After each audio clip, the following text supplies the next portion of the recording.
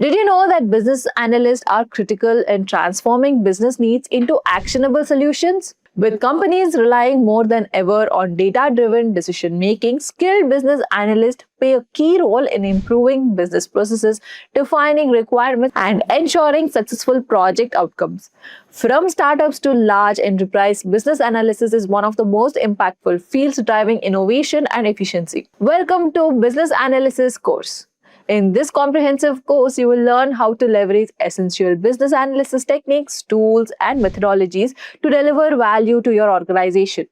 Whether you're starting your journey in business analysis or looking to refine your skill, this course will equip you with all the practical knowledge needed to succeed in the dynamic field. So in this course, first we'll introduce the core concept of business analysis, including the business analysis core concept model, stakeholder engagement, and how business analysts drive value.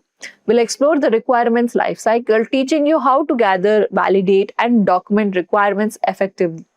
Next, we'll dive into tools and frameworks like the SWOT analysis, RACI matrix, and mind mapping to assist in business analysis planning and monitoring. You'll learn about epics, user stories, and how to develop clear, actionable deliveries that align with business goals. We'll also cover advanced topics such as process analysis, root cause analysis, and metrics or KPIs that support continuous improvement. Throughout the course, we will incorporate hands-on projects and real-life case studies to help you apply your skills and prepare for certifications in business analysis. If you are interested in boosting your career in business analyst, do not forget to check out our AI-powered business analyst course. This course is perfect for professionals who are looking to enhance their skills with the latest tools like Power BI, Excel, and SQL, all while gaining hands-on experience with real-world projects. You'll also learn how to leverage generative AI for smarter, faster decision making. Our program is IIBA BABOK V3 aligned for and helps you prepare for certifications like CBAP and CBAP. You'll engage with 10 plus industry projects, 40 plus practical activities, and benefit from live online sessions led by experts. Plus, with the Simplilearn's job assistance, you will get support you need to land your next big role. Before we start, here's a quick question for you to answer. Which of the following is primarily role of business analyst? Is it develop marketing strategies, manage project timelines, elicit and define business requirements, or is it to create code for software applications? Let me know your answers in the comment section below. So let's start with the first topic for the day. Let's discuss what is business analysis. I hope my screen is clearly visible to everyone. This page with few W's, lens, two bubbles, then change, and this continuous improvement. You all can give me a thumbs up. It's clearly visible to you all. Yes.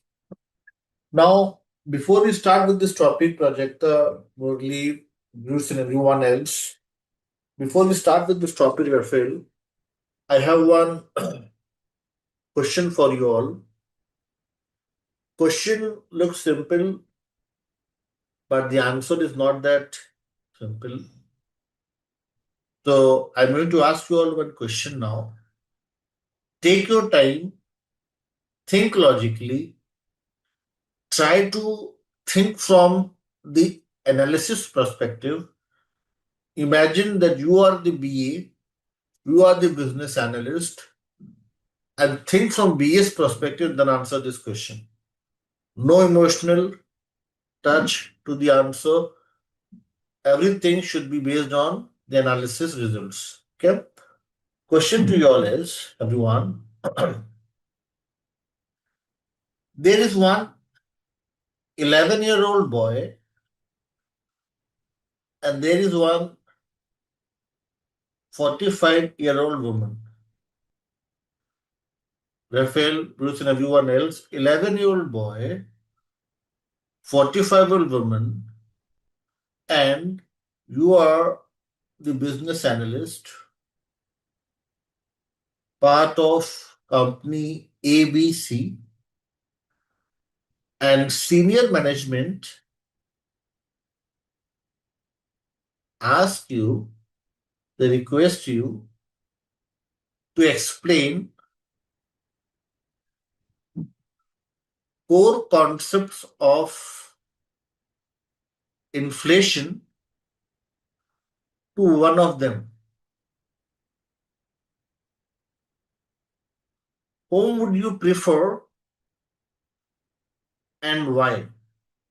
Let me repeat my question. My question is, the scenario is there is one 11-year-old boy, 45-year-old woman.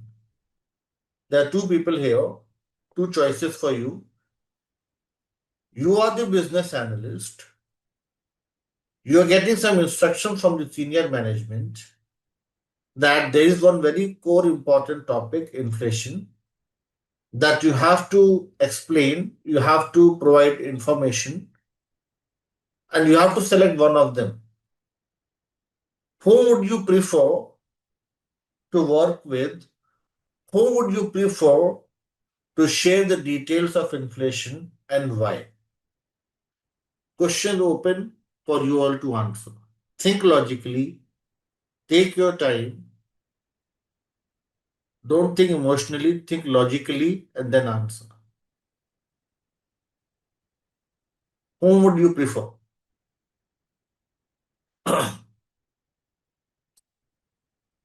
And also the reason why.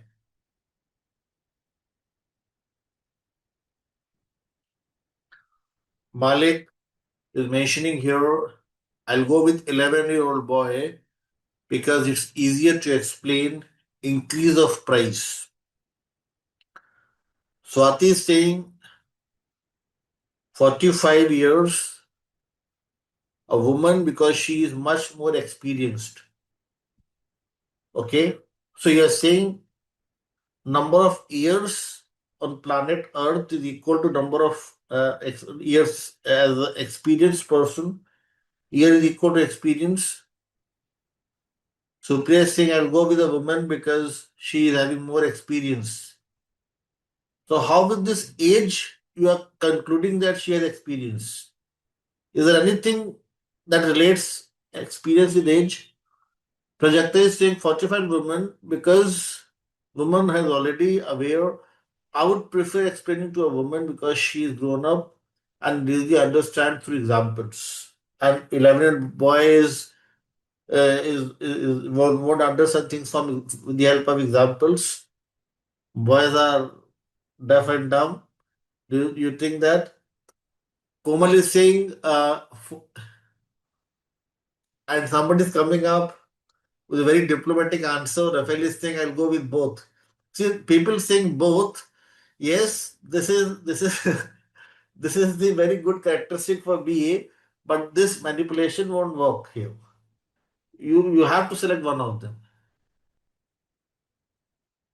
Nobody was interested to know that why we need to explain inflation to them.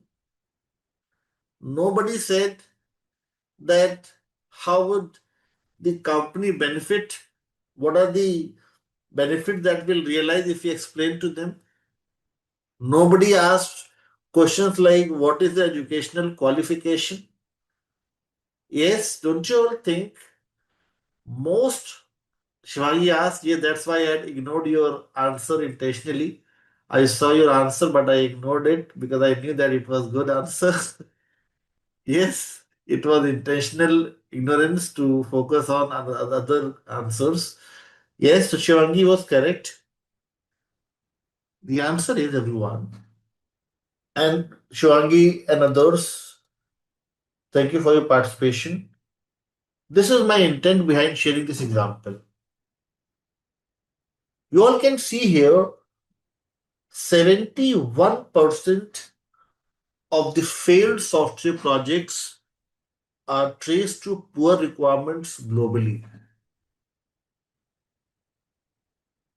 What do you all think is the main major reason behind this huge percentage? Just look at this percentage, only 29% is a success rate.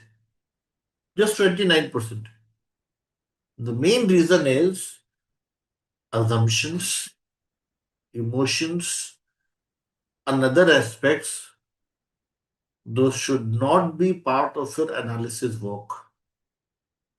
Analysis should be purely based on the factual evidences Analysis should be based on your research, exploration, investigation, and there is no scope of assumption when we are doing an analysis.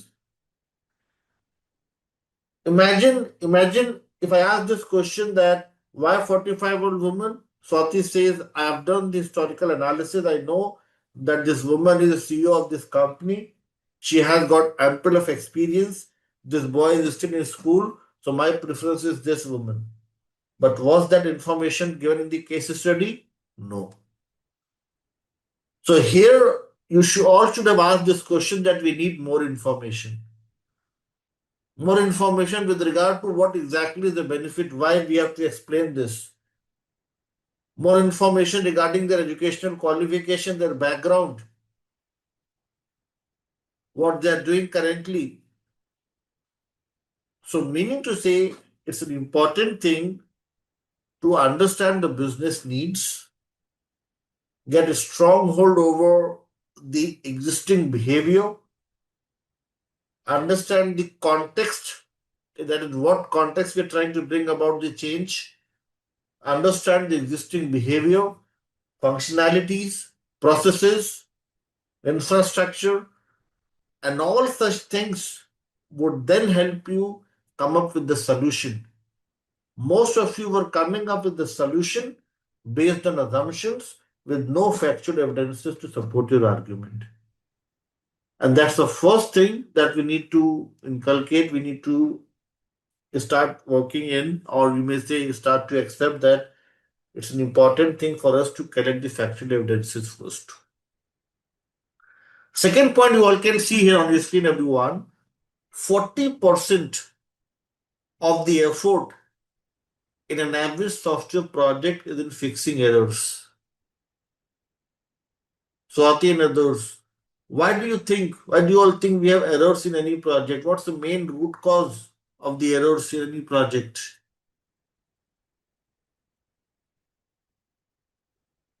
What's the main reason of issues or defects in any project? Assumptions, incomplete analysis. Yes, you don't understand the business needs. Yes, you have not gathered all the required information and you jump to the solution. No proper testing. Jashi is blaming testers and saying BA is the perfect person, but testers are causing you problems.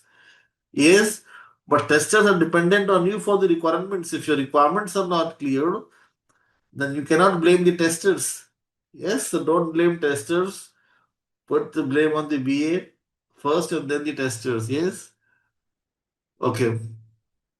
Requirement is half cooked, improper testing and documentation leads to all such things. Yes. And you all can see here requirements defects. And Arifullah is saying that sometimes change in the business requirement is also a reason. So in a way, you're trying to blame the business users for this thing. It is one of the factor. Yes, but you would agree with me, Arifullah and others.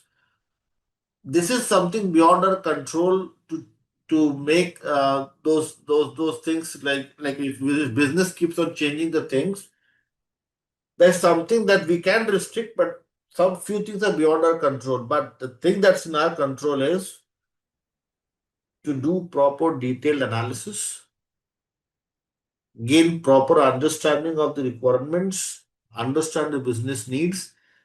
Maybe then your business users will not come up with additional requirements more frequently. Maybe you'll be able to win their trust, and that way, that maybe if you work in an organized manner and you are able to define scope well, they won't change the requirements frequently. Yes. So if you're more organized, if you're more structured in your analysis, if you're able to win the trust of your business users, you may find even the improvement at their end as well. That happens. I've seen this thing, I've experienced this in my projects. That if you are not organized, they're also not organized. They means the business user, but if you are coming with more structured approach, even they're also more structured accordingly. Yes. So in our live sessions, everyone, we will talk about some standard set of practices. We will talk about few important tools and technologies, few important techniques. Those may help you improve on business analysis capabilities. Those will help you provide a complete solution in accordance with the given set of business requirements. Doing the analysis in such a manner that you're able to provide an end-to-end solution. End-to-end solution would help you solve the business problems, make them realize benefits, and the solution would be regarded as a valuable solution, a sustainable solution usable for the purpose. So all such things we'll discuss in detail in our live session. Business analysis body of knowledge will discuss in detail from chapter number 10 till the last chapter. 50 techniques, 30 important tasks, 6 knowledge areas, 6 underlying competencies. These all would help us come up with a very organized approach, use some standardized templates, sort of important modeling notations. Those may help us come up with a better solution, a complete solution for the given business problems. So this is the first thing to start with everyone. And this was about having these W's on your screen. W's means you are asking questions to gain more clarity, gain more and more information. You are able to draw out, explore, identify the information that is relevant to the change. And that's the purpose of having these W's here. But if you observe here, there is one very important W missing here. This is known as 5WH criteria, but one W is missing. Which W is missing, everyone? Who? And who represents your stakeholders? So we will talk about the stakeholders. Yes, not only the business users. Business users are part of the stakeholder group. The stakeholders can also include your technical experts, your quality experts, and others. Okay, so we will talk about the stakeholders as who in detail, how to capture the stakeholder requirements, and how stakeholder requirements act as a strong bridge in between the business requirements and the solution requirements. So this was about everyone the 5WH criteria. The next thing on your screen, everyone, is you all can see here one maroon color, or you can say red color lens on your screen. What do you all think is the use of this lens when you're doing your analysis? Why at all we have this lens here? Delve deeper, Devraj is saying, get into the groove of the things, deep dive. Okay, I'll take you all back to your 8th standard physics or science subject. 8th standard science, if I talk about any lens, what are the two important characteristics or properties of any lens? Some of you will be thinking, are we in an analysis session or science session? Yes? No, I'm asking about the two characteristics. One is the magnification, magnifier, another name for it is magnifier, zoom in and zoom out. Another thing is focus. What you are mentioning here is something linked with magnification to dwell deeper, to bring in more transparency. Nobody's talking about this another feature, that is focus. Focus on what? Focus, everyone, should be purely 100% on the requirements with no implementation biasness, everyone. No implementation biasness simply means you are into a liaising role. Yes, you are focusing, as Malik is mentioning, on the solution and the needs, and you are not influenced. You're not influenced by a particular stakeholder group. You are a neutral observer, bridging the gap amongst all the stakeholders. You're focusing on the solution. You are trying to come up with a complete solution in accordance with business needs with no implementation biasness. Sometimes what happens is generally BAs come from the technology background or techno functional background, so they are more inclined. We have to, I'm not saying that we don't have to consider it. You have to talk to them, you have to understand their ambiguities and their challenges, but at the same time, that won't be a compromise with the system or solution quality. I'm not saying that you won't consider their request, you will turn a deaf ear to what they are saying. The only thing is, their suggestions, their recommendations should not cause any compromise with the solution quality. Okay, their solution should make your solution align with the technology, but not any compromise with the solution or the, you may say, components of the solutions. Yes, so I have a question for you all here. Let's see how many of you are able to. Uh, yes, so I'm going to ask you all one question. So that way I'll be able to expound more on that. So if you are able to answer this question, you will get more clarity around this thing. So I have this question for you all. See if you're able to answer this. If you are, it means you understand what I'm trying to say. Question on your screen, everyone, is which one of the following statement best describes the role of a business analyst? And you have four options. If you're able to select, I can see Law Pancha on your screen. Is that the right pronunciation? If it's not, you can rename so that I can use the same name. You have four options. See which option tells you about a neutral observer into a listening role, talking to everyone, not just one group. There are four options. See which one do you think is the right one. If you select D, it means I need not to dwell deeper into this discussion. D is the right answer. Is everybody going with D? Vijayendra is saying I'll go with C. And C is the best example for the implementation biased business analyst. People are going with C is implementation biased business analyst, and D is the right answer. Let's see how. Madhuri, Pavani, and others are saying that as a BA, I'll be listening with project managers. Yes. Yeah, that's my next point. Vijendra and others. Vijendra is saying that I'll be listening with my project managers, project team members, and other business analysts in order to understand the structure and policies. My question to you, Vijendra, is can you get the good understanding? Can you imagine getting good understanding of policies and structure without having a discussion with people like customer, regulator,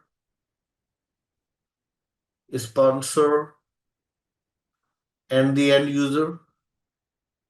Can you imagine ignoring your people who are going to pay money to you? Can I ignore my learners when I am discussing the topic in the live session? No.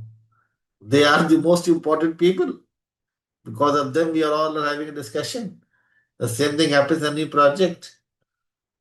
So, meaning to say, it's an important thing for you to look into the demands of an internal team. This is an internal team. Project number C is about having a discussion with solution delivery team. This is a solution delivery team. You have to talk to them. You have to talk to them for sure. Yes, you have to talk to them for sure, Shivangi and others. You have to talk to them, solution delivery. But solution delivery is going to help you come up with a better solution But Shivangi, can you imagine getting the requirements or clarity on the requirements without having a discussion with the end user or the customer? No. You have to bridge the gap. You are into a liaising role. People who are going with C, I have one visual that is going to help you accept what I am discussing here. This is a visual on your screen, everyone. This is how BA works, Shivangi and everyone else. Option number C says you just talk to these people. This is option number C. Option D says you talk to these people as well and you talk to these people as well. Which one is correct now, Shivangi and others?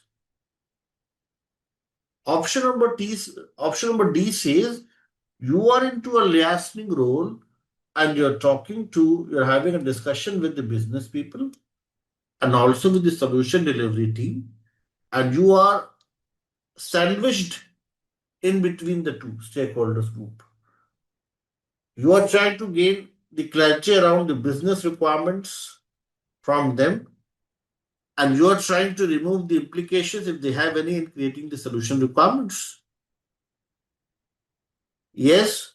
So I'm getting one question from Gajula here. So BA is like a bridge. Yes, that's why I said into a liaising role between the business stakeholders and the developers to ensure the requirements are properly delivered. Yes, you have to maintain the balance between the two. Is everybody with me on this thing? If you are inclined towards a particular group, you are biased.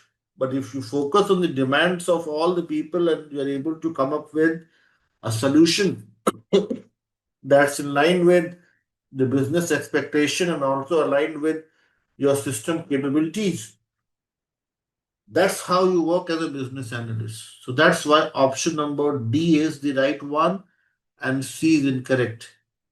C makes you implementation biased. Okay? Is everybody now agreeing with this discussion? Is everybody accepting that option D is correct and C is not? Yes, perfect. Yes, thank you everyone for your participation. Thank you so much everyone for your responses. So now everyone understood totally. Thank you, Vijendra. So we have talked about everyone the first very important thing to start with, and that is 5WH and this process centric lens. I'll summarize what we have discussed so far. So we have started with a discussion wherein I mentioned that for any BA, it's an important thing to perform research, exploration, investigation, apply 5WH analysis with minimal scope of assumption. No assumption your business analysis work. That she is old, so she has experience. Somebody is new, so he won't be able to do the things. No. It's all about your analysis results, your evidences, those help you take a better decision. Second thing is this process-centric lens. This lens would help you dig deeper into the given problem, break down the complex requirement into smaller fragments, do the analysis at a more atomic level. And when you're doing your detailed analysis, you have to talk to different people and you have to focus on the objectives when you talk to them and not get influenced by them. If you get influenced by them, if you are inclined towards some stakeholder group, that may lead to a solution that is implementation biased or business users biased, and biasness may lead to several errors or issues. So this was about the 5WH. Shall I think, can I ask why if W was present in this slide, yes, then I wouldn't have asked that question. So it's an intentional attempt from our end to miss that W so that we can have questions from you all. Yes. Do you want me to add this W so that people in the next batch don't have such a good discussion? Shahzad, we can do that. Yes. So W is missing here. The purpose is to make you all think and ask such questions. Okay, everyone. I hope everybody is with me till this point. 5WH and the process centric lens. Shall we move ahead and talk about defining needs? Everyone. Next thing is, everyone, defining needs. Now, when we talk about needs, everyone, needs can be in the form of problems to be solved, or needs can also be in the form of opportunities to grow. Let's discuss one project, the first one in your LMS. We'll try to identify the problems. Let's read few paragraphs together, and then I'll ask you all, Shahzad, Badri, Shivangi, and everyone else, if you all can come up with few important business needs. What is business analysis? So it's about doing your detailed analysis to a process-centric lens, defining needs, recommending solutions that enables change, and this change helps in continuous improvement. Let's take one example, everyone, to understand what are the enablers and why enablers are so important, how they help you bring about the change. Law and others. For example, if I say the current state or the as is state is, I'm talking about the Unilever project, one example from the Unilever project. Current state is that the Unilever employees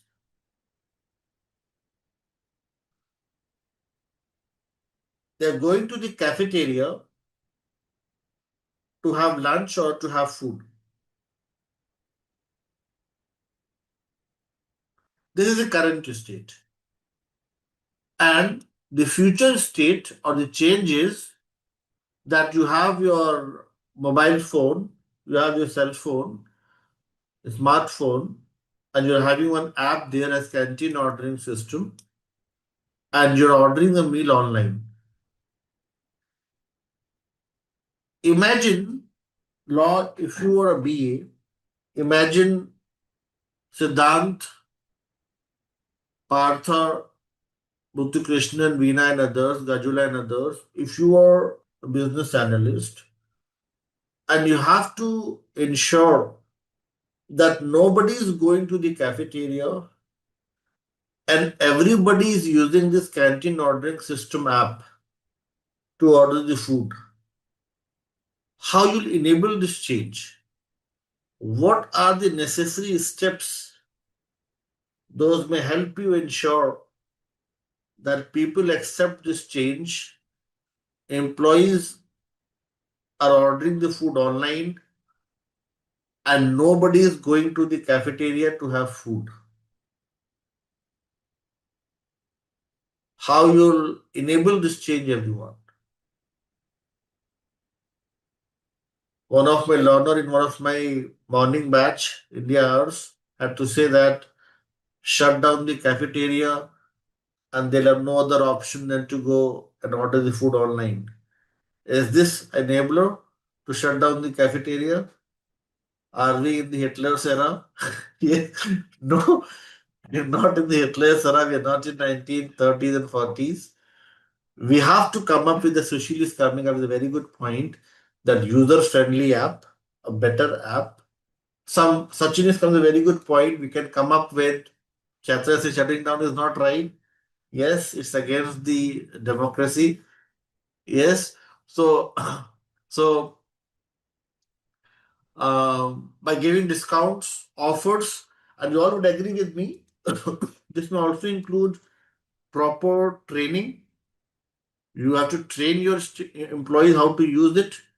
Yes, training, mentoring, usability aspects, a good application to use, and offers, discounts, yes, and saying on a very good point that take a tally of those that prefer eating in canteen and come up with certain important offers for them so that it encourages them to use the new app. Yes, so enablers, everyone, are all those important transition requirements. Projector is saying, is admin allowed to eat food at the workplace? So that may be part of the policy. You may come up with certain important policies. Yes, so that may be the details around your solution requirements, loyalty promotions. So in a way, everyone, I can understand now that you all are very clear with this topic here, enablers. Enablers are all those important transition requirements. Those may help you, those may help your organization transition to a new future state without any glitch. It's a hassle-free and a smooth transition to a new future state. Is everybody clear with the definition of enablers, or do you need more examples to understand this thing? And give you all a few more examples. Do you all need more examples to understand this thing? Let's take one more example or two more examples. We all have witnessed the COVID-19 crisis, yes. If I talk about the COVID-19 example, everyone, most of us were working from office. Yes, but during the COVID-19 crisis, what happened? Was that possible to work from office? No. So there was a change, and the change was work from home. This became very popular all across the world. Yes, since we have learned from different geographies, this happened everywhere, work from home. What was the biggest enabler here, everyone? What was the biggest enabler that helped us transition to this new future state, Projecta and others? What was the biggest enabler? The biggest enabler was the internet. The biggest enabler was the assets like laptops allocated to everyone. Yes, and even few companies, I don't know about the others, but in my company, they provide a reimbursement to purchase the table, chair, and everything. Even for the pen and copy that we use, for everything we got the reimbursement. I don't know how many of you got the reimbursement for tables and chairs. Yes, so table, chair, yes, they are giving us some bottles and everything to laptop and everything. So what are these important things? Phone bills, yes. And this is part of everyone business continuity plan. Yes, business continuity plan. So somebody sharing with me, now is saying that we got reimbursement by saving gas. So you can see here, this was the business continuity plan, everyone. And before the COVID-19 crisis, when we used to have business continuity plan training sessions, people used to laugh. People had never imagined that these things may happen. But disaster recovery is a very important thing. So you can see here, this is one enabler. Enabler is all those important things. Those may help you have a successful, hassle-free transition to the new future state. I'll take one more example of the enabler so that it makes. Yes, so Pavani and others, let's take one more example to understand this thing better.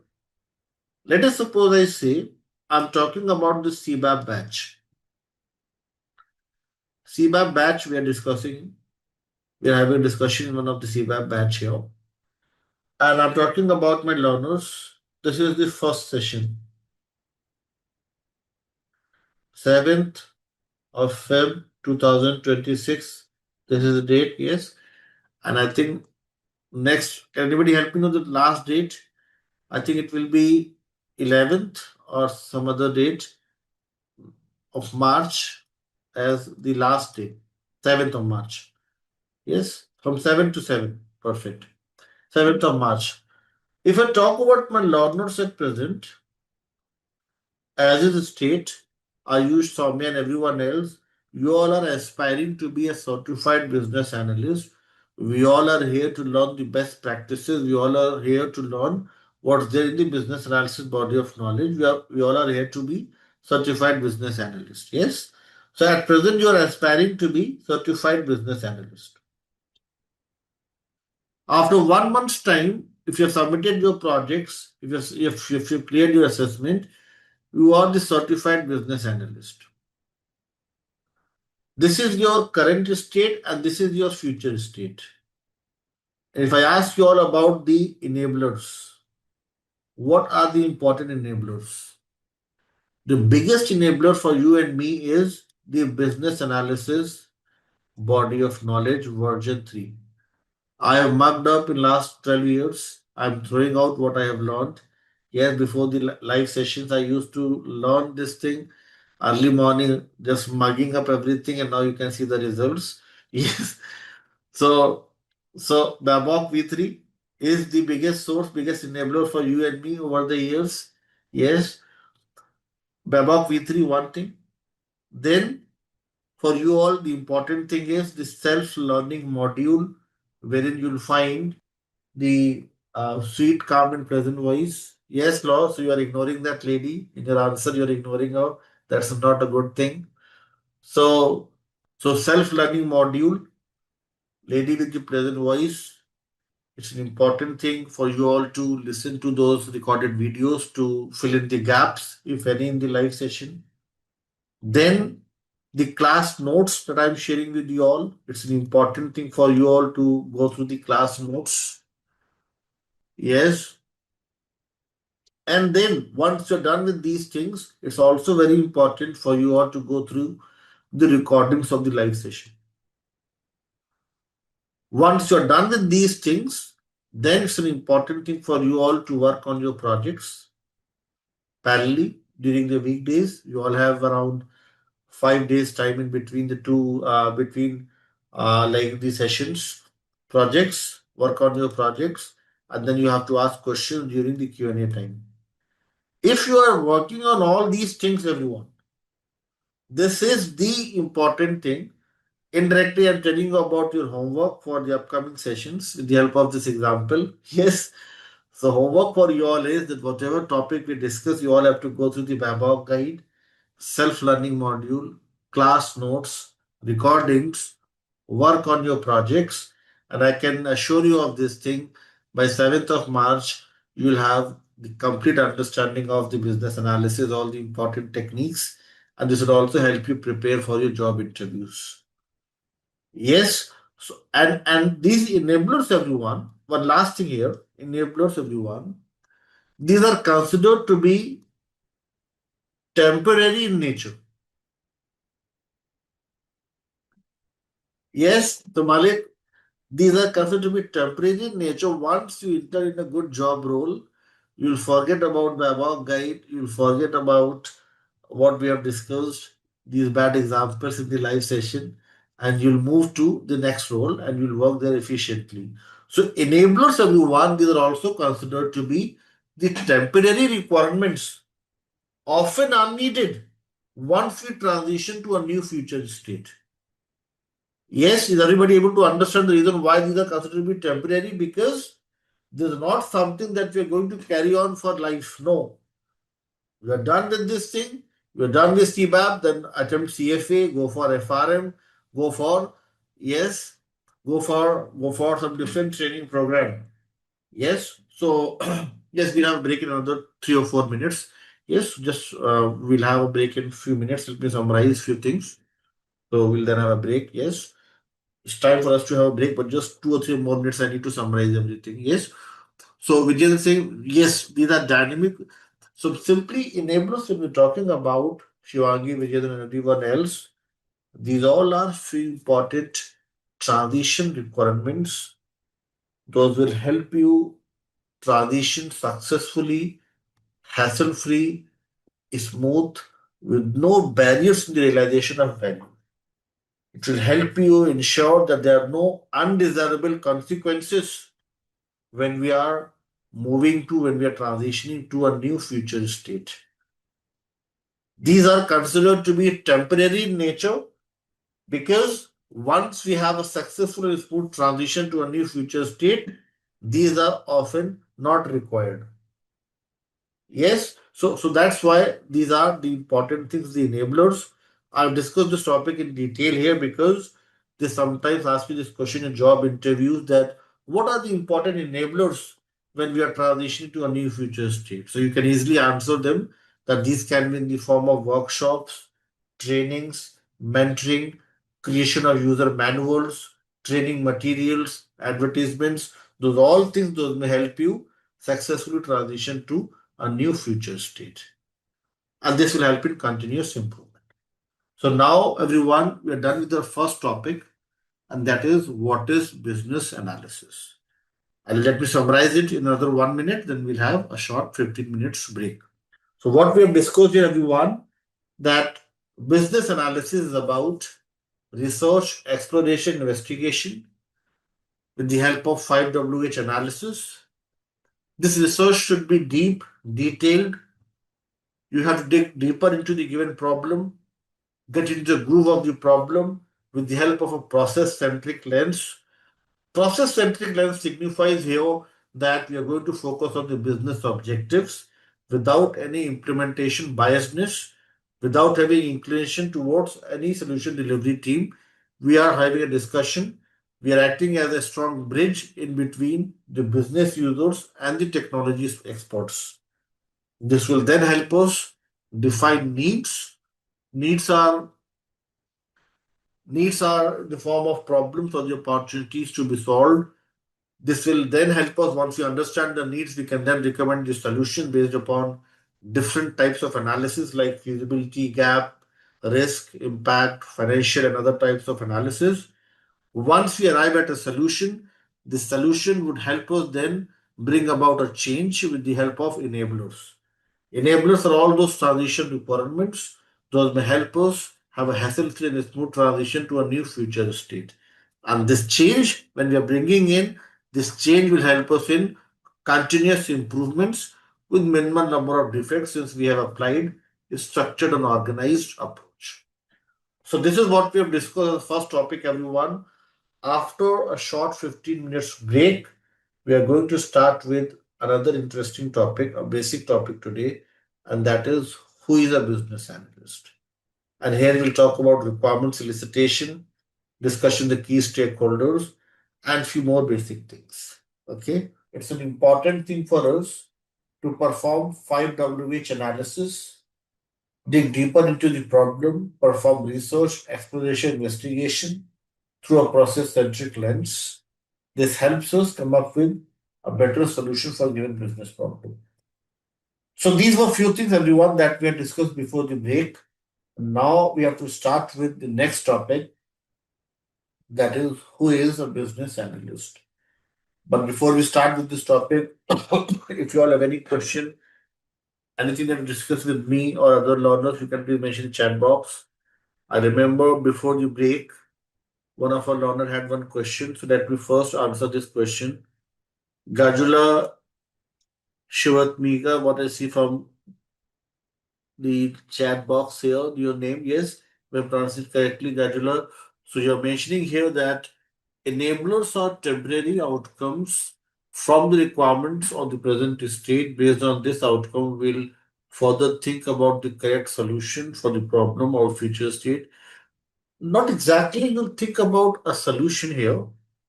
Solution is clearly defined. Kajuna and others, these are the requirements related to transition. Enablers can be equated with the transition requirements. What are the transition requirements? Transition requirements are all those important requirements, those act as a catalyst, those act as the important enablers, those may help you successfully transition to a new future state. Here you won't play with the solution. Here you won't play with what the change is. Here you'll come up with all those important measures like you may organize one workshop to make people understand the advantages of the new solution. You may come up with certain trainings. You may come up with some business continuity plan.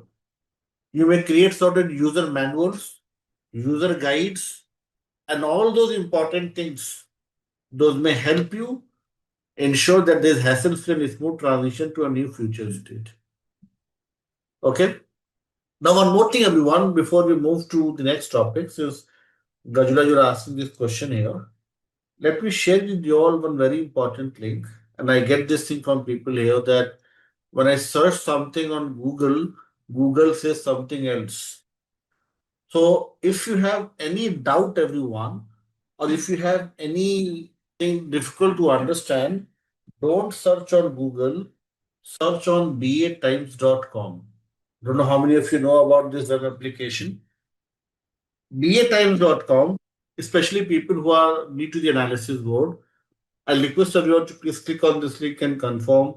Is everybody able to access this link? batimes.com. Please check and confirm. You all can give me a thumbs up if you're able to access this link. batimes.com, everyone, is a very good and a reliable resource for any business analyst. You all can see here there are a lot of articles for you all to read. There are a lot of templates that you all can use in your projects. There are a lot of events, webinar, conferences, communities, bookstore. You may find a book from your trainer in few months. I'm pushing them to add my book as well, resources. Now, next time, if you have certain questions or if you're not clear with something, just search it here. The reason why I'm asking you all not to search on Google is because Google is fetching information from reliable as well as some resources. Those are not at all reliable. I can tell you this thing. Even this thing happens with Chat GPT as well. People search something on Chat GPT and they said in Chat GPT I found this thing and this is contradicting to what's in the BABOK guide. So it's an important thing that you look at the reliable sources, the relevant sources, the valuable sources, and don't pick in the garbage from the internet.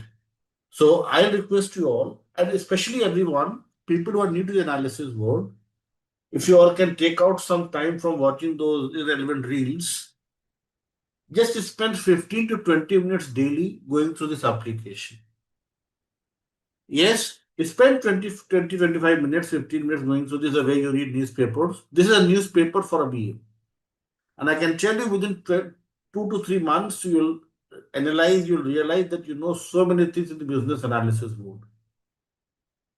You have so many things to talk about in the business analysis world. So make an effective use of this thing. If you find something difficult to understand, you can search it here and you'll find so many good articles from so many good people all across the globe. Yes, so this is straight from the horse's mouth. This is something that IABA acknowledges and IABA recommends. Even I'm recommending this thing as a senior trainer. So make an effective use of batimes.com. So thank you, Gajula, for asking this question. This helped me share this link with everyone. It's because of you that I shared this, else I would have missed this topic. So thank you, Gajula, for asking this question. I hope I've answered your question, Gajula. Yes, you're fine with the answer. So it's all about all those important requirements. Those may help you have a hassle-free, smooth transition to a new future state. Yes, Gajula, are you there with us? With me, following? Any question? Anyone else with any other question before we start with the next topic? Shall we proceed and discuss the next topic now?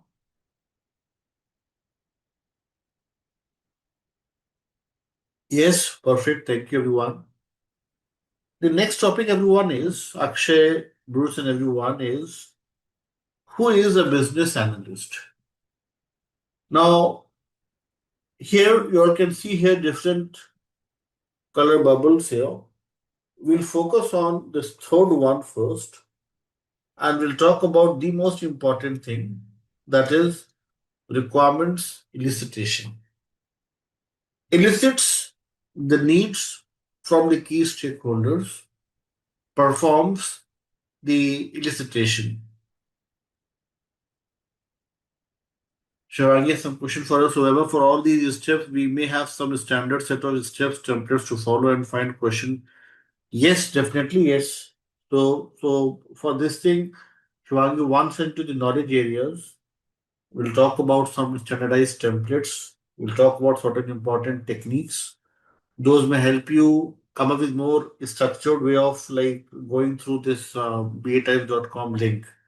So for now, you can search some basic things, but for templates, you'll have to give me another 2 sessions. So after the next 2 sessions, you'll be able to apply right filters in batimes.com. For now, you can search for some basic topics. Yes. So for templates, we'll discuss in detail. Standardized templates like BRD, FRD, FRS, and everything else. Okay, perfect. So thank you, Shivangi, and everyone else. Now, let's talk about requirement solicitation in detail. Let's see what is requirement solicitation, how it is carried out, what's the practical significance behind it, and I'll share with you all one story now. That story is something very much linked with your requirement solicitation. So let's listen to this story and see how many of you are able to tell me the moral of this story. Yes. Stakeholders can be the customer, internal working team as well, right? Just we can no. The stakeholder will discuss are all the important individuals or the groups who are directly or indirectly impacted by the change need of the solution. So this includes, as I mentioned before the break, this may include your um, internal team. This may include your external team. Yes, so it's a mixed bag. It's a mixed bag that may have both internal as well as the external stakeholders. So when we say stakeholders, a stakeholder is not equivalent to business users. There's a misconception. People think that when we say stakeholders, it means business team. No. Even our poor technology experts are also the stakeholders. Okay. So it includes everyone. This is list on your screen, Asif. So we'll discuss about this once you're done with the requirement solicitation and who is a business analyst. We'll talk about it. Yes, it depends. It depends how you're organizing the things in your project. So this topic we have not discussed yet.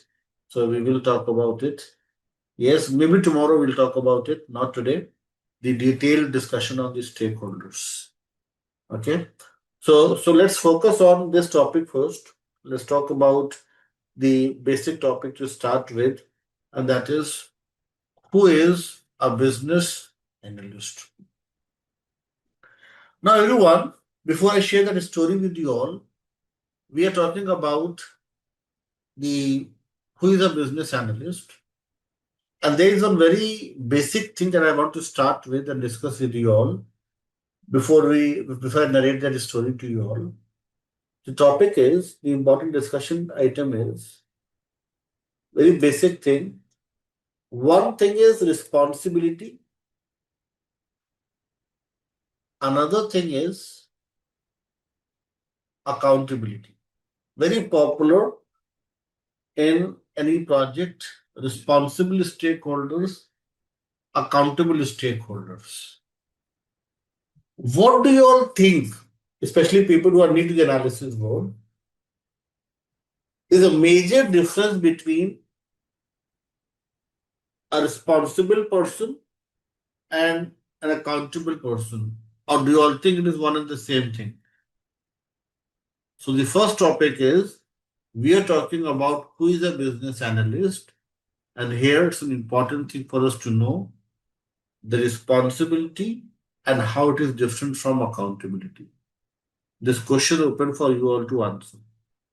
What is a major difference between a thin line of difference between responsibility and accountability, everyone?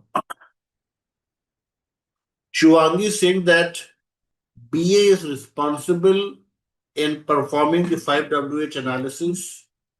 If BA is responsible, then who is accountable? Hamid is saying that Responsibility is about execution. And this is a brilliant answer. Let me add a red heart to your answer. Absolutely brilliant answer. Thank you so much, Amit, for your response. Lois saying accountability is more about the ownership. Is that the ownership or the answerability? Are you correct with your word that you have used? Law, think more about it. Is that the ownership or answerability?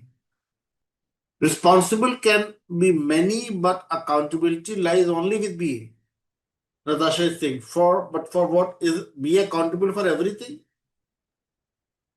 Accountability, result focused, and responsibility is about execution. This is also very good answer from Malik here. Responsibility is assigned task and accountability is obligation. That's also a wonderful answer. Asif is saying responsibility limits to understanding and taking the ownership. Yes, that's one of the better answer from Asif here. So I can see that most of you are clear with this thing. So let me now take you out to your class notes and let's read few things to the benefit of those who are not clear with this basic difference. So let's discuss this basic difference and then we'll discuss few more things. So let's talk about the responsibility versus accountability, everyone. As per the BABOK guide, responsibility can be defined as a sole ownership. That is, a responsible stakeholder will perform the assigned task directly. It means owning the task, working on it, and ensuring the completeness of the given task. Responsible person is regarded as somebody who is carrying the cross on his shoulders. That is, you are doing the execution. You are the owner and directly working on the task. Like I remember Shivangi was mentioning that BA is responsible to perform requirements gathering. BA is responsible to perform 5WH. But Shivangi, if you are doing this thing, don't you think somebody should monitor what you are doing? Somebody should cross check what analysis you have done, yes or no. There comes the importance of accountability, everyone. Accountability can be defined as answerability. It is about the peripheral involvement. What is peripheral involvement, everyone? You are not doing the things, but you ensure that the things are done in an appropriate manner. You are tracking, monitoring, and performing the evaluation. Accountability also includes providing a better environment wherein responsible stakeholders can work effectively and come up with required outputs.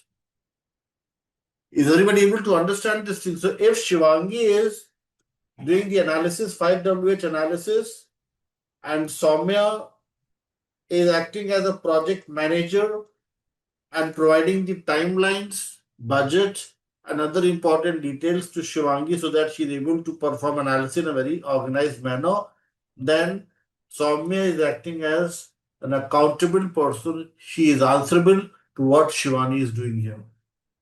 But sometimes what happens is, let us suppose Shivangi is into a very senior position, 15 to 20 years into business analysis. So nobody is monitoring what she is doing and she is directly submitting the details to the business. In that case, you are responsible as well as accountable for your work. But ideally, it will be a good practice if somebody else is accountable so that you can cross check, verify, and come up with better quality deliverables. That's the difference between everyone responsibility versus accountability. So, in simple terms, somebody is doing the things, he is responsible for those things. Somebody is tracking, monitoring, evaluating, providing better environment. At the end, he or she is answerable for those things. That makes him accountable. Okay, I'll stop here. request you all to read this. If you need more examples, I can give you all a few more examples, but it should be very clear to everyone.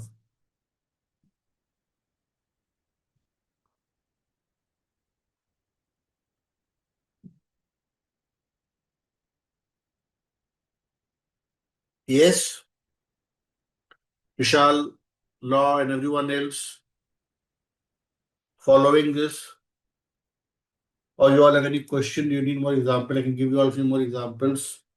More example? Okay, let's take one more example. If I talk about this live session, everyone, if I talk about this live session, there are two important stakeholder groups. One is the by learners from different geographies, some in early morning hours, some in midnight, some in evening, some in afternoon. And then there are two people from the Simplilearn. Yes, one person was very proactive initially when we started the live session, but he's on mute now. Akshat. If I ask Akshat, are you listening? He'll just respond as yes. Akshat, but he's not participating here. Another is your trainer, BABOK.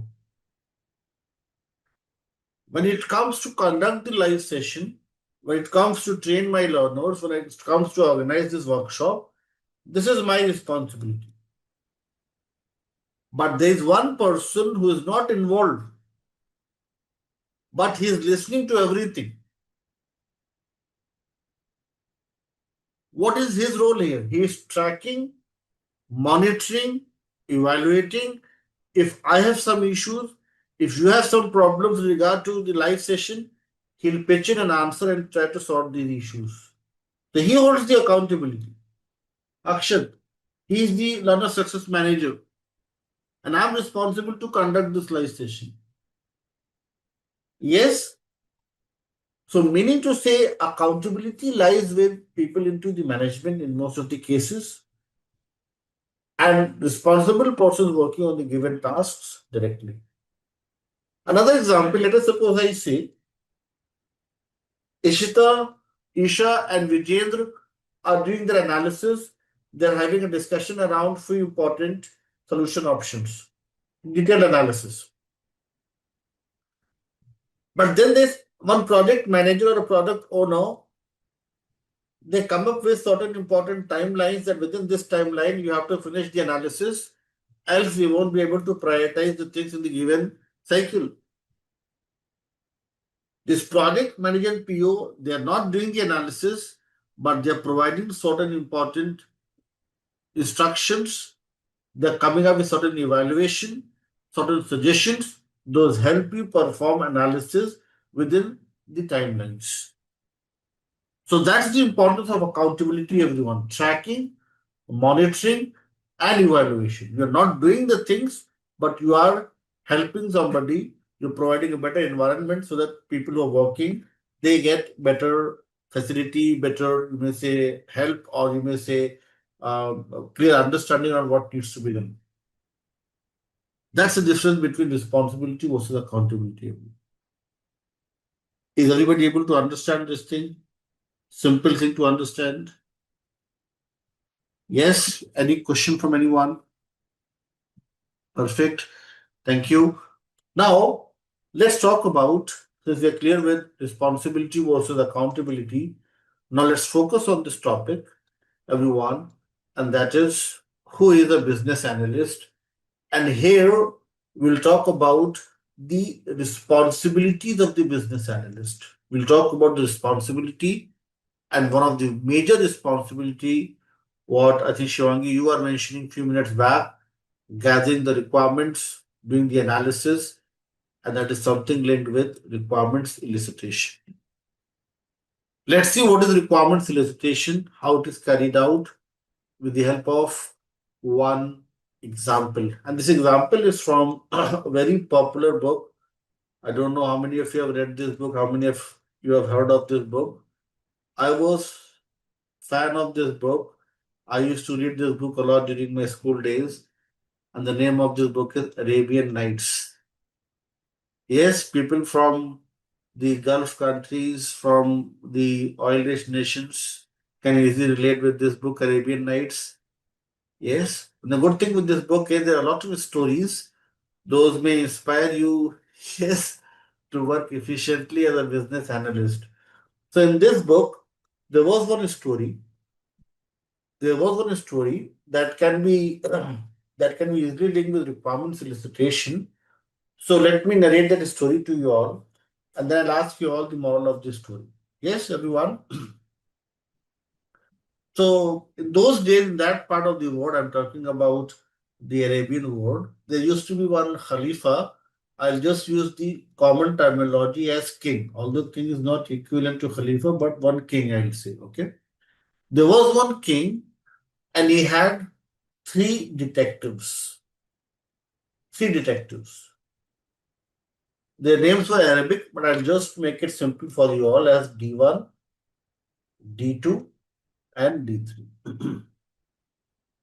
These detectives can be considered as a modern day business analyst. And these detectives were gathering requirements for this king.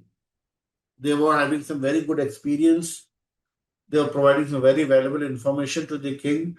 This helped this Khalifa, this king, to run his kingdom in a very proper manner, understanding the concerns of people of his country and all such things.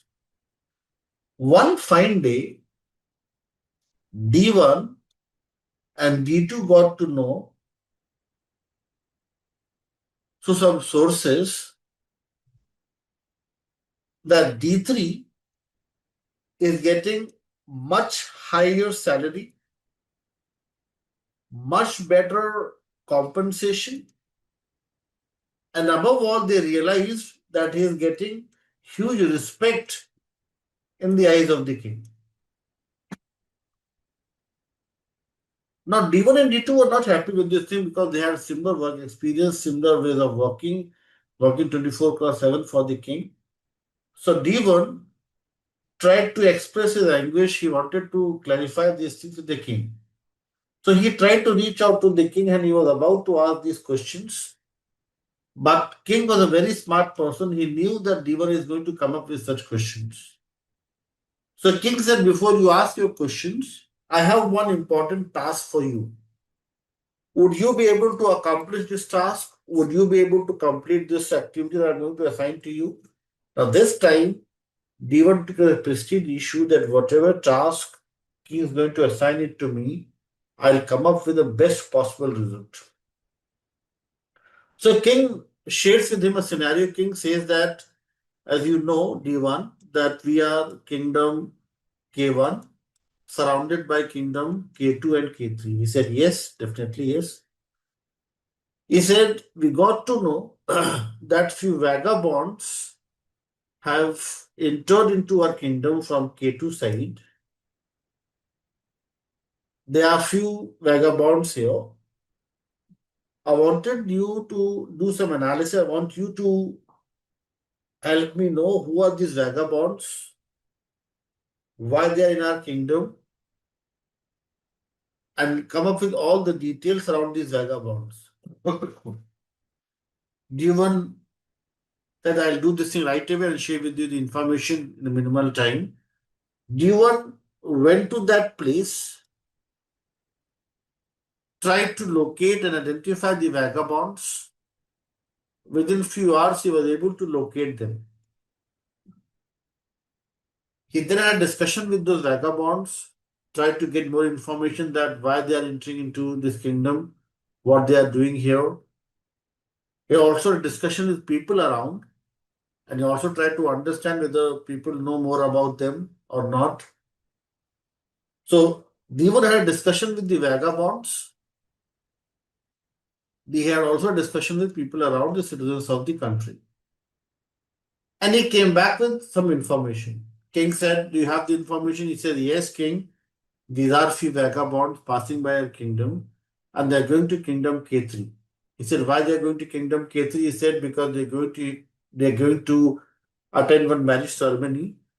So king said, then how much time do you think they'll require to come back? They said within 1 month, within 1 week, they'll come back and they'll go back to their original country, K2.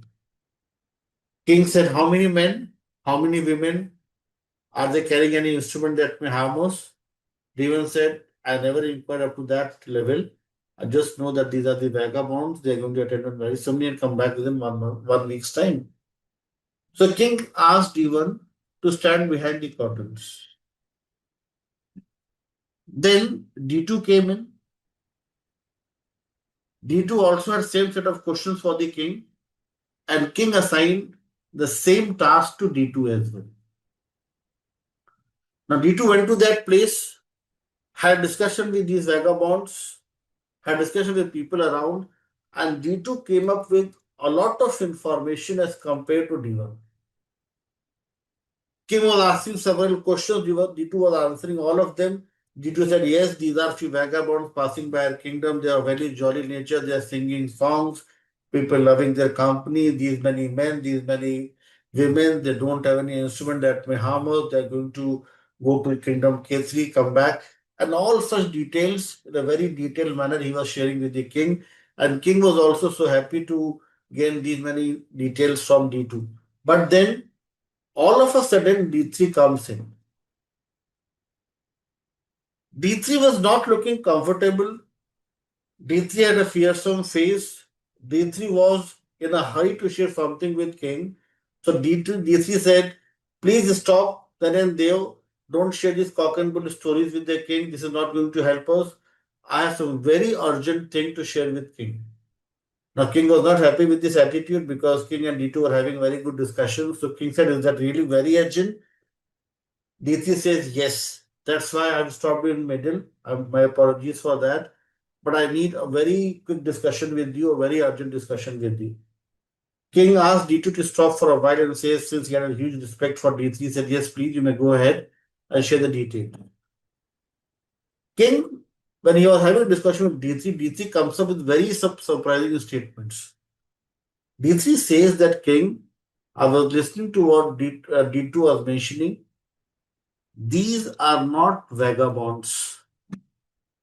And this surprised everyone, D1 as well as D2 as well. Then King said, then who are these people?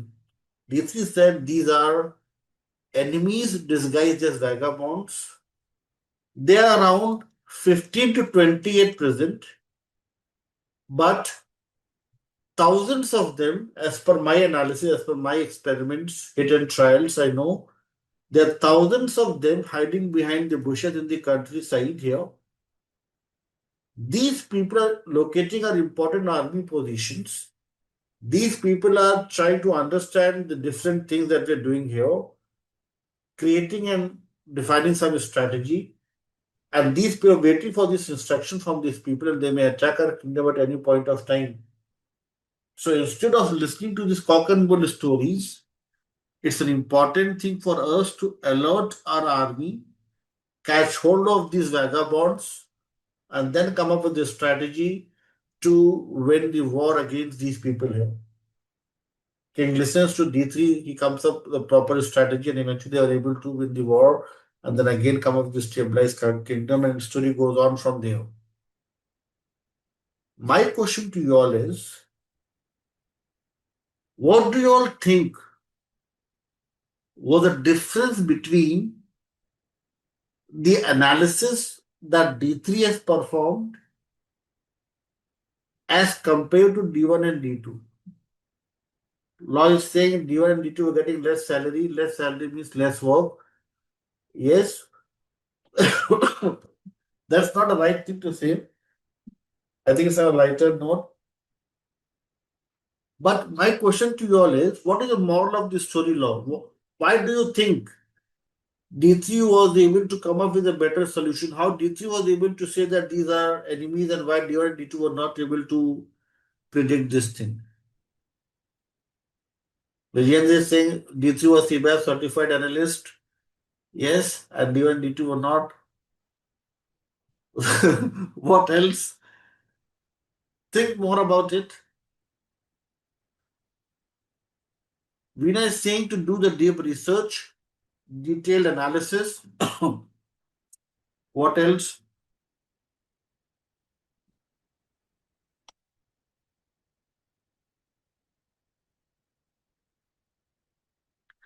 Bhavna is saying detail, information, attention to detail. Let me explain this now, everyone. Understand the problem. If you see here, everyone, you are missing one very important thing. You're missing one very important thing that I have discussed in this story here. Maybe you are like mesmerized by the Arabian Nights. Let me make it very clear. D1 and D2, their analysis was focused completely, was dependent. Everyone, if you all agree with me, and the story we just listened to, we just that we have discussed, D1 and D2, their analysis were completely dependent upon the information that they have gathered from vagabonds and people around. Can you depend 100% on your stakeholders for the information? The stakeholders may not know about the information. Yes or no? They are your own people, but they don't know that these are vagabonds or enemies disguised as vagabonds. But if you look at D3, D3 is performing requirements elicitation. He is talking to people. But along with that, he is also doing his own research. He is also performing certain experiments. So, moral of the story is it's an important thing. It's an important thing for a business analyst to perform requirements elicitation with the help of these three important pillars. Let's discuss the moral of the story now with the help of what's there in your class notes, everyone. In your class notes, session number 1, you'll find the answer. Answer is, everyone, moral of the story is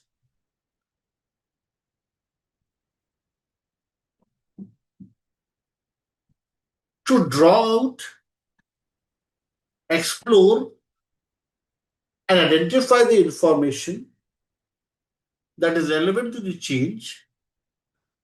Business analyst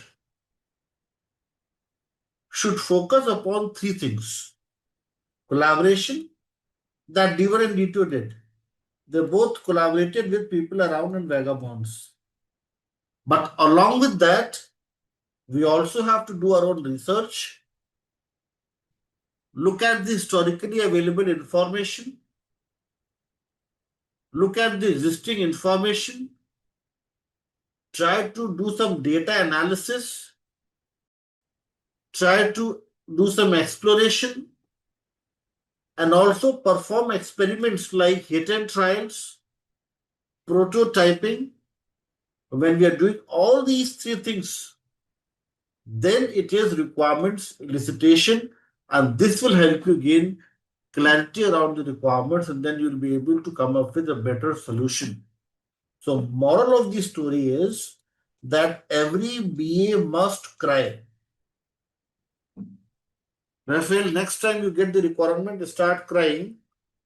And then if your manager says why you are crying, then tell him that in the CBAP certification program, the trainer was telling us to cry when you get the requirements. Crying means collaboration, research, and experiments would help you perform requirements elicitation in a very organized manner. For example, let's take one more example. Let us suppose I say, Vijendra, we have Raphael with us. Raphael and Vijendra maintain 100% attendance in the live session. Is this good enough for them to become a certified analyst? Is this just enough if you collaborate with me? No. You have to go through the BABOK guide. You have to go through the class notes. You have to spend some time going through batimes.com. This is all your research. Go through the batimes.com, read the articles, go through the BABOK guide. Do not completely rely on what you're getting from the trainer. Complete reliance may bring you to the same level as D1 and D2. But if you want to become a certified analyst like D3, you have to dig deeper into the BABOK guide, go through the class notes, work on your projects on your own, not copy the projects. Those are already there in your drive link. Yes, so requirements elicitation depends on three pillars. That was the moral of the story here: collaboration, research, and experiment. Now, experiments we'll discuss in detail with the help of some tools. We'll install and we'll talk about some important tools. Those may help us create prototypes and also perform hit and runs. Moral of the story is every BA must cry. Okay? When you just focus on collaboration, you are gathering the requirements. Sometimes they ask you this question in your job interviews that what's the difference between requirements gathering and requirements elicitation? Would you be able to answer such question if they ask you in the job interviews that what's the difference between requirements gathering and requirements elicitation? Requirements gathering primarily focuses upon a detailed discussion and engagement with your key stakeholders. But requirements elicitation encourage BA to not only collaborate but also do your own research and perform experiments to arrive at a better set of requirements and their corresponding solution. That's the moral of the story, everyone. Are you able to understand now what is requirement solicitation? Yes. So this is the moral of the story. You all have to remember CRE, collaborate, research, and perform experiments. Okay. So we have discussed about the requirement solicitation. Everyone, what we have discussed today as part of elicitation is just the basic discussion.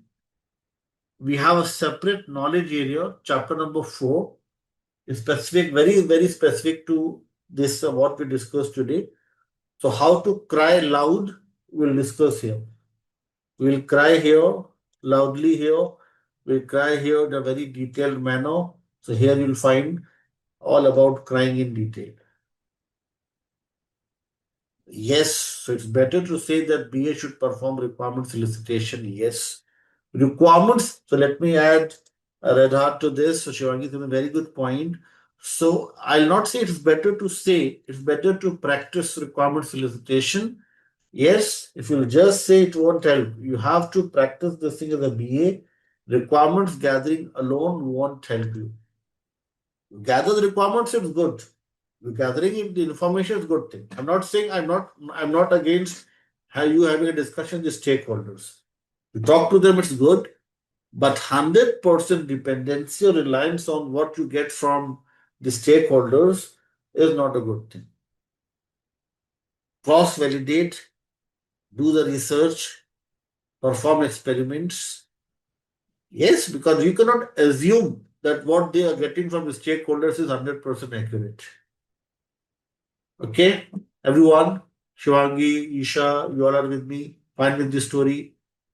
So next time you get the requirement to start crying, yes, and everybody will be surprised in your project that why you are crying. Tell them that now you are certified analyst, so you have to cry. Yes. So, so that's the moral of the story. Elicit the requirement of the key stakeholders. The next thing is, everyone, discover, synthesize, analyze the information, investigate and clarify stakeholders' desires, determine issues and their causes. Last point here, everyone, last point is performs the tasks defined in the BABOK guide.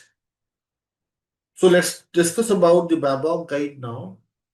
What are the tasks defined in it? And what are the important knowledge areas? What are the important techniques? So now let's switch our focus to the BABOK guide, the table of content, and let's see what all topics we're going to discuss in our upcoming sessions. I request you all to parallelly open this book at your end as well, so that you are able to follow the things better. Once everybody is with me, you have this table of content on your screen, then we'll move ahead. You all can give me a thumbs up once you're ready. We'll then move forward with our discussion.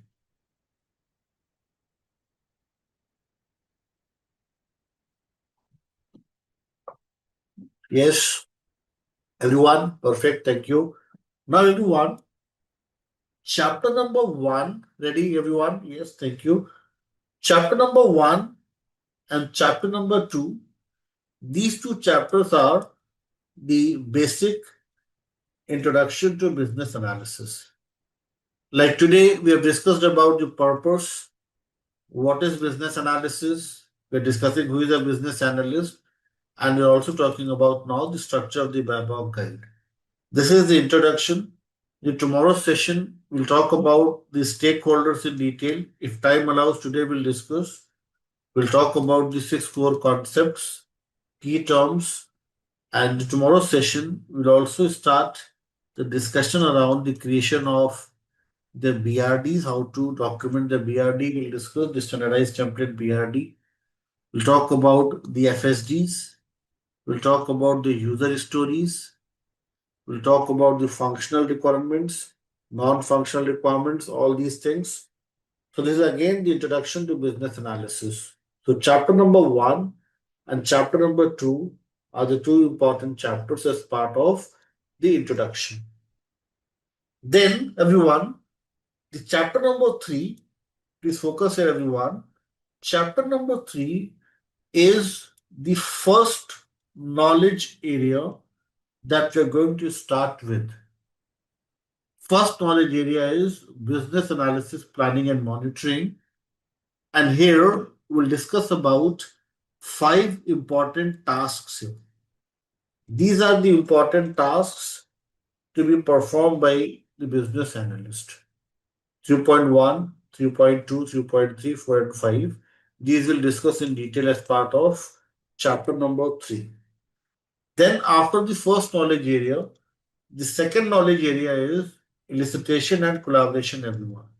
Again, 5 important tasks here. Then the third knowledge area, requirements lifecycle management, 5 important tasks here.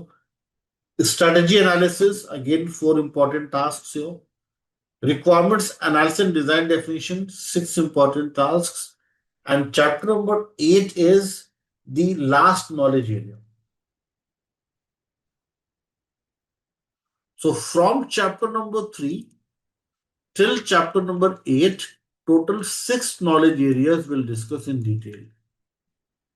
And if I sum up all the important tasks here, so we'll discuss 30 important tasks as part of these 6 knowledge areas. So chapter number 3 till chapter number 8, 6 knowledge areas having 30 total tasks in number. Chapter number 9, everyone, that we'll discuss is about the underlying competencies. And we'll talk about all these underlying competencies. And then the most important thing that we'll discuss parallelly with the knowledge areas is the techniques. This is the backbone, everyone, of this certification program, the techniques. Few techniques like acceptance and evaluation criteria, business cases, concept modeling, balanced scorecard. There are few techniques wherein we'll come up with some comprehensive documentation.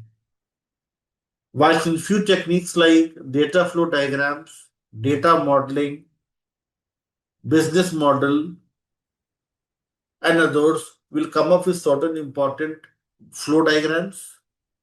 In few, we'll come up with the block diagrams. In few, we'll create some BPMN notations, UML notations, lightweight documentations. So all these techniques, all 50 techniques, we'll discuss with the help of some examples in the live sessions. User stories, SWOT analysis, use cases, workshop, these all techniques we'll discuss. These techniques are going to help you work on the task in a very efficient manner and come up with the required output. So these techniques are very important. Chapter number 11 is something that we are not going to cover. It's not part of the syllabus. This is something that's going to be covered in your upcoming courses like Agile Scrum Master, Power BI, SQL, and others. So 11 is not part of the syllabus. We'll just talk about the last thing as chapter number 10.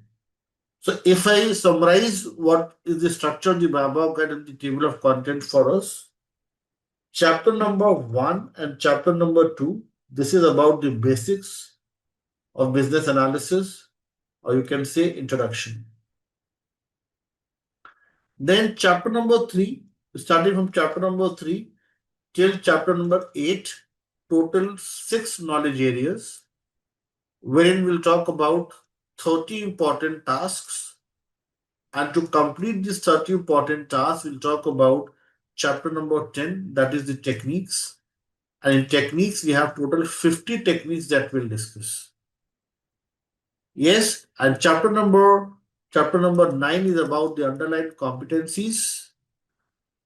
Yes, and chapter number 11 is something out of scope for ECBA, CCBA,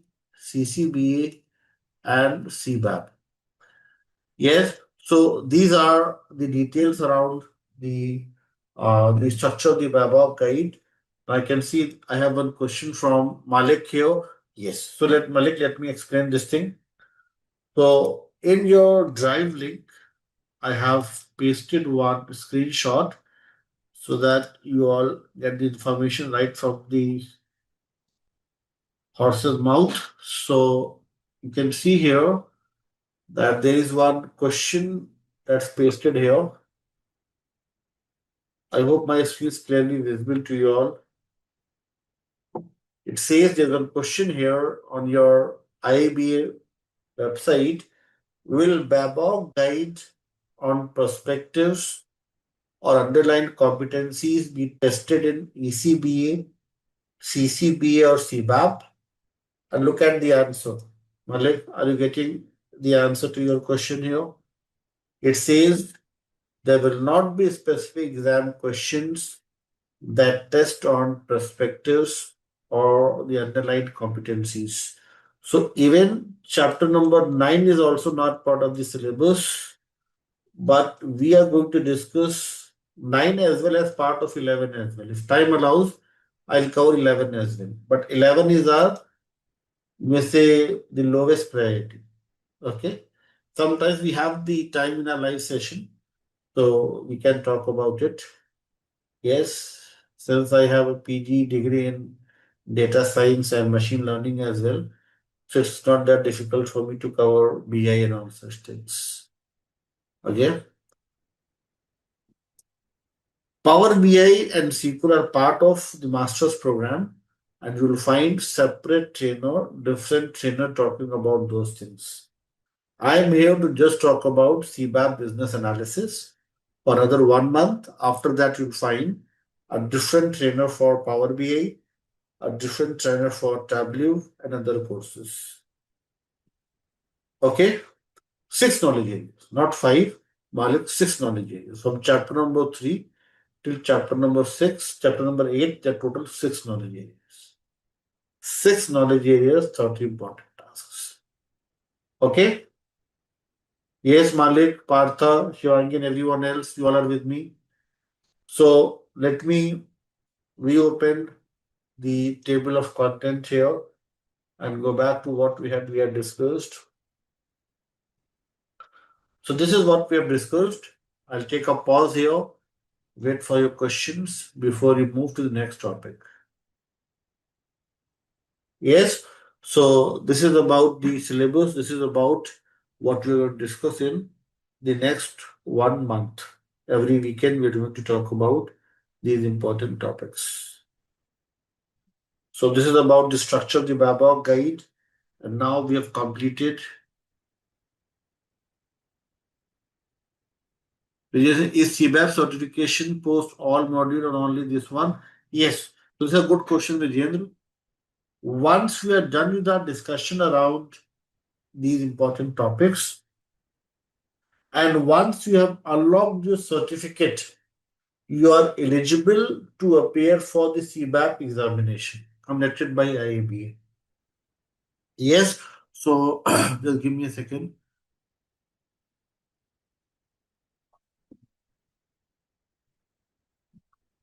So you don't need not to wait for all the courses to be completed. If you're planning to appear for IAB examination, once we are done with our discussion and you have submitted your project as well as you have cleared the assessment, you can simply appear for the examination. Yes, for 7,500 hours eligibility, I have created few important documents in your drive link. You can go through these Excel sheets. You can go through the document I've created here, and here you'll get more information around how to justify the 7,500 hours. So let me make it very clear for everyone. And one more very important thing is going for the IBA certification program is not mandatory. It's up to you. For example, if your organization is providing the reimbursement, I'll highly encourage you to go for it. But if you're searching for a job, you're going through some financial crisis, even the certificate that you're getting from Simplilearn, the master certificate, is equally valuable. You first find a good job, enter into a good job, ask your company to provide the reimbursement, and then you may go for it. There are so many learners who are able to get an opportunity to work with some very good companies after getting the certificate from Simplilearn. Simplilearn is a globally recognized education provider. We have footprints, we have presence in more than 150 plus countries. So the certificate that you get from Simplilearn is also very valuable. Don't think that you have to go for CBAP in order to get into some good job role. Even this certificate has helped a lot of the learners. Getting it? Not talking about the eligibility thing. So IABA offers three programs, everyone. One is elementary certificate in business analysis, wherein you need not to come up with any justification for experience. Anyone with 0 to 1 year of experience may go for it. It also offers program like CCBA, wherein you'll need experience in between 3 to 4 years, I must say. Yes, and for CBAP, it is more than 5 years, which is equivalent to 7,500 hours plus. Okay. The calculation, how you'll arrive at this number, how to justify these things, you'll find all such calculations in your drive link under CBAP registration related documents.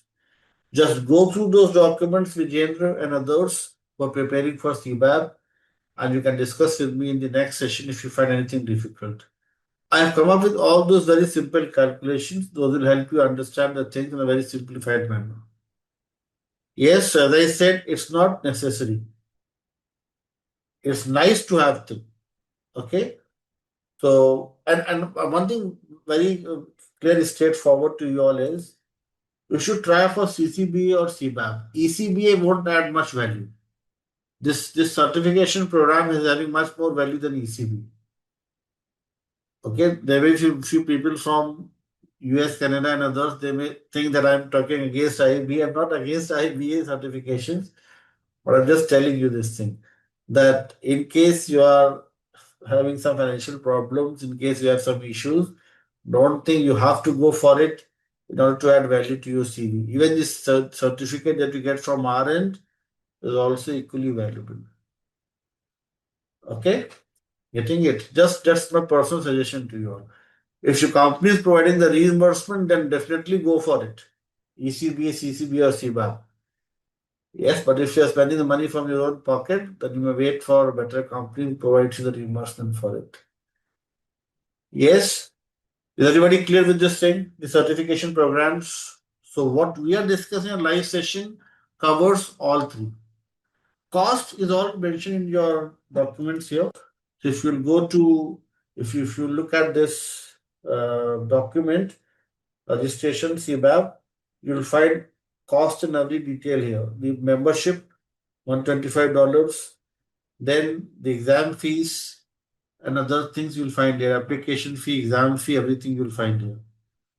So that's why I'm saying the cost is high, so you can select accordingly. Yes, even if you're not going for it, then also it's fine. The certificate that you'll get from RN is also valuable.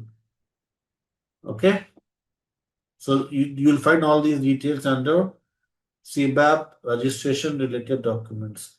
Excel sheets, you'll find application process, you'll find handbook, membership pricing. Yes, so all these details you'll find here. And if you need more details, then you can simply visit iiba.org, and under the certification here, certification, if you click here, IABA certifications, then you'll find all the details here, CBAP, CCBA, ECBA. These are all details you'll find in ECBA. Let me share this link. Here you'll find all the details. Please check and confirm. Is everybody able to access this link? IABA certifications, ECBA, CCBA, CBAP. Here you'll find all the details of all the programs.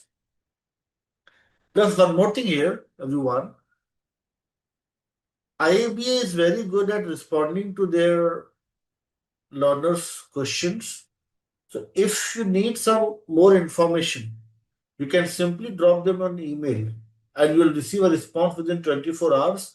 And this I've experienced. I have dropped them so many emails with so many questions that I have for them, and they're very good at responding to your questions and queries. So if you have any question or query for them, you can simply drop them an email info@iaba.org. And within 6 to 10 hours, you'll find they'll come up with a very detailed answer to your questions. Okay? So any question that you all have, you can simply ask them, or you can ask me as well. I have marked up all the answers that they provided in last 10, 12 years. Okay? So you can either talk to them or you can talk to me, you will get the similar answer. Yes, everyone with me on this thing? Questions from you all before we move to the next topic?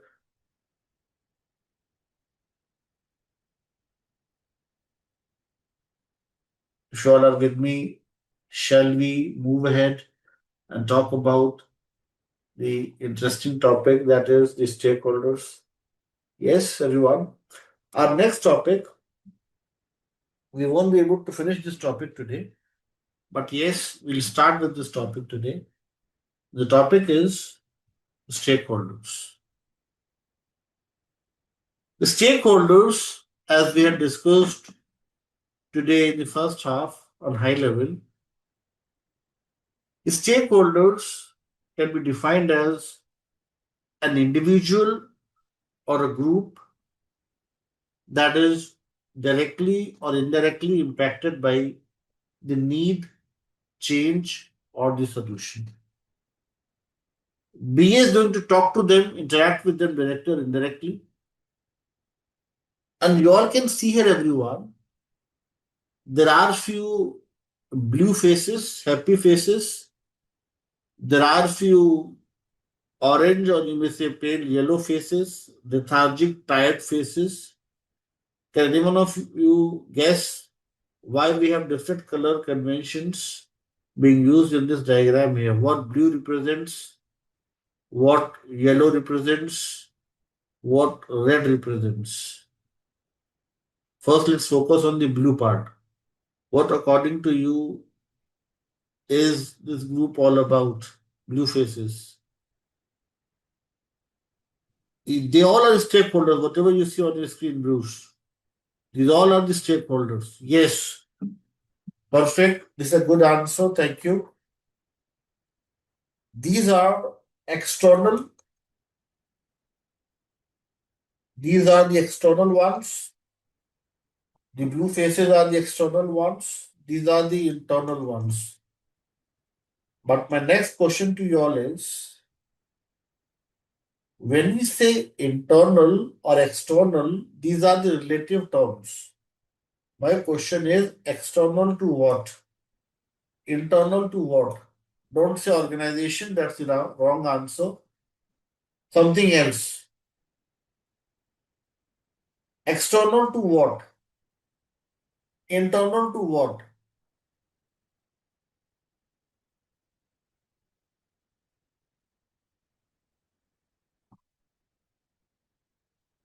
Yes. Absolutely wonderful answers I'm getting from, again, a very good answer from you, Hamid, and from you, Law. Yes. The correct answer is solution delivery.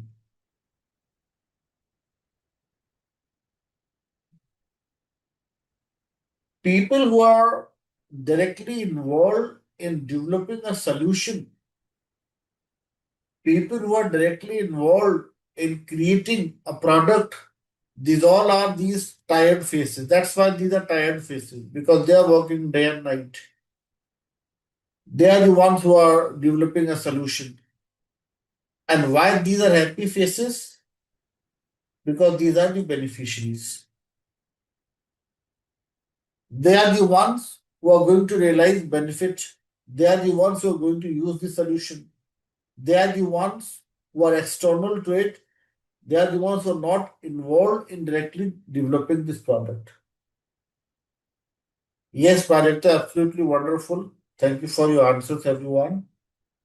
So these are the internal, these are the external, these are the internal, and the reference point is the solution delivery. Some of my learners ask me this question that why not organization? Organization would be the correct answer if you're just focusing upon the IT service industry. But don't you all think nowadays so many companies have their own captive units? It may be that you are working on some in-house product. So it's not always that your IT team is your service provider. IT team may also be part of your organization as well. Yes or no? That's why I said organization is not the point of difference. The reference point is the solution delivery, not the organization. Okay, everyone, with me on this thing? Yes? Let's start with our discussion now and let's discuss about these important stakeholders. First, a very popular, yes. So Kritika coming up with a good answer. Thank you, Kritika. Kritika is saying, I'm working as a business analyst, part of IT, and here are business users for me. Are the end users? Yes. So absolutely wonderful thing. One more thing, everyone. I get one more question from the learners. So let me clarify on this thing. Sometimes I get this question from the learners that is data analysis part of business analysis? Some people say, is a product owner a business analyst? Some people ask me this question that is business analysis just about the process analysis? And some people ask me that what is the, you may say, what are the different roles that we have within business analysis? Although not received such query from you all, but I get this question from learners from the previous batches or from other batches. So let me answer this question as well. In your BABOK guide 1.3, page number 3, you can see here the very important thing mentioned here. Common job titles for people who perform business analysis includes business architect, business system analyst, data analyst, enterprise analyst, management consultant, process analyst, product manager, product owner, requirements engineer, and system analyst. So you all can see here the data analysis is not something outside the business analysis umbrella term. It is part of it. Like if I talk about my career path, when I was new to the business analysis world, since I come from a technology background, I got an opportunity to work as a system analyst, and alongside I was also doing some data analysis. After doing some certifications, after having some good experience into the business analysis world, I got the opportunity to work as a process specialist, process analyst. And then after a few years, I got an opportunity to work as a product owner and with this role as a management consultant in my current organization. So, meaning to say that business analysis profile has several job titles. It's sometimes based upon your work experience, it's sometimes based upon your skill set, and also about your background. Okay, so these are the common job titles for people who perform business analysis.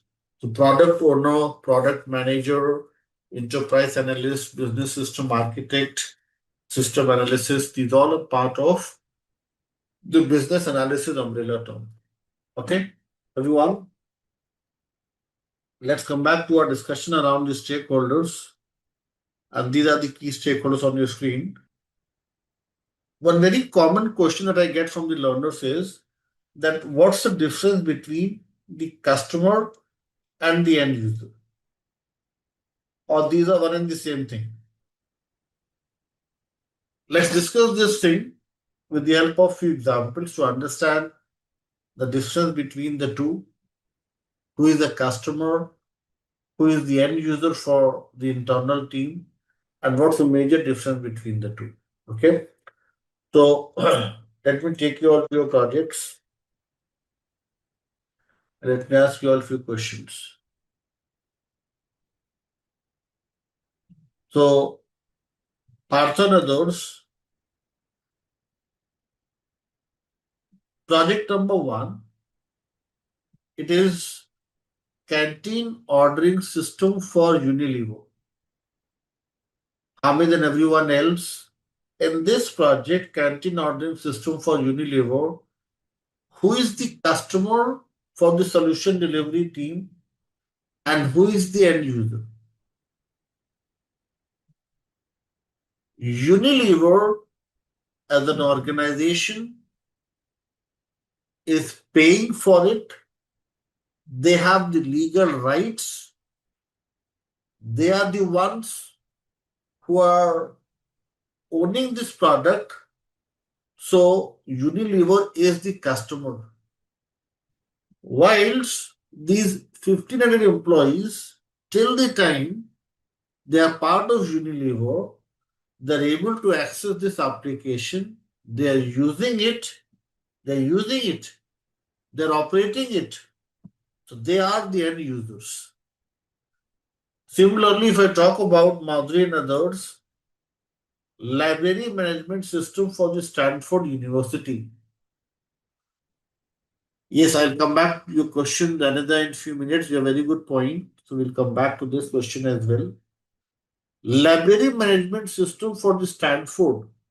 Here, Stanford University as an organization, as an educational institution, is acting as the customer for the development team because Stanford University has the legal rights, has the moral rights. They have purchased or they are paying for this product. But who is using it? Students, alumni, faculty, or staff. These all are the end users.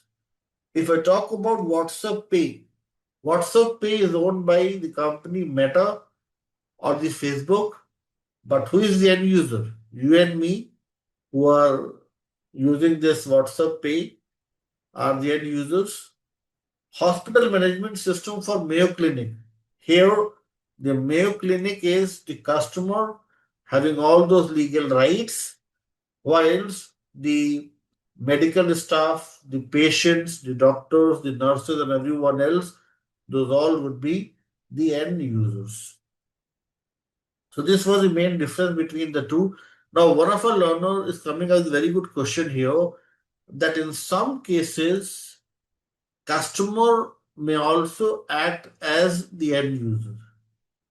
When customer himself or herself start using the product, then he or she becomes the end user. For example, I'll take a very simple example. Let us suppose there's one company, Ford. Yes, Ford. And can anybody help me know what was the main business model of Ford? Why Ford as a company became so popular in US first? What was their business model? Business model was to come up with cheap cars. Cheap in the sense with very low prices. Yes, the cars with low prices as compared to companies like you may say BMW, Mercedes, and others. So they came up with a business model to produce and manufacture the cars with lesser rates so that it's easily affordable to a common person. That's why it became so popular in US first and then different parts of the world. So Ford, if I talk about Ford as a company, and if I say today Isha or Pavni, they pay for this car and they become the owner for it. Yes, Isha and Pavni are sitting on the back seat and there is one driver driving it. Then Isha and Pavni are the customer for Ford and this driver is the end user. But there is no driver in this car and Isha and Pavni are themselves driving this car. Then Isha is customer as well as the end user for Ford. Are you able to understand this example? When in which all cases customers are also acting as end user. So somebody is paying for it and they're also using it. Then in such cases, customer is customer is equivalent to the end user. But in most of the cases, it happens that customer is purchasing it while somebody else is using it. Yes, so that's about the customer and the end user. Everybody with me on this thing, following this thing? Yes. Now, now let's talk about the last topic for the day and one last story to share with you all, and that's related to regulators. Since there are so many learners here joining from the North American region, so many people here from USA and Canada here. So I'll share one story from 20 years back. I'll take you all back to the year 2007 and 8. 2007 and 8, everyone, or I can include 9 as well. These 3 years are considered to be bad for the business all across the globe. This was a period of great recession. Yes, great recession. And can anybody help me know what happened in US in 2008 and 9? That was the major reason for the recession. Yes, it's also known as the subprime crisis. The subprime crisis, or as Vijendra is mentioning here, the Lehman Brothers collapse. What was the main reason, everyone, behind the Lehman Brothers collapse? Especially people who are joining here from US. I was part of one of the European bank then, and we had a very strong relationship with this financial institution. Yes, housing market bubble somebody is talking about. Yes, what is this housing market bubble, everyone? What happened, everyone? I'll just make it very short since we're into last 15 minutes. Lehman, in those days, in that part of the world, I'm talking about the North American world, real estate business was at its peak. Most of the people all across the world were planning to settle in US. US was considered to be a heaven for people to live, and there was a mad race to leave their native nation and go to US and settle there. And what happened because of this? And also US government opened the doors for everyone that you all can come here, invest and live here, especially the skilled people. As a result of that, there was a huge, you may say, exponential rise in the real estate market. And Lehman Brothers thought of making a lot of investments in the real estate business. And they had huge investment in the real estate business. Due to some reasons, due to their some of their bad decisions, you may say, or some market speculations, they started to like lose the trust of their investors. People were not only people, but the corporates, the companies started to withdraw their investment from this financial institution. Even in my bank, wherein I was working as an operational, you may say somebody who's into business operations as a very, you may say, new person in the corporate world, we witnessed that all of the people were like, all of the banks were willing to withdraw the investment from this Lehman Brothers. As a result, what happened was they were short of, you may say, funds, and I'll use one term from the banking world, liquidity. Liquidity was causing problems. They never had cash or cash equivalents to return to their investors. As a result, what happened was they started to sell their properties, their investments in real estate business. And then what happened? When they started to sell the things, there was a subsequent haircut in the real estate business. What is a haircut? What's the meaning of haircut in the real estate business, everyone? Haircut simply means when there is a significant drop in the prices of the real estate properties because somebody is selling it on a massive scale. Now, what happened was they were selling the things, they were not getting the actual price of what they had invested. As a result, they were not able to clear the debts, and then eventually they were declared bankrupt. Their bankruptcy led to the huge recession all across the globe. And then there is one place in Switzerland. Yes, the name is Basel. Some people say Basel here in India. There was one committee that was established. And the name of the committee was BCBS, Basel Committee for Banking Supervision. And they came up with some important principles,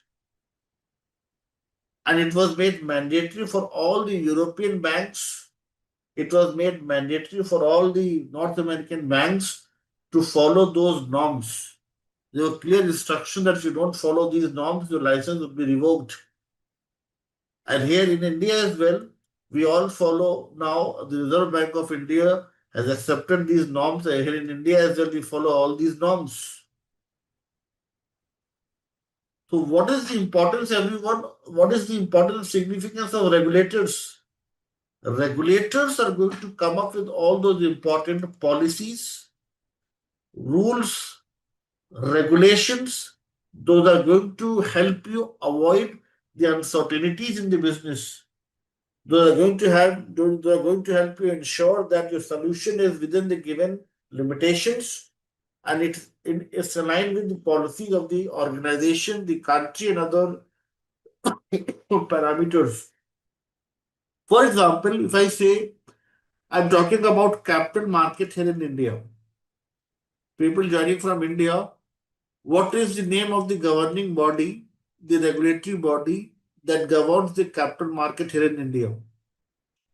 SEBI, yes, Security Exchange Board of India, SEBI. If I talk about the banks, nationalized or the private banks, then what's the name of the regulatory body? It's the RBI. Yes, similarly in UK and US as well, we have different bodies monitoring the activities of different people. Like is anyone joining here from UK here? In UK, I work with the HMRC, Her Majesty Queen Elizabeth Department, HMRC. Now it's in the name of the King after the death of the Queen. So HMRC is about the tax collections in UK, and they come up with all those norms for the tax collections.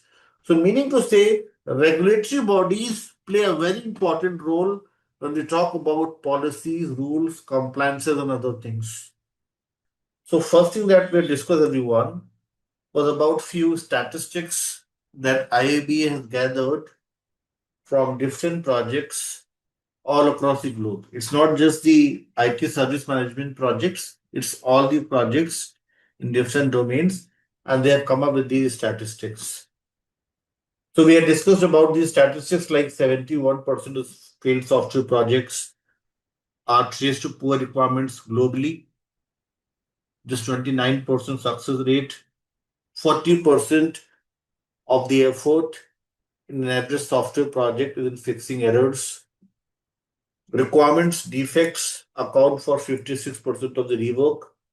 And we also looked at few numbers to understand the money invested and wasted in all these activities. 250 billion plus of annual waste. So, how many of those you all can see here is traced to poor requirements globally. And 194.4 is spent on software development. And look at this percentage. 46 billion is spent on fixing software requirements errors. So you see here, the major problem is the poor requirements, and the good opportunity for us is to learn the standard set of practices, the good practices, the important techniques, the important tasks. Those are going to help us provide a better solution, a complete solution, an end-to-end solution for the given business problems. So this was the very first thing, everyone, that we had discussed, that what exactly the purpose of business analysis, why at all we need a good business certified business analyst in any project team, and why the certification program is so important for any business analyst. And then, everyone, we had discussed about the standard definition of business analysis. Here we had discussed about the very first thing as the 5WH criteria. 5WH criteria, as we had discussed yesterday,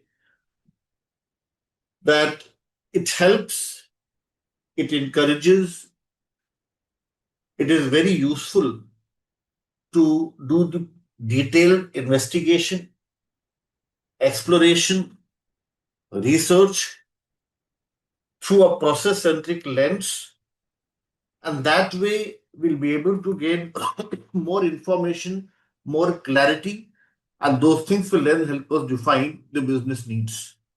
So business needs, we have discussed, these can be in the form of the problems or the opportunities. Yesterday we had discussed about one project, the Unilever project, wherein we found there were needs in the form of problems.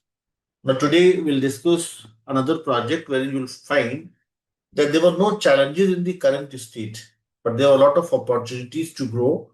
So we'll also talk about needs in the form of opportunities to grow. So defining needs, recommending solutions. There can be a number of solutions for a given business problem. To identify the optimal solution, the best solution. In the sessions to come, we'll talk about three very important types of analysis like feasibility analysis, impact analysis, risk analysis, financial analysis, strategic analysis, tactical analysis, variance analysis. So many types of analysis we'll discuss in our live session. Those may help us come up with a good solution, a complete solution for the given set of business needs. This solution would then enable a change, and this change helps in continuous improvement. Yesterday, we had also discussed about the enablers. And we had discussed about the importance of enablers, everyone. Enablers can be defined as the transition requirements. Enablers are all those important set of activities and tasks those are performed by the business analyst These tasks and activities would help you ensure that there is a hassle-free and a smooth transition to a new future state. Enablers can be in the form of business continuity plan. Enablers can be in the form of certain trainings, mentoring, user manual creations, advertisements, offers, and all such important activities. Those may help you transition to a new future state without any barriers in the realization of value. To avoid any undesirable consequences, to avoid any barriers in the realization of value, enablers are of utmost importance. But the very important thing here, from the job interviews perspective, enablers are considered to be temporary requirements. Temporary in the sense these are no longer required. Often, it's not like you'll just completely ignore them, but in most of the cases, these are no longer required once we successfully transition to a new future state. That's why these are also known as the temporary requirements. So they may ask you such question in job interview that why the enablers as transition requirements are considered to be temporary in nature. So you can mention that once we have a successful transition to a new future state, it is no longer adding much value. So this is temporary. Okay.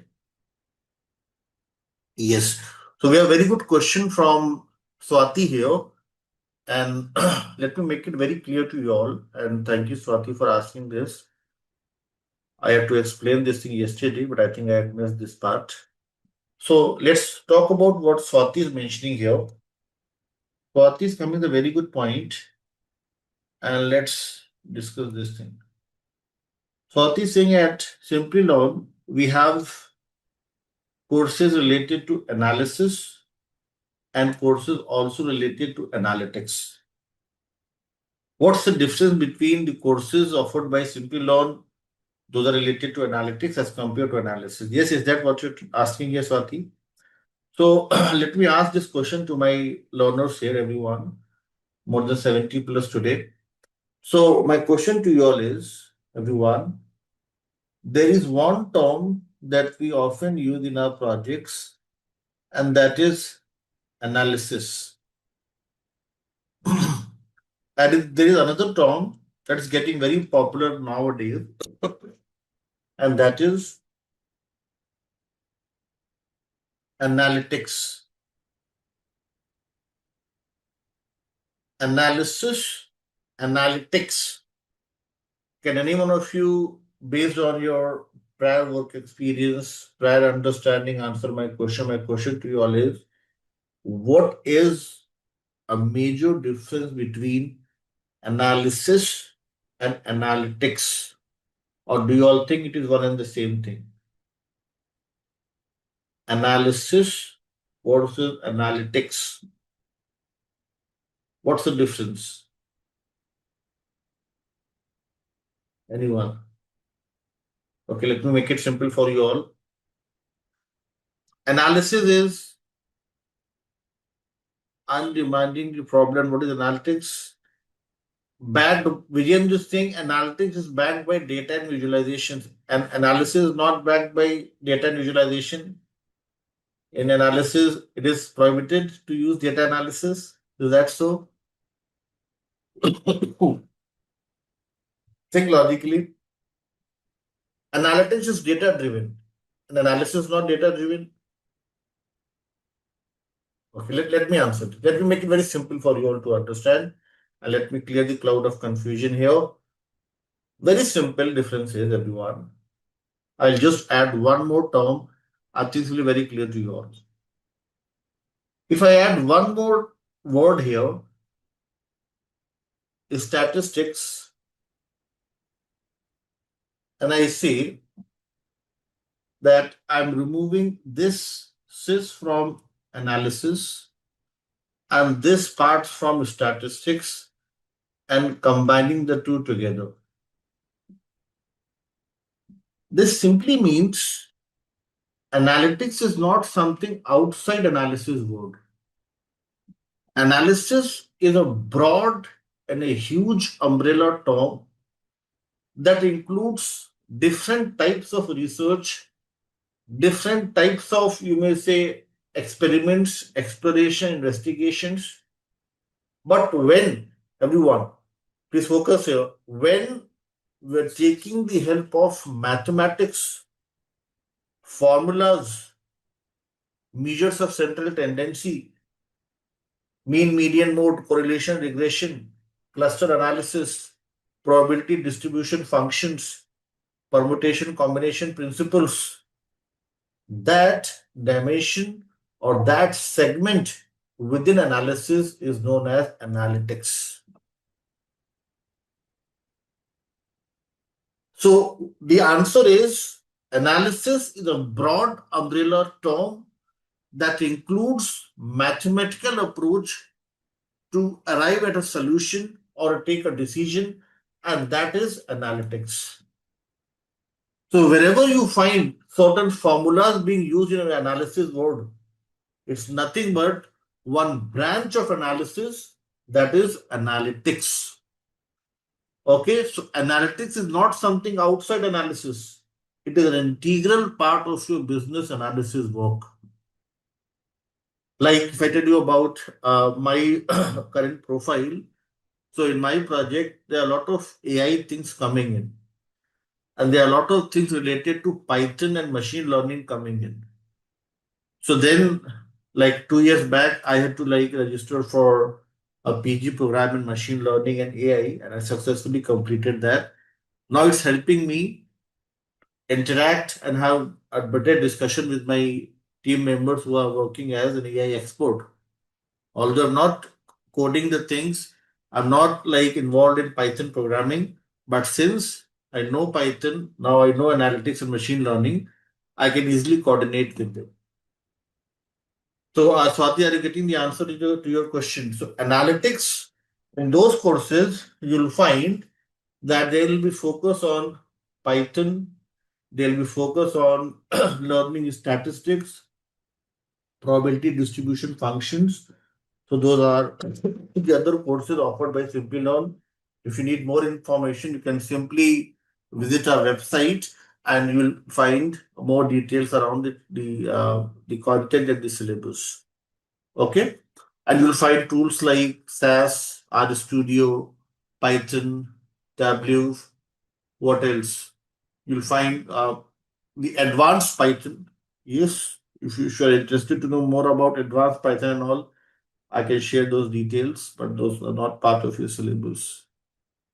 Okay, getting it. So simple answer is when you rely on mathematics to take certain decisions, when you rely on statistics to come up with any particular solution for a given business problem, this is known as analytics. As simple as that. Okay. Any question from anyone?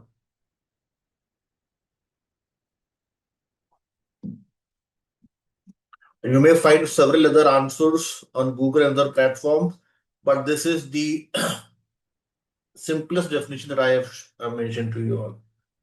Yes, analytics is a combination of analysis plus mathematics or statistics.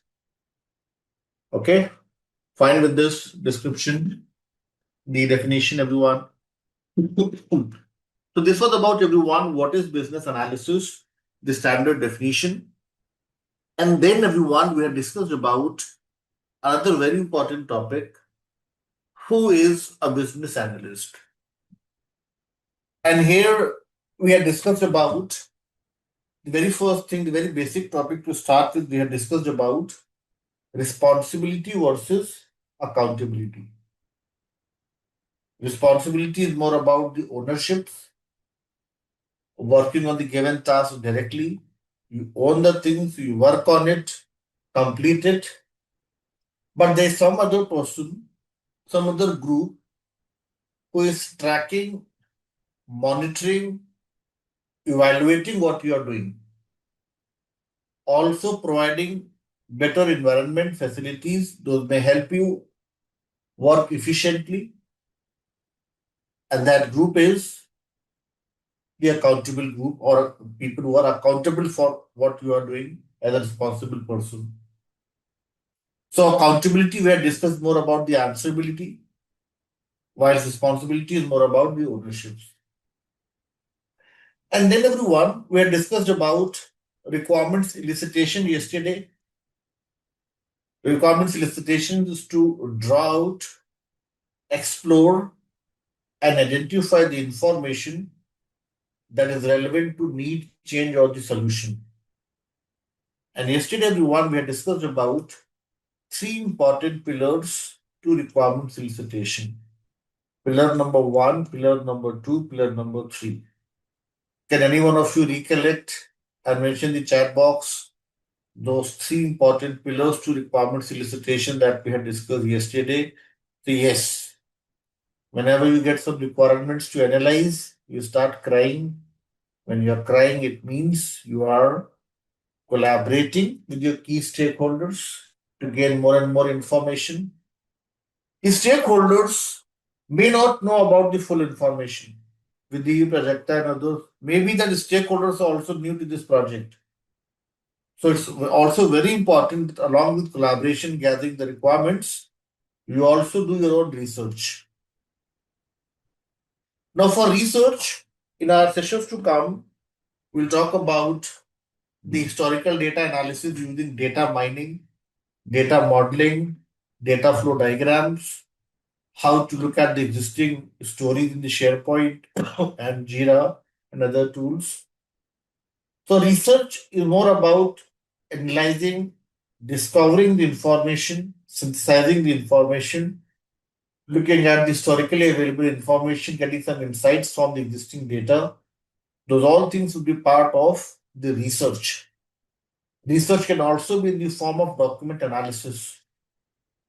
Then let us suppose I share one topic with you all, and Kritika and Projekta sharing this, or like Kritika and Projekta search this thing on batimes.com. Don't you all think if Projekta and Kritika are looking for the information on batimes.com, this is also kind of a secondary research when you look for something, yes, on Google or some other external source, yes. So if you're doing your research, as I mentioned yesterday, do not directly search on Google because it may come up with some contradictory information that's not the right information. So if you're doing your research after the live session, prefer batimes.com. Okay, that's the best way to do your own research. Don't go over chat GPT. And one more thing. Yesterday somebody was asking me this question that what's the role of AI in the business analysis world? If you search something on chat GPT or any other AI tool, once you get the answer, you should also ask them what is the source from where you have picked this information. And always cross check the source before you accept what is the answer from ChatGPT. Okay, I can tell you my experience. We were using ChatGPT in our project for some very important projects, but we found around 60% of the information was not correct. Yes, so be very careful, be cautious when you are like searching something on ChatGPT or any other AI tool. You think it? So AI is good, but blindly following what AI is doing is not the right thing to do. Ask AI from where you got this information. Okay, so so that's why it's an important thing that when you do your research, you search for a reliable source. And then the last thing is experiments. In the experiments yesterday, we had discussed about that. We'll discuss in our sessions to come how to create the POCs, prototypes, the MVP. Yes. So for experiments, everyone, I have one homework for you all.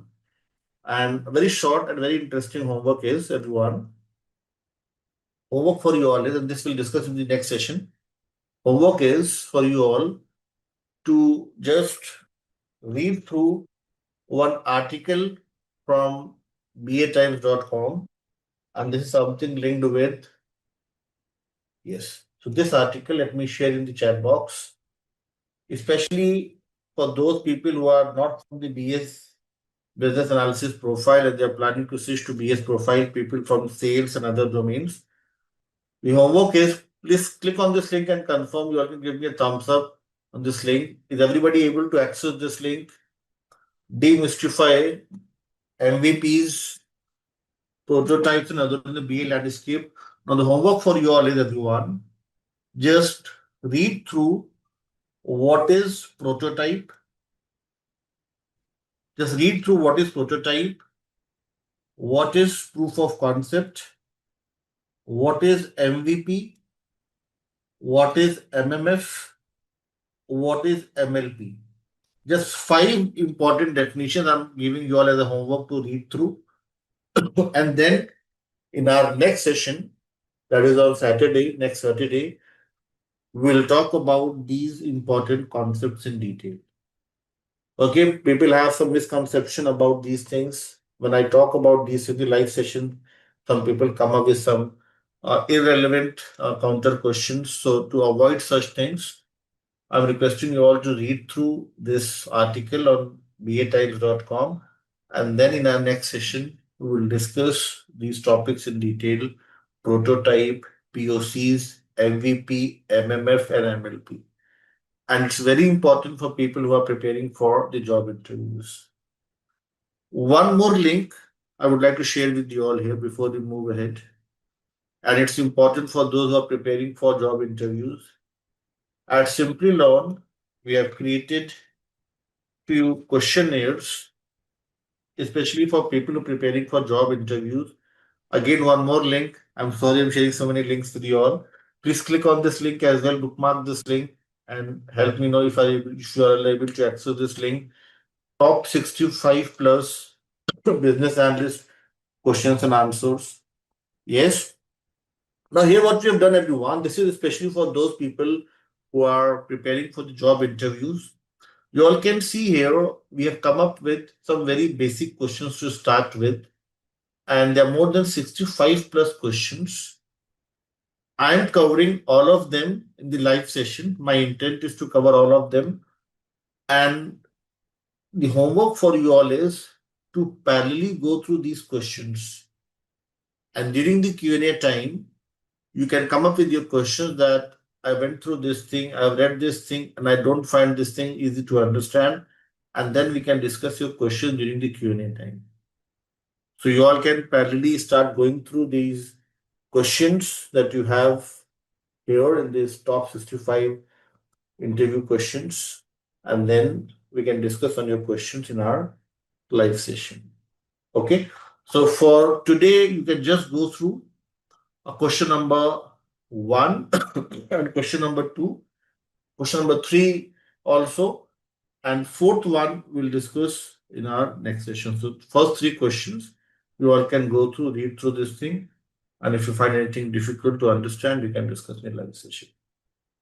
Okay, so you all can bookmark these 2 links, 65 plus interview questions, and how to differentiate between the POC, MVP, and others. Okay. So everyone, we have discussed about the requirements elicitation, the 3 important pillars to it. Then we also discussed about the structure of the BABOK guide. And let me ask you all one question here. Yesterday we had discussed about the structure of the business analysis body of knowledge. And here we have discussed about few important things. Dash many knowledge areas, dash number of tasks, dash number of techniques, and dash number of underlying competencies. Kritika is saying 50 knowledge areas. Is that the right answer? Don't you think 50 is a huge number? 50 is the number of techniques. 6 knowledge areas, 30 important tasks, and 6 underlying competencies. Yes. So 6 knowledge areas from chapter number 3 till chapter number 8, 6 knowledge areas. These knowledge areas include 30 important tasks, And chapter number 10 is about the techniques. Chapter number 9 is about underlying competencies. Chapter number 11 we have discussed is not part of your syllabus. Yes. So thank you, Kritika. Yes, correct.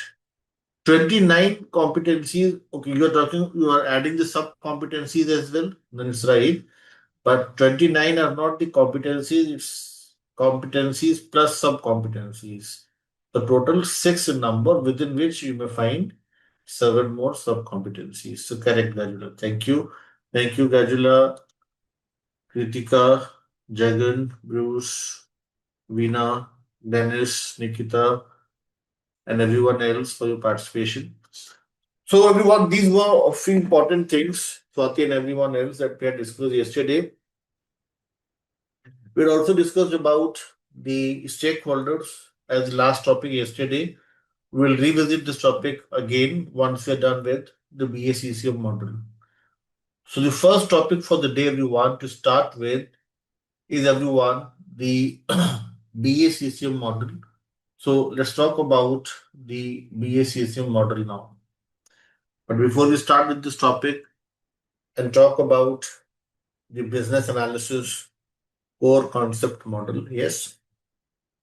Now, before we start with this topic, I'm coming up with one statement, and you all have to come up with the answer. My statement is backup model, the BACCM model is considered to be an ice breaking step, a trigger to understand the high level requirements. Those can be then transformed into the low level requirements.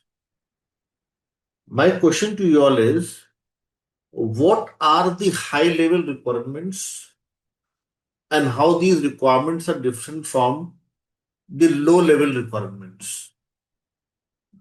Backup model is going to help you gain clarity around the high level requirements. What are the high level requirements and how these are different from the low level requirements? This question, especially for those who have spent some time in business analysis world, this question only for those who are there into business analysis profile for some years or more than 10 years. You have some experience into business analysis world. You all can share your thoughts, your experience with others. What are the high level requirements and how these are different from the low level requirements? This question is open for you all to answer. Meanwhile, I'll open the details in your class notes. The answer is there in your class notes. So in your class notes, session number 1, page number 2, you'll find the answer, everyone. High level requirements, everyone. Okay, I'm getting some good answers. So let me first read the answer from the learners and then I'll come up with what is there in the BABOK guide. Lois saying high level requirements describe what the business needs are. Okay, perfect. Kritika is saying high level requirements are ones which has maximum reach and has severe impact on business. Okay. High level requirements where multiple stakeholders are required to involve. Komal is saying high level requirements usually are a combination of many low requirements here. So Komal has the answer that's closest to what's mentioned in the BABOK guide. Jagan is coming up with a very simple answer. Jagan is saying basically it is non-technical. Absolutely wonderful. Yes. What else? Sharmuga is mentioning here is yes, correct. Low level one describe how solution is going to work. That's also a wonderful answer law here. So thank you everyone for your participation. Most of the answers are correct. Let me explain this to everyone, especially people who are new to the analysis, want to understand this thing better. High level requirements, everyone. is considered to be the sorry, top view or the bird's view. When the requirements are mentioned in the form of an overview or a summary, this is termed as a high level requirement. High level requirements can be categorized as bird's view or a top view. Any BA needs to break it down and capture the details in more granular, decomposed, or fragment form. This granular form of requirement represents the low level requirements. For example, let's take one example to understand this thing. Yesterday, I had given you all one homework to select any two projects of your own choice. How many of you are going for the last one, HMS? You all can just give me a thumbs up. Learners will prefer to go for this last one, HMS from healthcare. In healthcare one, project number 4, yes, Purnima, Laura, you all are going for HMS, and HMS is a very good project, I must say. So you have made a very good choice. HMS is one of my favorite projects, and it's good for people who are new to the analysis work to select this one HMS. It's one of the better projects. So let us suppose I say everyone, the example is that you have to develop the hospital management system. When we say we have to develop, when we have to create this product HMS, this is the high level requirement for us. Just the summary that we need to develop an advanced solution, HMS. Law comes up with the detailed analysis and says that for HMS, the very important thing is the patient's registration. Patient's registration would include the name of the patient, their medical history, their contact details, their residential address, and other scanned copy of the existing tests or existing consultation with other hospitals. Once they submit these details, one patient ID would be created, one unique ID. This unique ID would help them get the appointment with doctors, consultation with doctors. For consultation with doctors, they have to come up with the time slots, they have to pay that fees, they have to visit the OPD and other things. Then, after appointment with doctors, what else can be part of it? Lab tests, laboratories, yes, blood tests and all such things, radiology and all such things. Then medicines, then something else. When you are decomposing this summary or high level requirements into smaller fragments, these all represent your low level requirements. Yes, law is saying that you're missing a very important thing for which we are creating this HMS. The payments, everything is dependent on payment. Yes, so I haven't missed that part. I mentioned this thing at the time of appointment itself. Yes, so I am more interested in payments. That's why payments I had mentioned here itself before we go to the medicine part. Okay, so payment at the first instance itself. Yes, so so payments is a very important thing that you are mentioning here. Yes, so HMS we are trying to come up with. Someone is mentioning about the companies like IFCO, Tokyo, yes, and other companies. So the insurance, reimbursements, and all such things may also be part of it. So meaning to say, and these are the details. So when we are dwelling deeper into the details, in a way we are focusing, we are trying to define the low level requirements. Is everybody able to understand the difference between high level requirement and the low level requirement? High level requirement simply means a summary, overview, or just a top view. But low level means you are doing your detailed analysis, you are breaking it down into smaller fragments.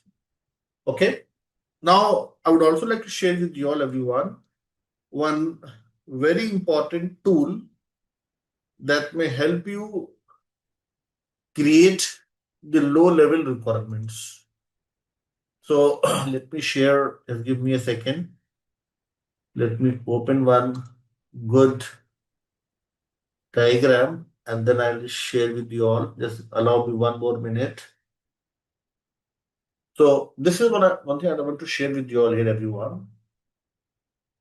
And this is a very good, yes, kind of a use case you can say. I'll request you all to please click on this link and confirm is everybody able to access this link. This is one very good tool, everyone, and the name of the tool is Creately. Now, Creately tool, everyone, this helps you not only create some good visuals, but they also share with you all some sample or some examples. Those may help you understand how to use a given template. Like if I click on this one, if you see here, let me increase the size here. You can see here, let us suppose I say you have to create a website like the canteen ordering system. Now you all can see here that for this website, you have to create one home page, header, sidebar, logos. Header should include logos, navigation. So you can see a breakup. This is the main topic. This is the main topic. This is the subtopic. Subtopic into further subtopics. And that way we are able to come up with low level requirement. Creation of a website is kind of a high level requirement for us. And with the help of Creately tool, we were able to functionally decompose and come up with the smaller granules in the form of low level requirements. Yes, everyone. So if and this is very important for you all to know how to do such thing because now in the agile world, this is the expectation from a BA to create something on these lines to represent high level and low level requirements. So Creately tool you all can try as a basic tool to start with. And you all can see here, everyone, on top you have the option to edit this template. So you can also edit this template and customize it as per your requirements. So you just simply need to click on edit and you can edit the text here and make it as your own template. So for Creately to work, you can open any template, click on edit, and then double click and change whatever you want to. Like you can make it as canteen ordering system. Yes, Shivangi and others, you can make it as HMS. Okay, so whatever you want to, you can play with this. If you want to add few things, just Control C and Control V, and you will find that there will be more icons here. So you can play with this tool. Yes, don't pay for it. Just use the trial version for it. Yes, don't pay for it. And you'll also find some videos. Those may help you understand this tool better. Okay, so try this out and try to work on that task. Write down the main features that needs to be developed. Okay, Shivangi and everyone else, you have so many things that you can do. I just mentioned one homework for you all, but Creately you can see here. I'll just open the Creately tool. There are more than 120 plus templates here. So I show you the Creately tool. Even see Visio is that I was using 20 years back till date. Visio is used. So Visio is the pioneer tool, I must say. But since Visio is the traditional tool, there's so many companies who are like planning to transition from Visio to some good new tools with better visualization. So Visio is the best one, I must say. But you can use other tools, yes, because these are getting more popular nowadays. So you can see here Lucid is also very good one. Yes, Lucid will discuss. Lucid will talk about Lucid as well. So I have Lucid in my list. So we will talk about Lucid as well. So Lucid chart is also a very good one. BPMN will discuss using the Lucid. Draw.io as well. If you see a Draw.io is already there on my screen. So we will talk about all these tools. So you have to hold your horses. We'll talk about all such tools. Yes, this is Draw.io. Ritika, this is your Lucid one that we'll discuss. This is the Creately. So one by one, step by step, we'll cover all these tools. So for today, just the very small homework, the very simple thing is that using the mind mapping template, create the feature list. Is that simple for you all? Yes, just use this template and create the list of features. Yes, Shivangi and everyone else following this thing. And, and if you find anything difficult, you can share your screen in our next session and we can discuss those things together. Okay. We will definitely have questions and I'm here to answer your questions. Okay, so try it yourself, see if you're able to. Yes, you can use this tool creately. And you can see here that, and I've just shown you one of them. If you think that you want to use some other template, you can go to this WBS and you can use some other template as well. So when you open hand, whichever one you think is good one. Like if you want the curved one, you can use this curved one. This is also a good one.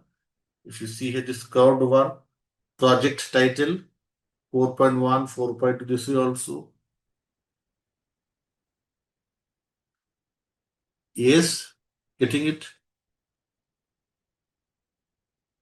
No, types of map and all is not part of the syllabus because we just in your BABOK guide, it's just mentioned the mind map. Okay, so dwelling deeper is something that you can do yourself. But the important thing is for you to know how to decompose the things. Okay, now there can be different types of maps. That's for you to explore and do the research. The concept is the main thing is that you know the high level requirement and using different types of map, you're able to decompose it. Okay, getting it. But do we give the input to this tool and generate the template with the generated? Yes, definitely. Yes, you can do that. You can give your inputs, but it will not generate. It will just, you can simply edit. Or if you find this tool a bit complex, Shivangi and others, I'll share with you all the very basic one. App diagram, the Draw.io. Here you can create your own. You will not have any sample one to edit. I've shared with you all this one because here you will get some sample templates to refer. So you can explore creatively. If you find this good, you can use this one. Else I'll share with you all 5 to 8 more tools. Those may help you come up with some better designs. Okay, everyone. So is everybody clear with the difference between the high level versus low level requirements? If somebody asks you this question in your job interviews, especially people who are new to the analysis world, would you be able to answer such questions? High level requirements versus low level requirements? Yes. So that was about everyone, the high level versus low level. Now let's delve deeper into these core concepts here and let's talk about these 6 core concepts. First one is everyone, the needs. Yesterday, everyone, we had discussed about the needs, and those are all in the form of problems that we had identified in the Unilever project. Yes, today we'll discuss another project wherein you'll find that there is no problem as such, but there is an opportunity to grow. Context, everyone, is a very important thing. Circumstances that influence or are influenced by and provide understanding of the change. Context is about, everyone, yesterday, if you all remember, when I had discussed with you all that question, 45-year-old woman and 11-year-old boy, I was expecting that some of my learners come up with the question that what is the context? And I think Shivangi was the only one. I think law as well, one or two learners who asked this question that why we are doing this thing, and nobody asked. Everyone was coming up with the assumption-based solution. Yes. So what is the context, everyone? Context is going to help you understand the background, the existing behavior, what exactly is happening in the current behavior that may help you come up with a proper definition of business needs. Context is something that will help you understand what are the existing functionalities, how organization operates at present, what are their strengths, what are their weaknesses. That way you'll be able to understand what are the important business drivers for the change. Is everybody with me on this thing? So context is a very important thing to analyze first. When you analyze the current state, it will help you then define the context. Context is going to help you understand the business objectives, the business drivers. Yes, so that's why context is an important thing when you are analyzing the high level requirements. Is everybody clear with this thing? Vijendra, I think you had this question on context. Are you fine with the answer now? Yes, everyone. So this is your BACCM model with 6 core concepts. One more example. Okay, let's talk about the WhatsApp Pay. In WhatsApp Pay, Vijendra and others, what is the context for the change? Why Meta as a company is planning to launch a new app or planning to launch a new product? What's the context? Context is, can anybody help me know what's the context? Harnis has a very good point, digital payment. But why at all the digital payment? Why at all they're bringing about a change, or why at all they think that this is going to be a good business for them? There are several things. If you see here, first important thing is that globally people are transitioning to the digital payment process. Nobody is now willing to pay the cash from their pocket. Simply they can scan the code and they can pay for it. So it's easy. So people are switching to digital payment. So it's in demand. So that's why they're going for it. And they also have a huge customer base. So they think this will be a profitable business for them.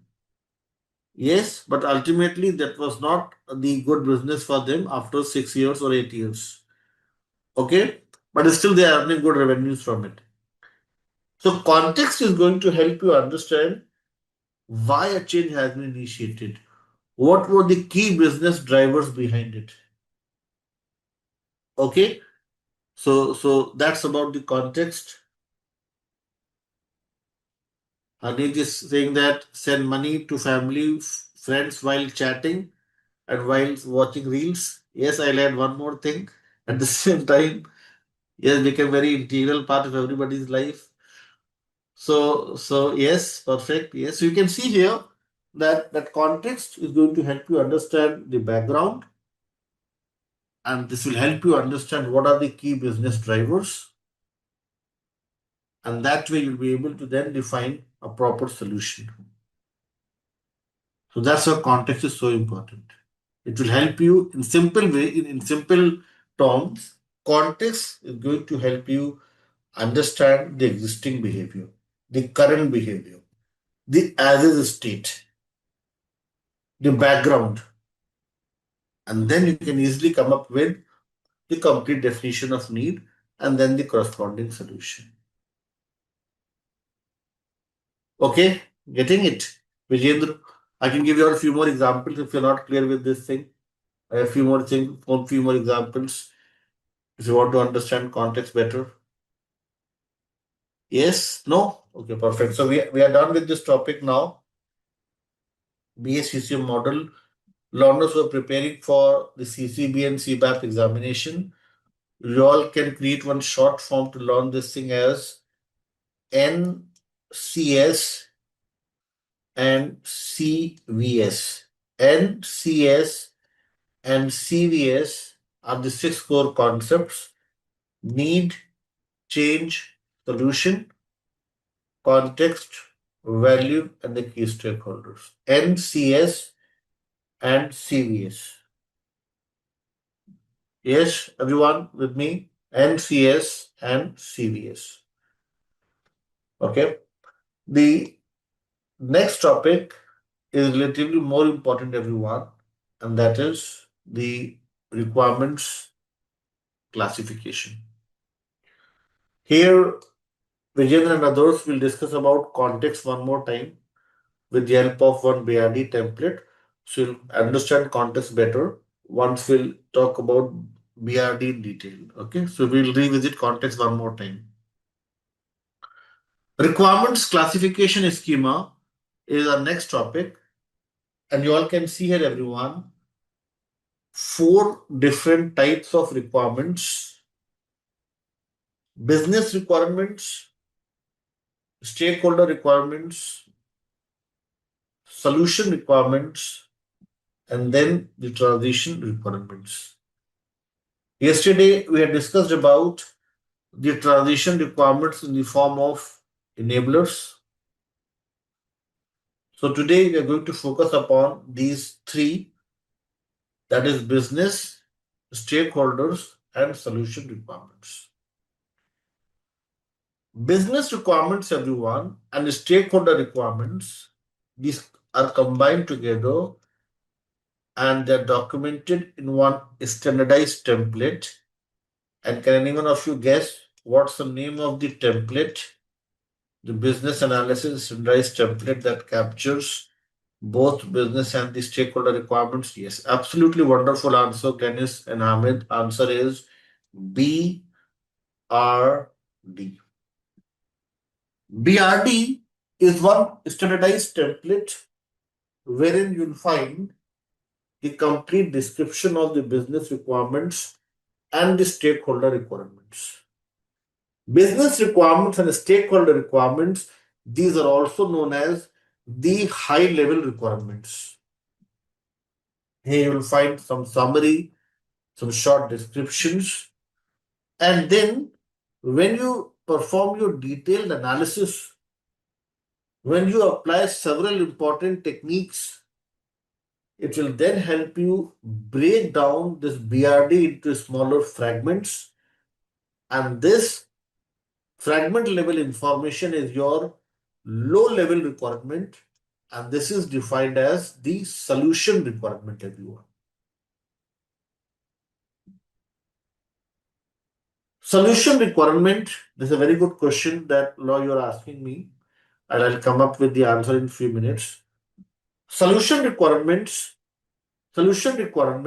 everyone, is nothing but the low level details, how well you're able to break down the summary, the overview into smaller granules, how well you're able to come up with the details around the BRD. And solution requirements include functional and the non-functional requirements. So, Kritika will take one example. We'll now discuss one sample BRD. So, this will help you understand in a very better manner what exactly the BRD represents and what exactly business requirements represent. So, let's discuss one sample BRD now. And then you'll also get the answer to your question, Law, that who is documenting. Once we'll discuss the BRD components, you will get to know that whether your business users are writing it or the BA is doing it. Okay. So let's discuss one sample BRD now. And with the help of BRD, let's see what are the important components to it, who is writing it, why we are writing it, and what's the practical significance behind it. I'll directly take you all to the very important thing, and that is project summary. You all can see here, it's mentioned. Let me increase the font size. I hope it's very clearly visible to everyone on my screen, the project summary. Yes, so you all can see here, project summary, objectives, background, and then at last you'll find the business drivers. Objectives, these should describe how this should describe the overall goal in developing a project. High level description, just the high level description, not the details. High level descriptions of what the project will do,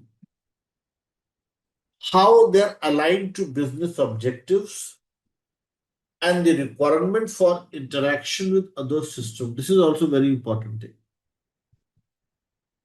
Second thing is, everyone, the background. Background, everyone, is about, if you look at this explanation here, provide a brief history of how the project came to be proposed and initiated, including business issues, problems identified, and expected benefits of implementing the project and developing the project. And last thing is business drivers. List the business drivers that make development of this product important. This can be financial, operational, market, or environmental. And Vijayendra, you had this question on context. These three things you'll be able to define if you know this core concept, context. Yes, Vijayendra, with me on this thing. So context, if you know, it will help you define the objectives, that what product is going to do, how they're aligned to the business objectives, and how the requirements are going to interact with other systems, the linked systems. What are the financial benefits? What are the monetary benefits? Operational benefits? Market conditions, environmental conditions, all such things can be easily defined if you know the context. Yes, Lois saying, what's the difference between the objectives and the drivers? Yes. So what are the drivers, everyone? Let us suppose I say, let's try to understand this thing with the help of one example. If I say canteen ordering system, financial driver is, you all would agree with me, office productivity. Yes or no? Financial driver is the office productivity. Once you come up with this app, this will help you uplift the office productivity. Operational benefit is that it will drive employee satisfaction. Now, Law and Weber are not going to stand in long queues waiting for the tables to be vacant. This will help uplift their business operations. Market and the environmental conditions are now that now you're providing better services, no more food wastage, no more wastage of time, proper time management, and all such things. And that way you may also attract people, and people are now willing to work with Unilever instead of filing for job, instead of requesting for job with other companies. They're now preferring Unilever because it has got better facilities, employee centric, better products, better services. So these are the drivers. Now look at the objective. What are the objectives? Objectives tell you that what product is going to do. Product is going to help you request food delivered to your work location. And what are the interaction with other systems? Okay, if I ask you one question, law and others, canteen ordering system, what are the important interactions? One interaction is the order from the employee. Yes, employee is going to order. Second is order received by cafeteria management team. Yes, delivery boys getting the details of the order and also customer providing the feedback. Yes or no? These all would be part of the objectives. Yesterday, somebody was talking about having having a small area. I don't know. I'm not able to remember the name.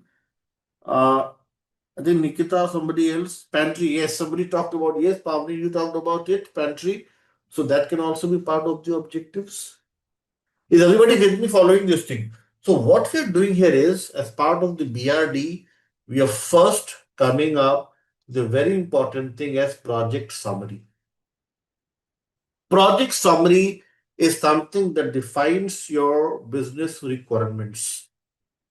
If they ask you this question in your job interviews, that what are the essential components to any given business requirements? What are the important sections to define? So you can tell them that objectives, backgrounds, and drivers are the key components as part of project summary, and this helps us define the business requirements. Next thing is everyone, next important thing is project scope. Now, project scope is something that can be linked with stakeholder requirements. It says describe what work is in scope for the project and specifically what work is out of scope. Now, this is very important. Beyond the current budget, resources and timelines as approved by the project stakeholders. Now, my question to you all is ideally, we should just focus on something that lies within the boundaries, in scope things. But in the BRD, in the BRD, it is mentioned, everyone, sorry, in the BRD, it is mentioned that not only focus on what lies within the scope, but also define what lies outside the scope, out of scope. Can anybody help me know what's the purpose, what's the intent behind defining both in scope as well as the out of scope requirements? What's the purpose? Why at all you're focusing on both the things? The main purpose is, everyone, to prevent scope creep. Dennis, you're coming up with the right answer. I hope you have not copied it from the third line here. It's your own logical thinking that you've come up with this answer. Yes. So it's a brilliant answer. Yes. If we're not defining the out of scope requirements, then the chances are unintentionally or due to some assumptions, these are absorbed in your solution. Let's try to understand this thing with the help of one example. Yes, let's take one example to understand this thing better. Yes, let's take one example to understand this thing better. So, scope might change with time, that's another point, but at least we should have certain important boundaries to define. So, scope change can be managed, but it's an important thing to first define the boundaries. Like if you all see here on your screen, everyone, I have one example to share with you all here. Let us suppose I say I'm talking about food order. Law and others, you all can see here that only 1500 employees may order food. Here, A login page to validate the users must be created. It will help in authorization and authentication. No other person or employee outside Unilever is authorized to order food. Now, this way, if you are capturing the in-scope and out-of-scope requirements, it will help our technicians, our technology experts understand how to come up with thick and strong boundaries for our solution. Now, if I ask you how you will ensure that it's just the Unilever employee and no other person ordering, how you'll ensure that this thing happens? What you'll do then? You'll simply you'll simply try to come up with certain authentication, as Isha is mentioning here, a very good point, that you can only log in if you have the official email ID and one-time password shared over your ID. If you're able, yes, so ID password integrated with employee ID, which is a very good point. Yes, the employee ID can be one of the very important authentication. Nowadays, we have this SSO feature in most of the companies. Yes, single sign-on. That's also a very good authentication feature. How many of you are using it? It's a very good feature nowadays, the SSO one, wherein you just need to enter your employee ID and based on certain authentications at their end, they'll take you to the next page if yes. So several authentications may help, like order timing. Employees may order food during the weekdays only, not on weekends, and between 12 noon to 2 p.m. only. It's not like if you have uh, uh, like you enter into the office at 9 a.m. in the morning and you feel hungry and you're ordering food. Yes, it's just about 12 noon to 2 p.m. that you'll be able to order the food. So that way, if you are able to come up with certain important restrictions, boundaries, you are able to define the project scope. Yes, SSO may cause problems. Yes, it has some shortcomings as well. So what I'm trying to explain you all here is the project scope that should include both any scope as well as the out of scope requirements. Out of scope requirements would help you ensure that you prevent scope creep. Okay? So if they ask, and this is one job interview question, they may ask you this question, people who are new to the analysis world, how do we prevent scope creep in any project? How do we ensure that the project scope is very clearly defined? You can say that by defining both in scope and out of scope functionalities, we can pass on the clear message to our technicians. This will help them create thick and strong boundaries, considering that what lies within the scope, what lies outside the scope, and this way we'll be able to prevent scope creep condition. This way we'll be able to prevent any redundant, duplicate, or unwanted component in the solution. Is everybody clear with the scope creep, or do you need some examples to understand the scope creep better? Do you need some examples to understand the scope creep better? I can give you all one more example. Yes, let's take one more example. Yes, let's take one example. Let us suppose I say I'm talking about hospital management system. And in hospital management system, we have one form as patient's registration. During the patient registration, let us suppose I say we have Madhuri with us, and Madhuri is filling this patient registration form. She has mentioned the name, the date of birth, the medical history, and then there's an option to select the doctor from the list of doctors. This is a list of doctors. based on their specialization.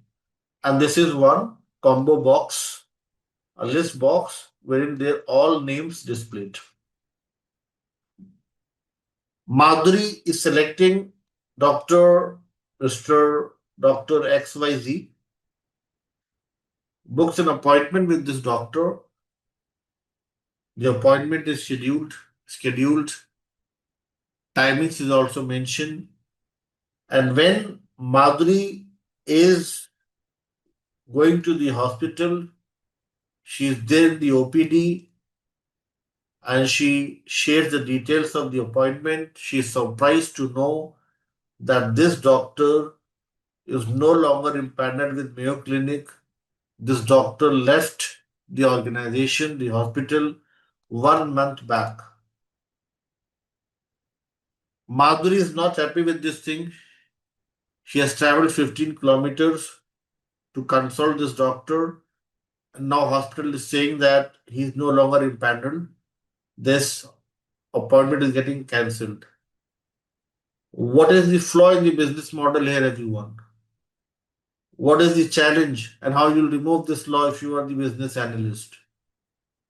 If you are the business analyst, what you'll do is you'll come up with one very important step that if any doctor is getting empaneled, his name, his details should be removed the same day to avoid any chaos and confusion. His name appearing in this list is causing scope creep. This scope creep is causing problems for Madhuri. It may cause problems for others as well.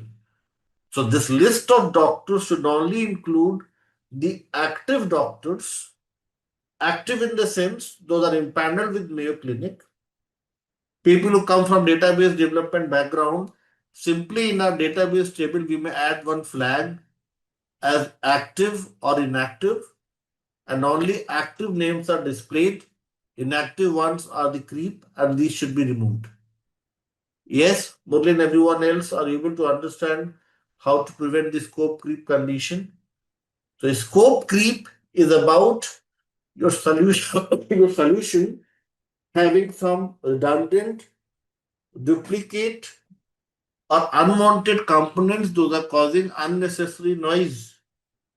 This may also result into some employee dissatisfaction, employee complaints, and sometimes very severe issues. Okay, so that's about the scope creep. And how do we remove this? Vijayendra and others, are you all fine with the example? Are you all now able to understand what is scope creep? Yes or no? If you're able to understand this, I have one question for you all, and let's discuss this question and see if you all are able to answer this question. Just give me a second.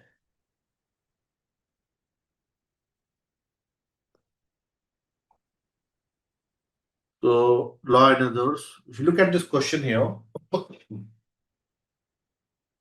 you are the business analyst for your organization and you are with another business analyst, Steve, on the requirement solicitation for a new solution.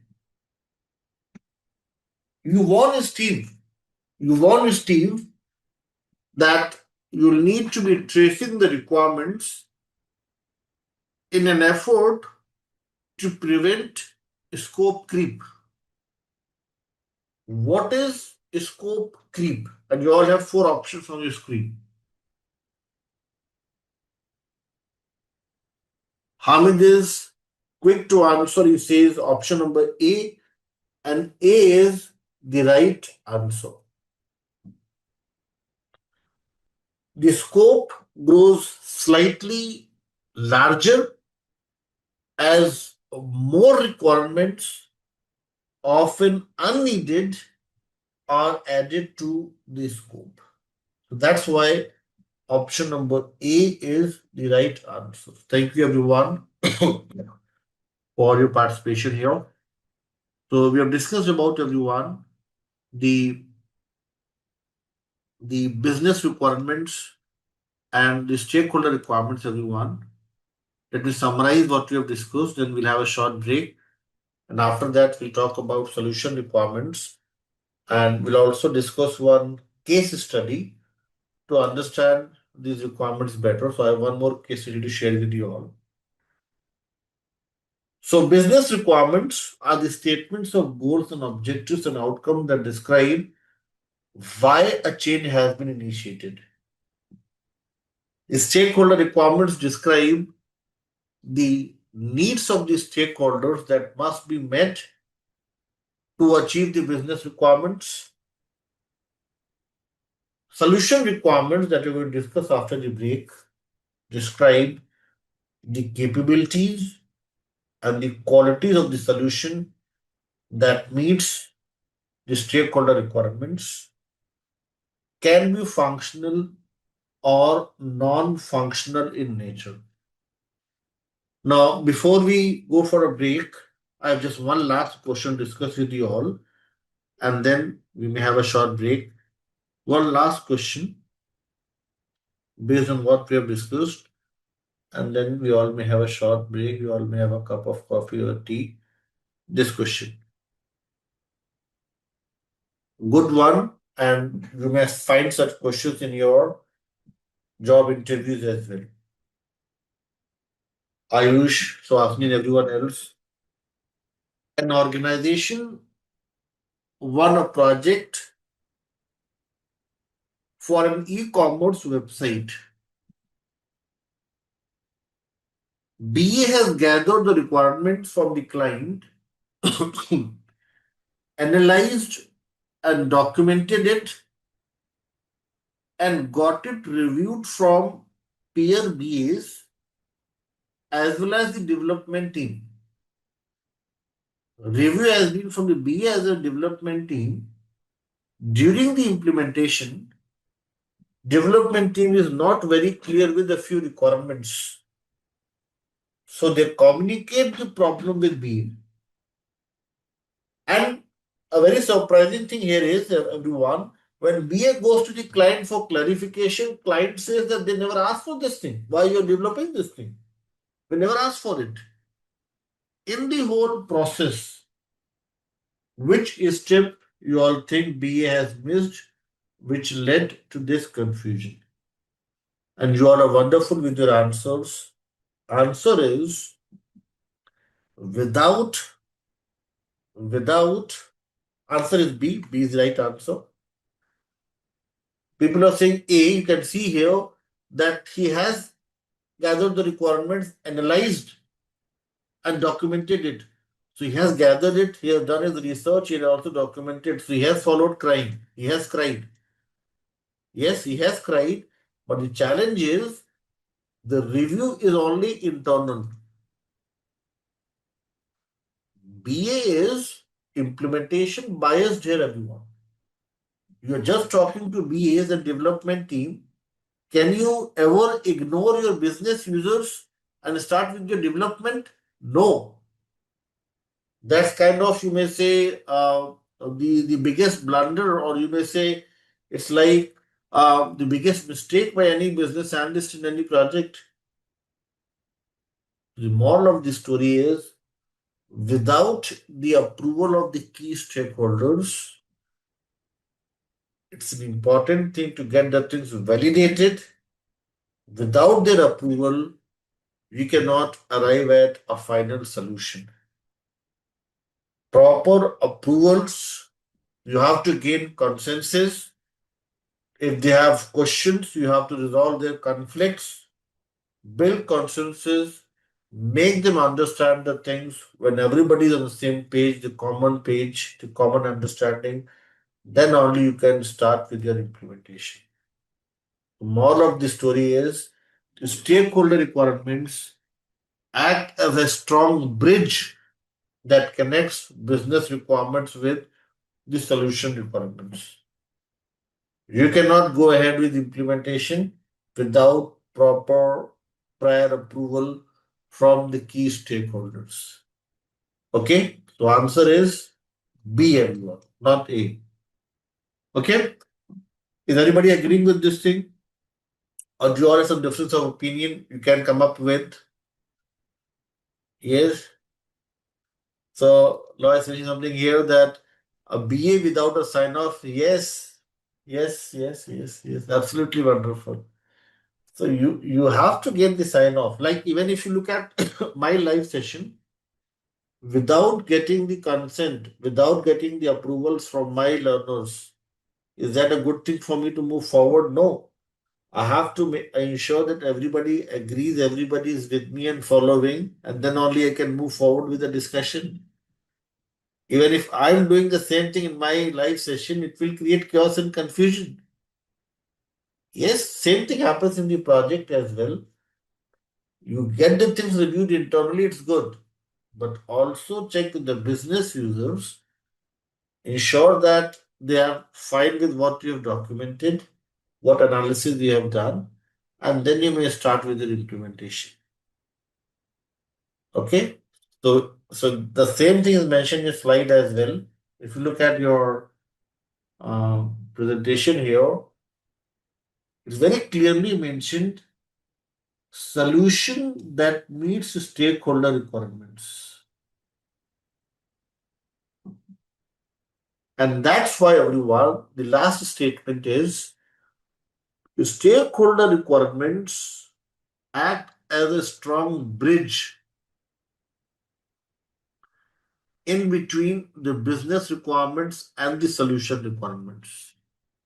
Without crossing this bridge, without gathering the requirements, without requirements elicitation, you won't be able to come up with a proper solution. And this is the major flaw in most of the cases. This is a major reason for poor requirements. That we are not getting the proper sign off. We don't involve the key stakeholders, and then we come up with an incomplete solution. Business people blaming the BA blaming the business team, and eventually everything collapse. Yes, project shut down, and you're looking for a new job. so, so, so things should be very organized, structured. Yes, so this answers your question.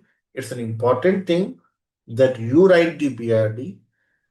Yes, in conjunction with your domain subject matter experts and your business team.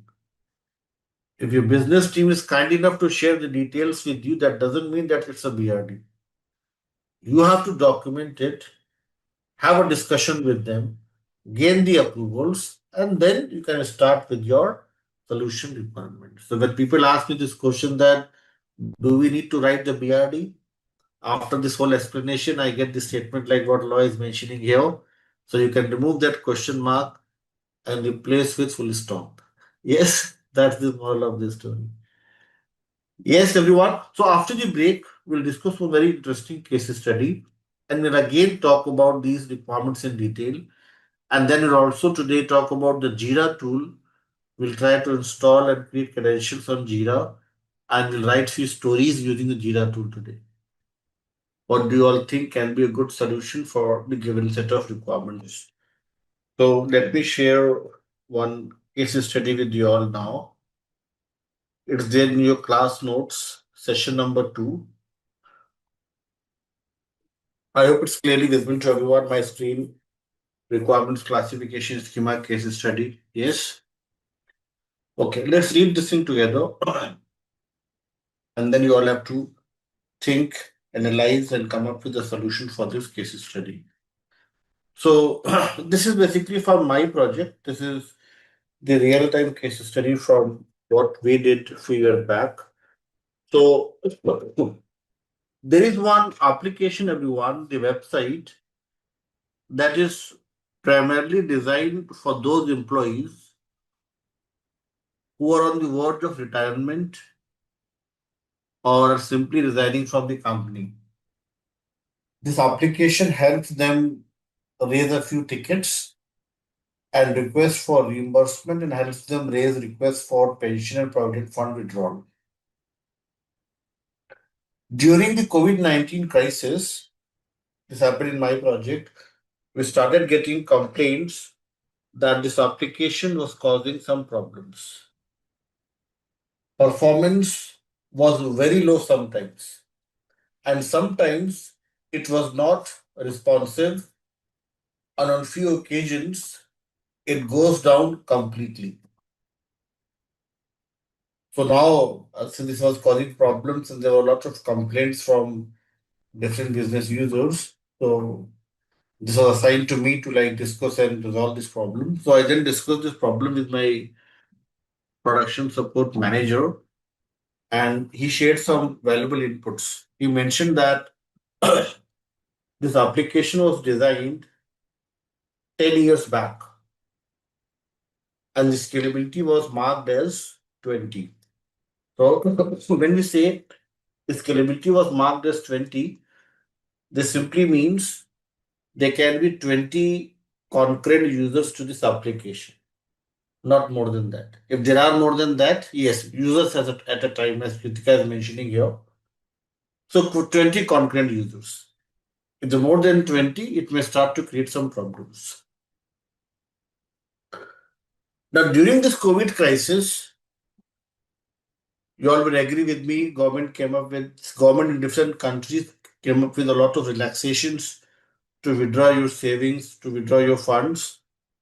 So now what happened? Like there was, you may say, huge traffic, and the traffic increased many folds, and sometimes there are more than 300 plus users logging into the application. Now this was one problem.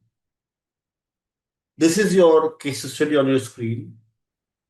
Now Ayush, Ritika, and everyone else, imagine if you were a BA like me facing such problem in the project, Shehbaz and another, Akshay, Isha, and others. What do you think can be a possible solution for such given business requirements? What do you all think can be the best approach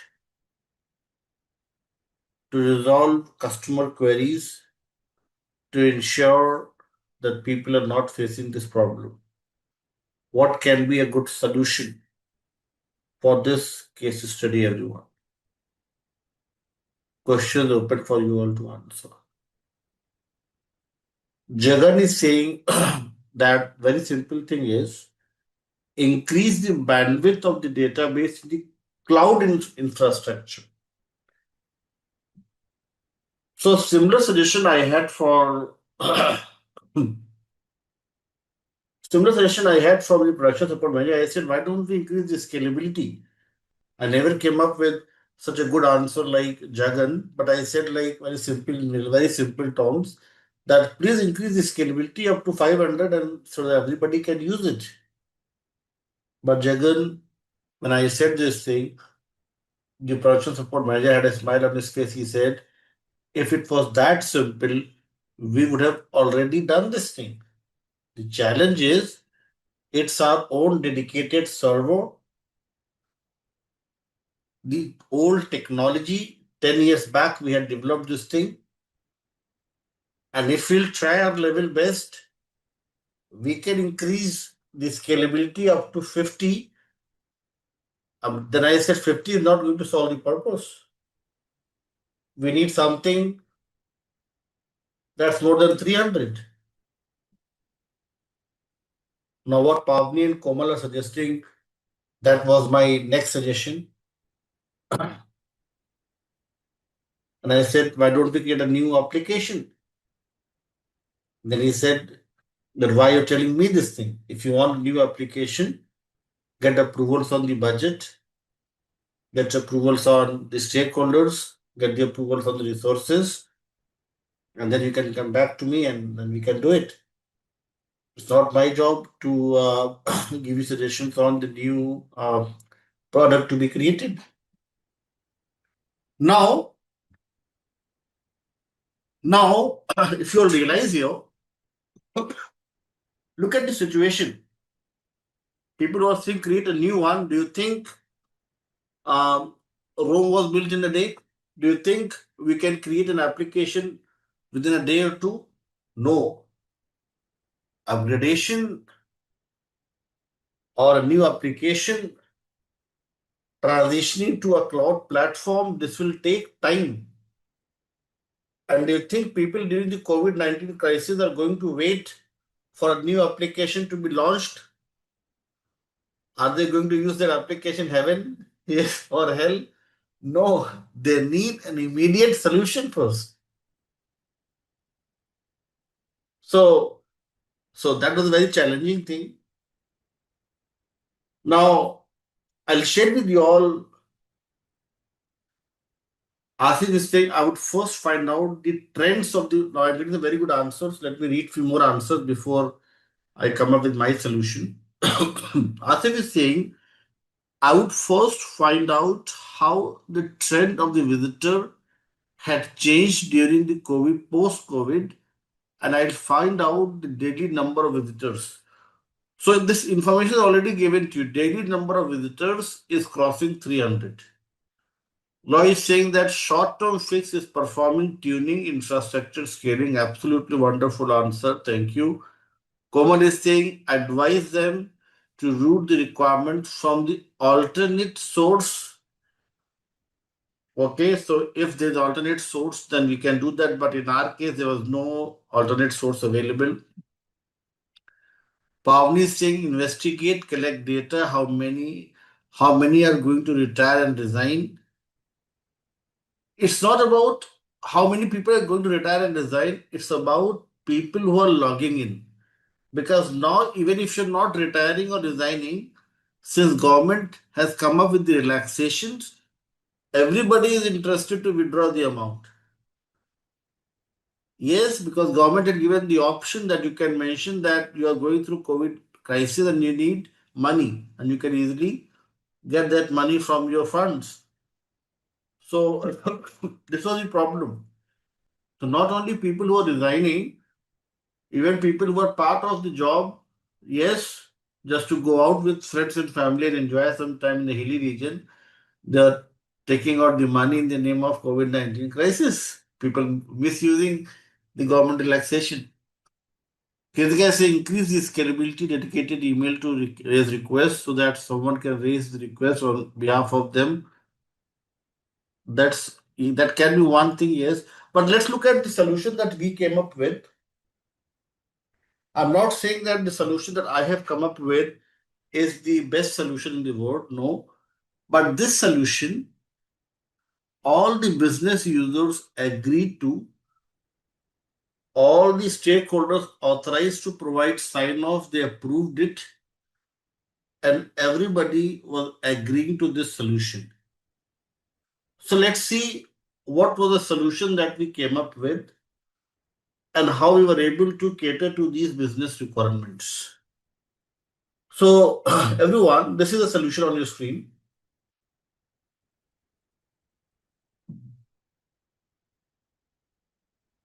Solution is everyone on your screen. I'll just rearrange few things so it's clearly visible to everyone. Solution, everyone, was divided into two parts. One is the strategic solution. Point number one is strategic solution. And point number two is the tactical solution.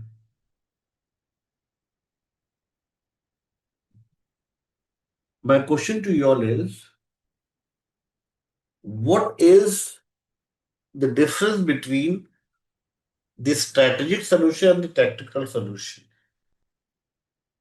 A strategic solution, everyone, is a structured, organized, and well-defined solution that's going to fetch goodness in long run. A solution from long-term perspective. A solution with minimal defects.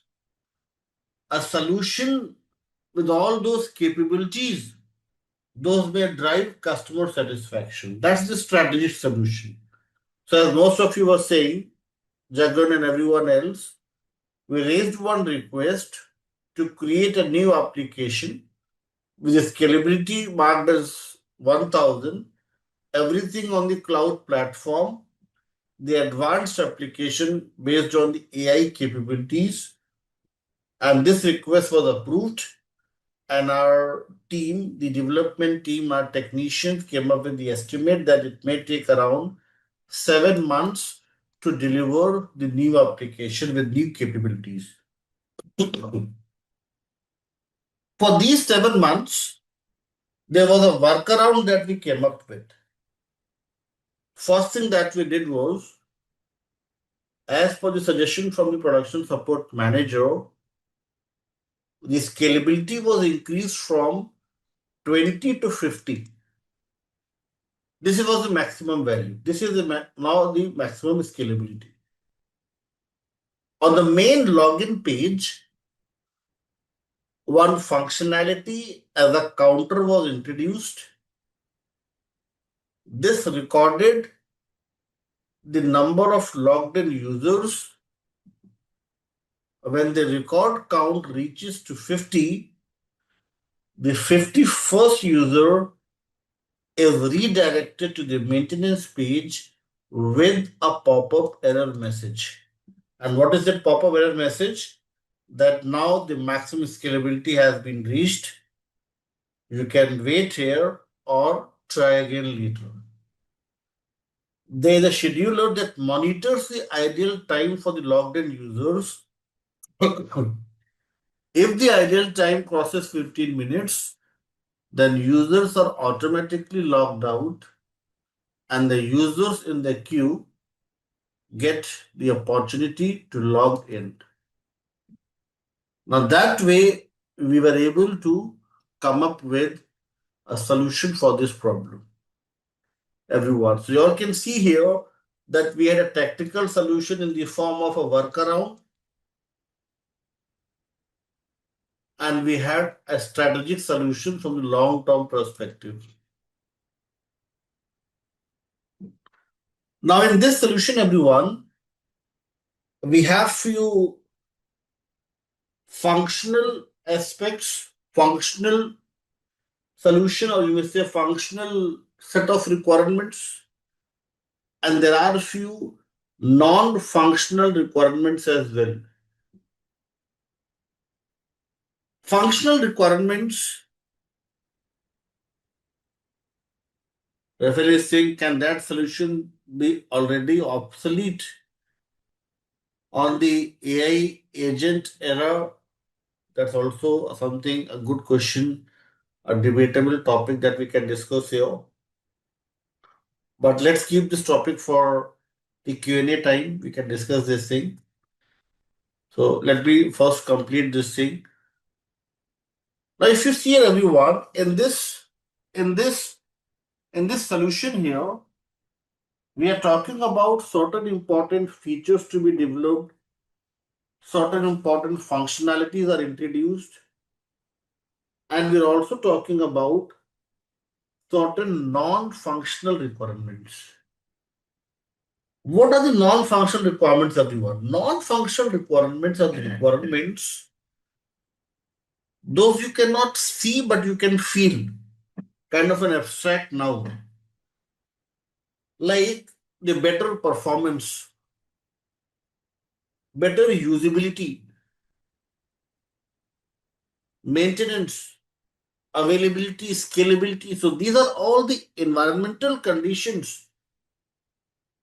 Those help, those support the proper working of the functional requirements. Now let's look at few examples of non-functional requirements, and then we'll come back to this topic again and we'll talk about functional requirements as well. In your drive link, in your BABOK guide, everyone, if I take you all to chapter number 10, the technique section, here you will find page number 303, 15 categories of non-functional requirements. Please check and confirm, everyone. Please, I request everyone to please check and confirm. Is everybody able to find, locate the 15 NFRs in the BABOK guide? Please check and confirm. Categories of non-functional requirements. This includes availability, compatibility,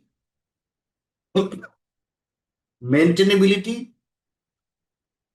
performance efficiency, portability, reliability, scalability, security aspects, usability, ease of use, certifications, compliances, localizations, even the service level agreements, extensibilities, these all are considered to be the non-functional requirements. Non-functional requirements are the supporting conditions, environmental conditions, those may help, those may support functional requirements to work efficiently. The more popular ones nowadays, everyone, they may ask you such questions in your job interviews that what are the commonly used or commonly, you may say, defined NFRs in any project? The answer is security. Answer is performance efficiency. Answer is usability, system availability, maintainability. These all are few, you may say, important NFRs to consider. All 15 are important, but these are the more popular ones. Usability, security, performance efficiency, maintainability, and availability. Okay? Let's discuss one question, and with the help of that question, we'll see if you're able to understand, we'll see if you're able to come up with the right answer. The question is, everyone, just give me 1 minute, let me open the right question. Yes, this question. Question is on your screen, everyone. BA Jack is working on developing an e-commerce website. He has gathered the requirements from the key stakeholders involved in the project. Then he did his research. After discussion with the key stakeholders, he drafted the requirements and decided to present it to the stakeholders for the confirmation. Now, when he was having a discussion with the key stakeholders, he identifies, he discovers that an important non-functional requirement is missing. Which of the following statement is supporting this finding? Now the hint is, you all have to select the option that's a supporting condition, something that you cannot see but you can feel. Law and Veena are going with C. Suhasini is also going with C. Radhika is also going with C. And I am also going with C. C is the right answer. Absolutely wonderful. I really appreciate that everybody is going with C. It means you all are following what we're discussing. It's such a wonderful thing to see that all are saying that C. In few batches, I've seen people saying A, B, C, D, all four options. Why C is correct, everyone? And let's see why A, B, and D are incorrect. Option C is correct, everyone. The reason is, if you see it's mentioned, the system must not allow a transaction to fail. And what exactly they are doing? They're coming up with fail over setup of servers. In a way, they are trying to come up with better performance, better scalability, system availability. Yes. What else? Which other NFR do you all think can be added to it apart from performance, scalability, and availability? System maintenance. Yes. So these all NFRs are catered when we talk about failover setup of servers. Yes. Reliability is also a very important thing that law you are mentioning here. I have one more question to discuss with you all. Let's see if you're able to answer this question.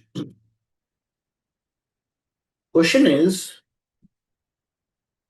Jim needs a separate application server to help deal with increasing amount of work.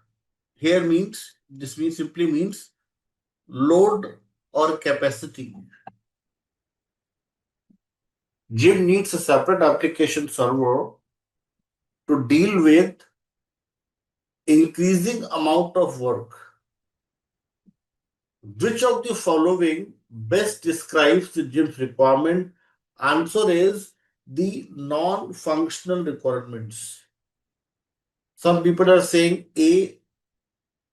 So what exactly makes you think, Jagan, because you gave a very good answer a few minutes back, why do you think answer is A? And somebody else, Kumar, is also saying A. Is there any specific reason why you went with answer number A? When you when you're talking about the server capacity or to deal with increasing amount of load, don't you think this is something linked with the environmental conditions? This is something a supporting condition.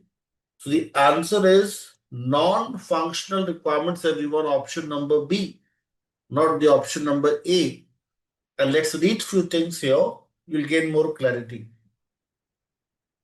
Non-functional requirements capture conditions that do not directly relate to the behavior or the functionality of the solution, but rather describe environmental conditions under which solution must remain effective or qualities that the system must have. Yes, Jagan and Komal, are you fine with the answer? Are you now agreeing that option number B is correct, not the option number A? Yes, or do you have something to discuss? If you have some counter argument or some other point that you want to discuss, mention, we can discuss your question if you have any. Yes. So, meaning to say, everyone, this is all about the supporting conditions, the environmental conditions. Those may help you work efficiently. Functionalities would remain intact, and this will help you come up with better performance-oriented system. So that's your non-functional requirement, everyone. Homework for you all is, everyone. The homework is the BABOK guide, page number 303. Go through all these 15 NFRs. Just read and let me know if you have any question around these 15 NFRs. Is everybody fine with the homework? Just to go through these 15 NFRs and see if that's making sense to you all. If yes, we'll move ahead. If you have some questions, then we'll discuss in the next session. Okay. Is everybody fine with functional and non-functional requirements? Link once more. Okay. So this is the drive link that ends with du not, and here you will find one folder as CBAP ebook where you will find the link to download the BABOK guide.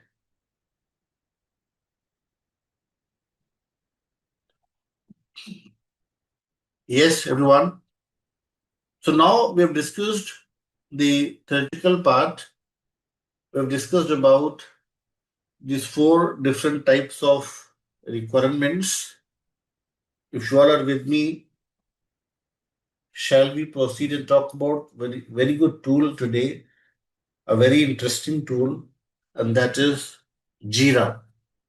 Jira is a very popular tool in the agile projects nowadays, and Jira helps us capture all these four types of requirements.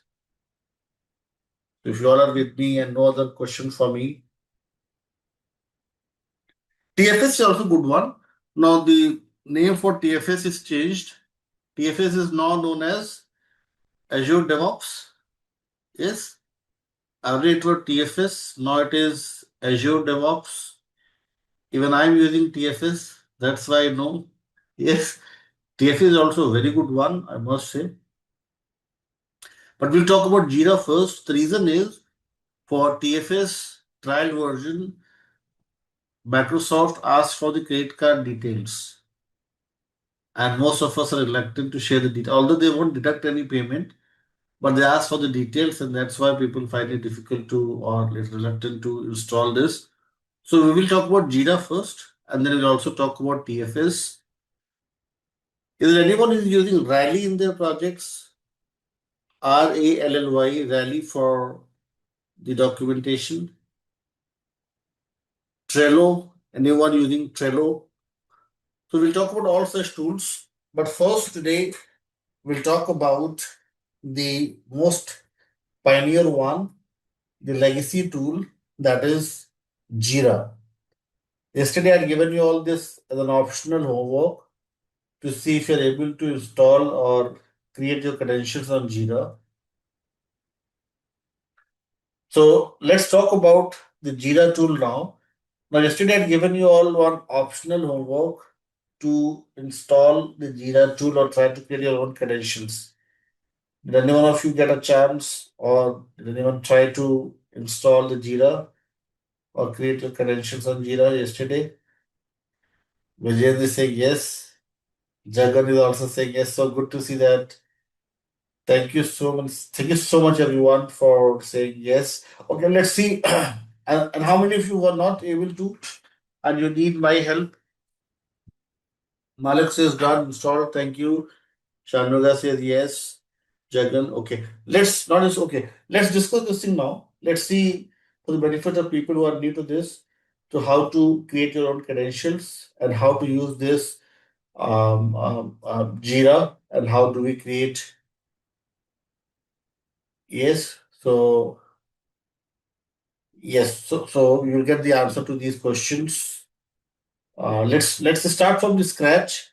I'll presume that nobody has installed it. Okay, I'll presume that nobody has installed it. Everybody is new to this thing, and let's start from the scratch. Okay, shall we move ahead and talk about Jira now? Do you all have any other question for me before we start with our discussion around the Jira? Yes, perfect. So let's start with this topic now, Jira. Jira, everyone, is one tool, a document collaboration and project management tool. This is owned by one Australian company, Atlassian, and this tool helps us create some important BA deliverables, document the high level as well as the low level requirements, and Jira tool in a way reduces the dependency on Microsoft products like Word, PPT, and others. And Jira also acts as a document repository. So let's see what is this Jira tool all about, how to create your own credentials, how to use this tool to write the different or capture different business analysis deliverables. That was a short description about Jira. In your Drive link, let me share Drive link first. In your Drive link, there is one folder as tools, and within tools, you'll find here modeling and design related tools. And within this, you'll find Jira installation procedure. You simply need to click on this link, or you can copy this and then you'll find here the Jira page. For me, it says continue because I already have access to this one. But for you all have to start a new site. For new site, you have to first mention your personal email ID. Never mention your official address because it may create some problems because they may come up with certain advertisements and other over your email, official email. So mention your personal email address. Once you mention your personal email address, it will automatically create your own site and then you can click on continue. Once you click on continue, it will then take you to the next page and it will ask you to select one of the three options. So it's taking few seconds to load the next page and then we'll see what we have in the next page. So you all can see here, there are three important templates here: Kanban, web design, and Scrum. Now, Kanban is for the short duration projects for defect fixing for production support. Kanban will not focus at present. Web designing is not for us, it's for the technicians. We'll focus on a Scrum Agile approach to plan, prioritize, and schedule sprints using the Scrum framework. So we'll select Scrum, then we'll click on continue, and then you have to name your space.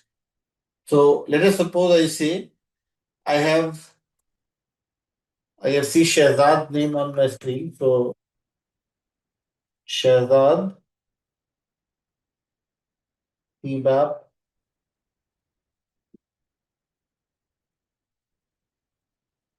sample project. Shahzad CBAP sample project, and I click on get started. So tasks, assets, and click on next, and again click on next. Then it says Jira better than when used together, but I'll do it later. And this takes me to Kanban will discuss. Kanban will discuss. Sharpuka, just Kanban is basically one of the agile approach that is generally used for the production support, for maintenance, and for the short duration projects. So Kanban is less popular approach as compared to Scrum. Scrum is more prevalent. Scrum is more popular. Scrum helps to handle the software development projects better. So that's why we are discussing Scrum first. We'll also talk about Kanban. So what is Kanban? Kanban is one of the agile approach to handle and manage the small duration or the production support related projects. Okay, getting it? You may get a different view for sure. There may be several views. Like if I show you here, I have one more view, and this is kind of bluish or greenish. So you may get different views. Views is not the problem.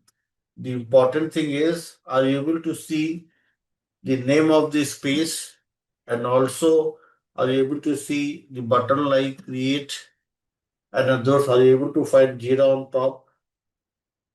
Everyone? Yes or no? Karishma, Shanmuga and others. Is everybody able to reach till this page?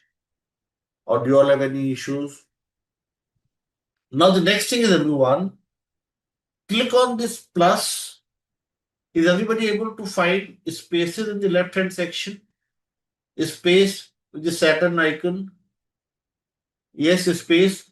Click on this plus, and then once you click on this plus, you'll find here. Okay, let me slow down a bit. Dennis. I'll wait for people to reach till this page and then we'll move ahead.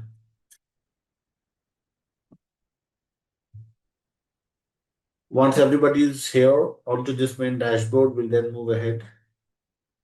Dennis, everyone.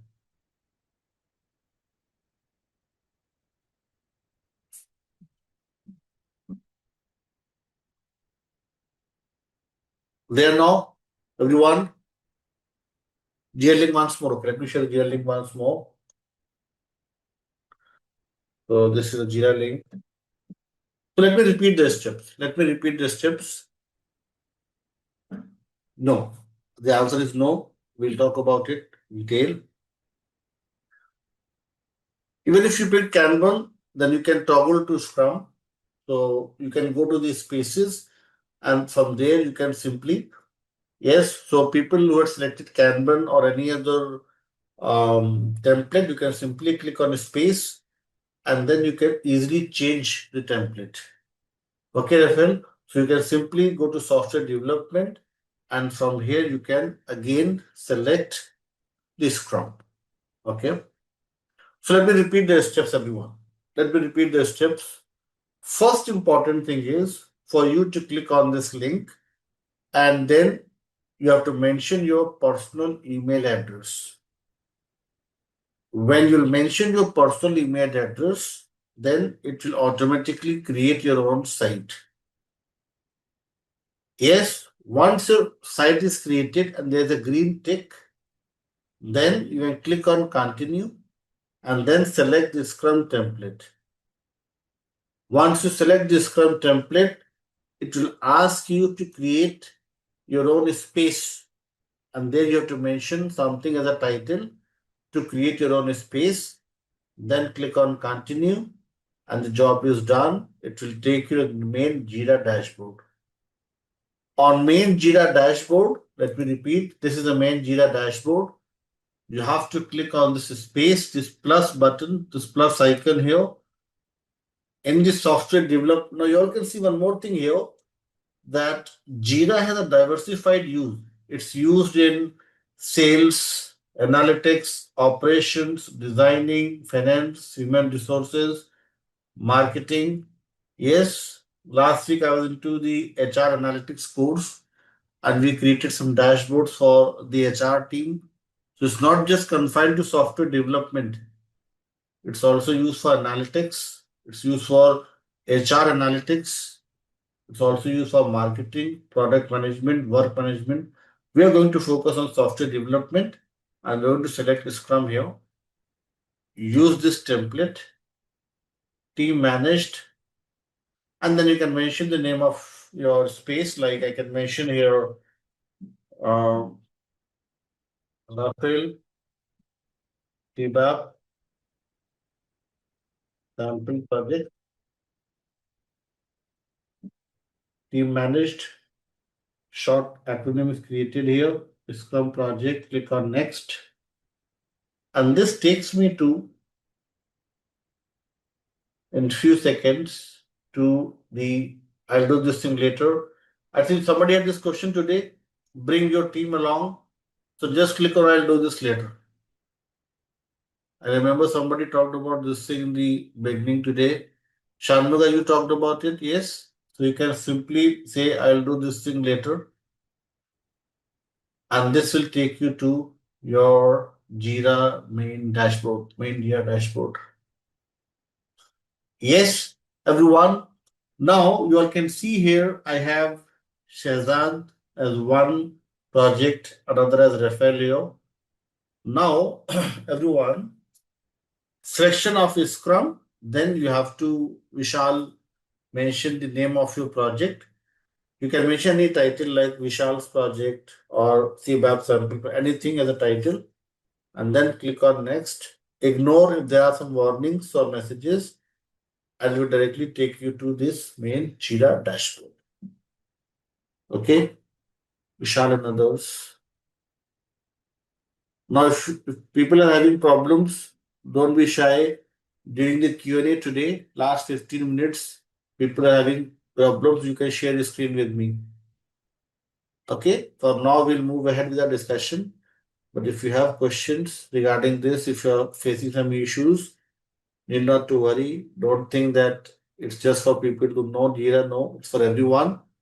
So during the 15 minutes Q&A time, you can share your screen with me and we can discuss together your questions. After click on the screen, it's not taking you to the main same screen. So if you find there's an option to skip something, you skip that part. It may happen in the trial version, you may get some different screen.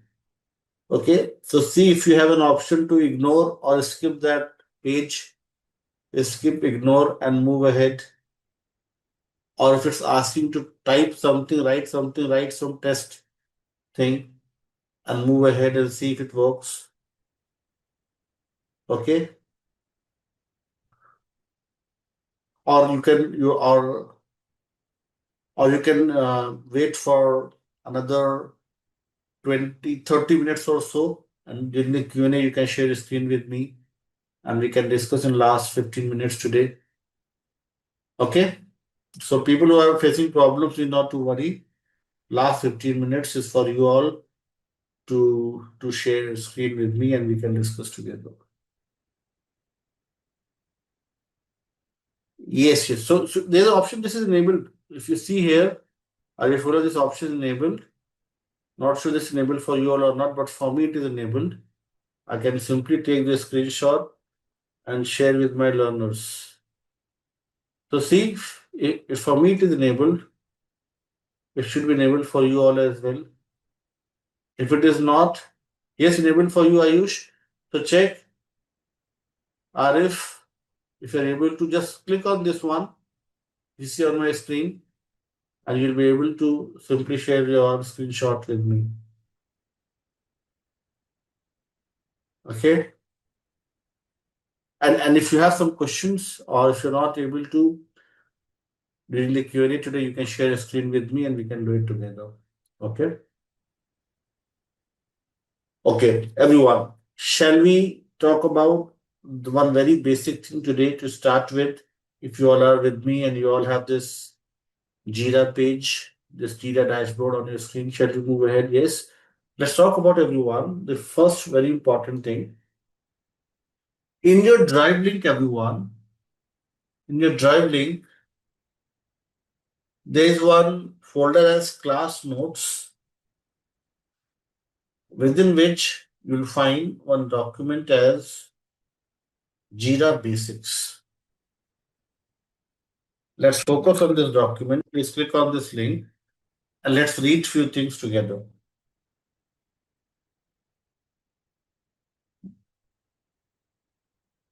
Two important BA artifacts or documents that we're going to discuss today, everyone. One is the epic. Another is the user story. Epic, everyone, represents the high level requirements, whilst user story represents the low level requirements. In the epic, we can capture what we have in BRD in a very short form or in a very summarized way. We can capture the things in the epic. User story is decomposition of the high level requirements into smaller fragments. So, one epic, everyone, may have several user stories and user stories.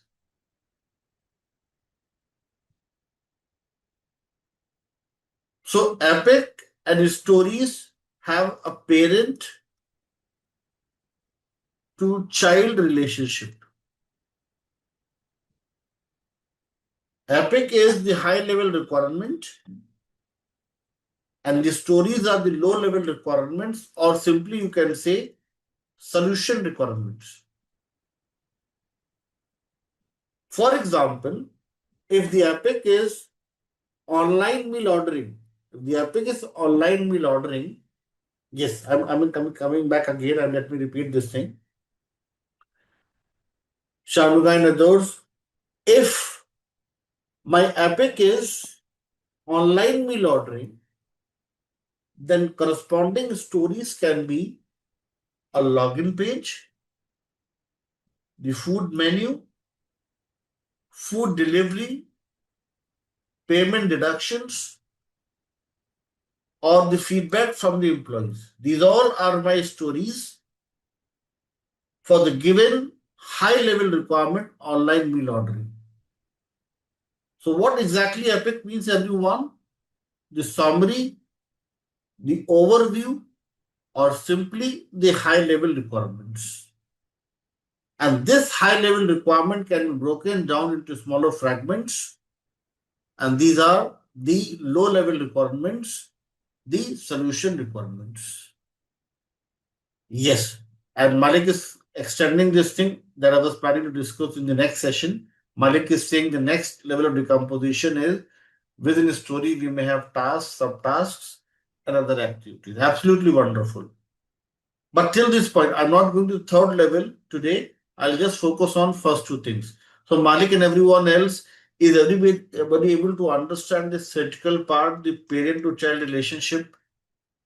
If you are, then let's try to do this thing using the Jira tool. Is everybody able to understand the relationship between epic and the story? Or do you need more examples? I can come up with more examples if you're not clear with this. Shall we discuss more examples? Or you all are clear with this? Not clear? Virendra, let me discuss one more example. Let me discuss one more example. Let us suppose I say my epic is the hospital management system. This is my epic.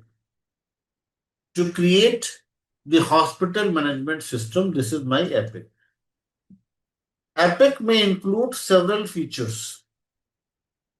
This includes several features that needs to be developed. For this epic, Vijayendra and everyone else, hospital management system, I am defining some short, small stories as patient registration. One story that talks about the patient registration. Story number one. The story number two talks about the appointment with doctors. The story number three talks about the medicines and the lab test. The story number four talks about billing. So you all can see here that one epic, the high level requirement HMS, can be broken down into smaller low level requirements. This was the first topic that we had discussed today, if you all remember. Absolutely wonderful analogy Kritika is coming up with. Kritika is saying that when we look at the table of content, yes, in the morning, for people who were joining from US, in the morning when we talk about the table of content, this is the high level requirement, the table of content. But if I click on any of these topics, I'll get the details. This is the low level requirement.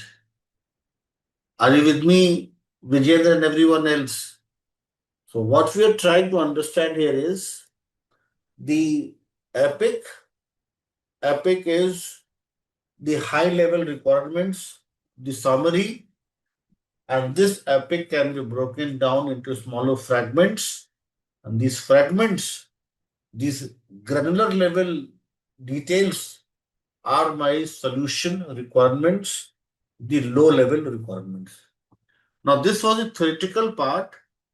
Let's establish this relationship in Jira by performing some basic steps. Let's do this thing in Jira. So, everyone, on the top of this page, the top ribbon, if you'll move towards right, after this search, you'll find one blue button with plus icon here. Is everybody able to find this blue button on top? Yes or no? Yes. Click on this blue button and then you can see here, you will find here work type as user story. Now here, just make it a bigger screen, and instead of story, first select epic. Please check and confirm, is everybody able to find the work type as epic in this drop down list? Vijay is saying yes, Vishal is saying yes, Rafael is also with me. Yes, Madhuri, if you have a task and you're not able to find the epic, then it means that you have not selected the Scrum template. So you simply need to go to people who are not able to find the epic.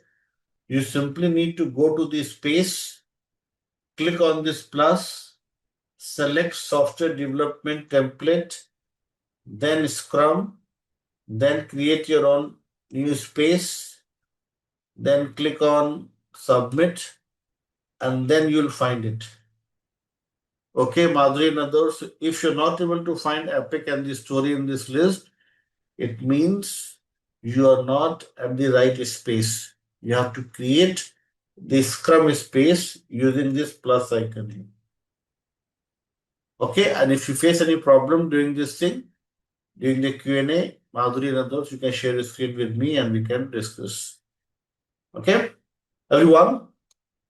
So Epic I have selected, and then the summary I have mentioned here as canteen ordering system.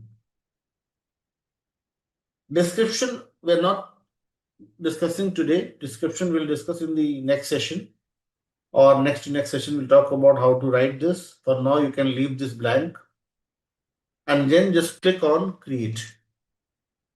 When you'll click on create, everyone, you'll find one message that changes are saved, and you have this epic created as RCSP, something like this. And this is the epic created here. Please check and confirm, is everybody getting this message? And are you all able to find the epic like this?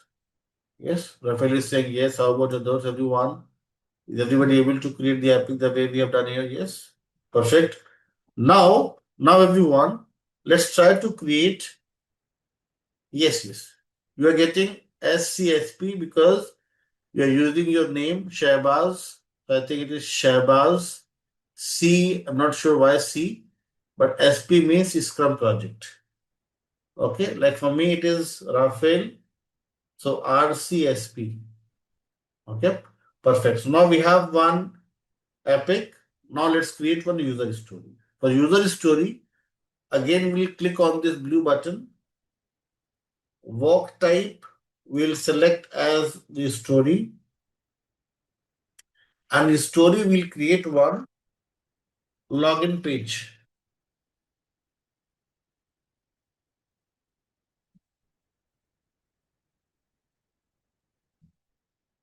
Epic you will find, only as I mentioned a few minutes back, let me repeat this. On the top section here, top ribbon, this blue button, click on this blue button, and here in this work type drop down, you will find one of the option as Epic. Okay. No, don't say anything right now. Don't select parent or anything as of now. Just create the story. Okay. So just work type as a story, and summary you can mention here as login page as part of. If you only have task in Epic, it means it's not the okay. So if you should not able to find the story in this list, you can add the work type in the story. Are you able to find this option, add work type? Rafael and others, learners who are not able to find a story in this drop down, you can add a work type as a user story. That's a workaround. Okay, perfect. So summary is login page as part of canteen ordering system. Summary. and then you can simply click on create button. When you click on create button, again you will get a pop-up message that your story is now created. Click on this link, everyone, and on top you'll find here an option to add the epic. Please check and confirm, everyone. When you create your story and when you open that link, you'll find it on top. It says add epic. This simply means it's asking you to add the parent to this child.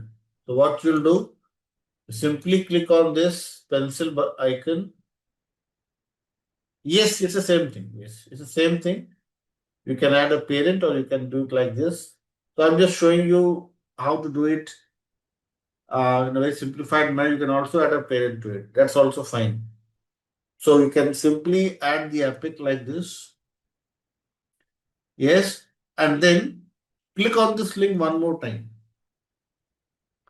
Click on this link 2 times, and everyone, then you'll find here that there is one epic as canteen ordering system, and child work items include the story that you have created. Is everybody able to establish the parent to child relationship in the Jira tool? Please check and confirm. Now you can add several stories here, like you can add here second thing as another story here, and you can mention here the food menu. This is your next story, food menu. Another story can be your payment gateway. This can be another story here. You can also add food delivery. So now we are able to establish what we discussed theoretically, that one epic, this high level requirement, may have several low level requirements in the form of user stories. Yes, is everybody able to perform this basic activity? Are you able to establish the parent to child relationship, the epic, and the user stories, everyone? Yes or no? No, Shehbaz? So, what is exactly the problem that you're facing? Probably you're not able to. What's the reason? If you can share the reason with me. Okay, there are people with answers no as well. Okay, so you can share your screen with me in another 15 minutes. Okay, we'll have. Okay. So I'm not able to find my created epic. Okay, if you're not able, okay, yeah, let me answer this thing. I got your point. Learners who are not able to do this thing, let me tell you the workaround. Click on your project name, like here for me it is Rafael, and then you'll find one tab as backlog. Arif, Shahbaz, and others are able to find this backlog just below the name of your project. Yes, click on the backlog, and then in the backlog, if you mouse over, you'll find an option to add the epic. Please check and confirm. In your backlog, you'll find the stories that you have created, and if you mouse over, you'll find an option to add the epic. Yes. And also, as Jagan is on a very good point here, you can also click on more, go to the recent tab, and under recent, you'll find it. Okay. If you go to recent, you'll find all the recent items that you have created. Yes, Jagan, thank you for mentioning this. So you can find under recent all your recent activities. Please check and confirm Arif and others. Under more, go to recent. Within recent, you'll find all the epics and the stories that you have created. Bhavna says then, yes. So if I begin and others, adding parent is like adding an epic. Yes. So you can simply, one more workaround is, one more alternative is, you can simply edit your story and in your parent you can add, Vijay, you can see here. When I've added the epic, automatically in the parent, the name is displayed here, canteen ordering system. The answer is yes. Adding a parent is like adding an epic. The epic is acting as a parent for any given user story. Okay, everyone. So I'm planning to have extend the Q&A today to 20 minutes so that you all can share the screen with me. I'll just try to wrap up everything in another 10 minutes. Okay, so that you all can share your screen with me and we can sort out your issues. So we'll have 20 minutes Q&A today. Okay, so I have 10 more minutes to finish few things. Let me finish this topic and then you all can share a screen with me. People were saying no, and we can sort your queries together.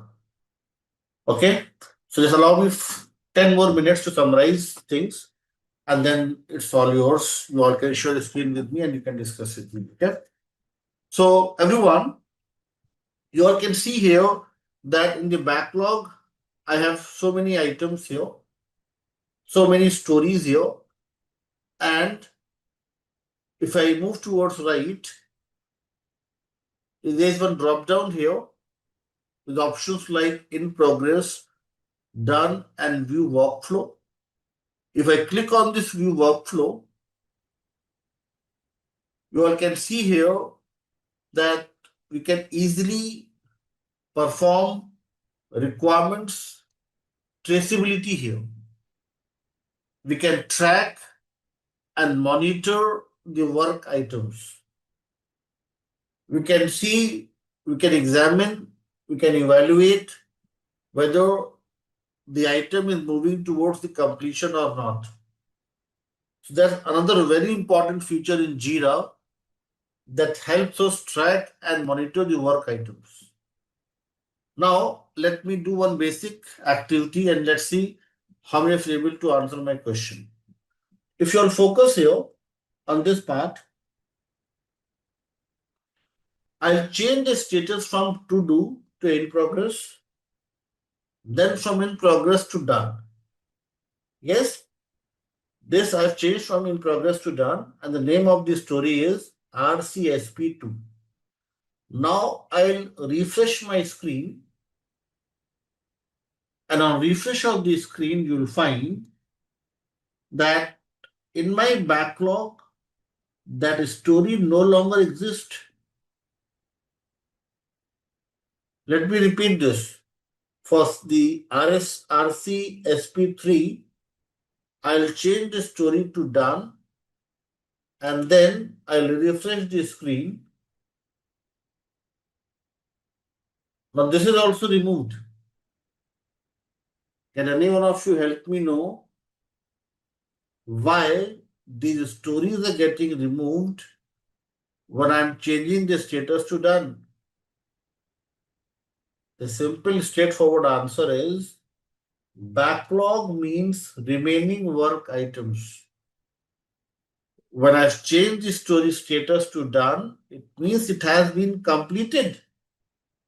Once it has been completed, it's no longer a backlog, it's a completed work item. Now, if I want my story back in this backlog, what I'll do? If I want those items to be back in the backlog, what Jagan was suggesting, I'll go to this more, to the recent option. In the recent option, I'll find my stories here, like login page. I'll change the status from done to in progress. I'll again click on this link, go to the backlog, and this story reappears. Same thing, I'll go to the more option, recent, and I'll check for the other story that I have here, and I can again change the status and it will be back in my board again. Yes,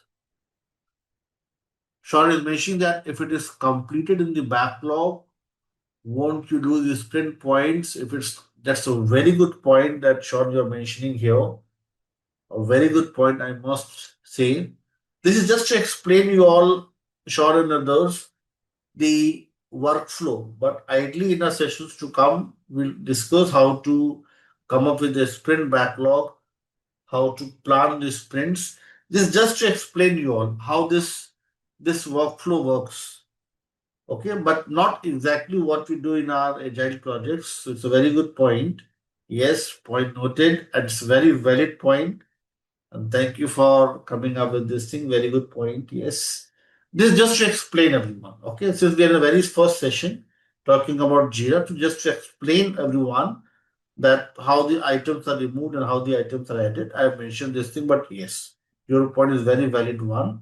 It is something that we can easily do with the help of sprint planning. Here we cannot directly remove or add the items. Okay, correct. Absolutely correct. Okay. Thank you, Shaw Bedford, for coming up with such brilliant comment that took the last 30 minutes.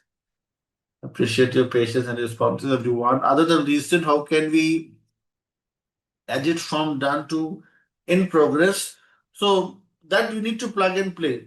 Yes, I can tell you different alternatives, but it's for you to plug and play with this app and see where you'll find all such options. Okay, there's several ways to do this thing. You can do it here, you can open the work item, go within this thing and plug and play with different options. Okay, so I leave it to you all to do this thing. Yes, story points, we'll talk about it. We haven't discussed those things yet, so we will talk about the story points, splitting the stories and everything. Okay. Now, how to write the story, we have not discussed this thing yet. This is something I'm giving you all as a homework today, and then we'll discuss on this thing in our next session. How to write the stories. I have one link that I'm going to share with you all now, and then we'll discuss this thing in detail in our next session. So, how to write the stories? This is one very good link. I'm sharing with you all this link, and this is from very famous personality in the business analysis world. You all must have heard of one name as Mike Conn. Is anyone who knows about who is Mike Conn? You'll see his face here. Mike Conn, a very famous personality in US and Canada, is one of the pioneer, is somebody who was one of the drivers behind this agile methodology being adopted by so many countries, so many projects. So Mike Conn has suggested few things how to write these stories.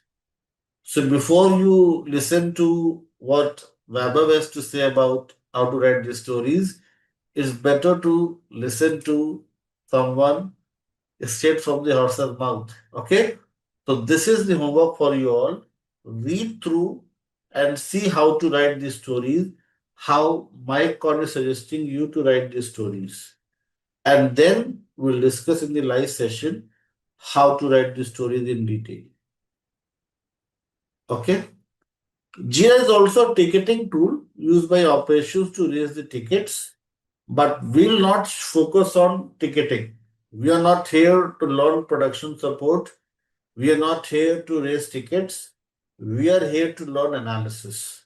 So Jira has a diversified use, but we'll just focus on the analysis part. Okay, so ticketing will not focus upon, that's something for operations people to do. We are here to learn analysis, so we'll focus upon creation of stories, epics, and create some important BA deliverables. Yes, let me share the link. This is the Mountain Goat software, everyone. And here, everyone will find more than 200 plus stories that you can download for free. Okay, so you can watch his videos on YouTube as well. People who are new to the analysis world, go to, or like you can visit his website and go through his articles, go through his videos, and also on YouTube you'll find a lot of videos Mycon telling you how to write the good stories. So first give priority to Mycon, then your trainer in the next session. Okay? So just read through, explore, do some research and see how to write the stories, and then we'll discuss the stories. I have those things here, but I'm giving you all some time to do your own research first. And then we'll see how to write these stories. And then we'll move ahead and we'll talk about the very first knowledge area, business analysis, planning, and monitoring. So, everyone, in our first two sessions, the introductory sessions, we had discussed about, we had covered chapter number 1 and chapter number 2 from the BABOK guide. I hope, I believe, I presume that everybody has got access to this book that is on your screen. Is there anyone who is joining in today and he or she was not there in the first two sessions and you need access to this book? Yes, you all have the access. Is anyone with the answer as no? Yes, everybody has got the access to the book. Perfect. So, everyone, in our very first session, the very first topic that we all had discussed was about what is business analysis. Here we have discussed about the importance given to the 5WH analysis, to ask questions, gain more clarity, work on the factual evidences, zero level of assumption, research, exploration, investigation through a process centric lens, focusing upon the business objectives and not getting influenced by any key stakeholder, no implementation biasness. And these all things would help us come up with a proper, clear definition of business needs, then the corresponding solution. This would enable a change, and this change would help in continuous improvement. Alongside, we had also discussed about the purpose of the BABOK guide, everyone, and with the help of these statistics, we try to understand the importance and significance of the requirements and how these help us come up with a complete solution.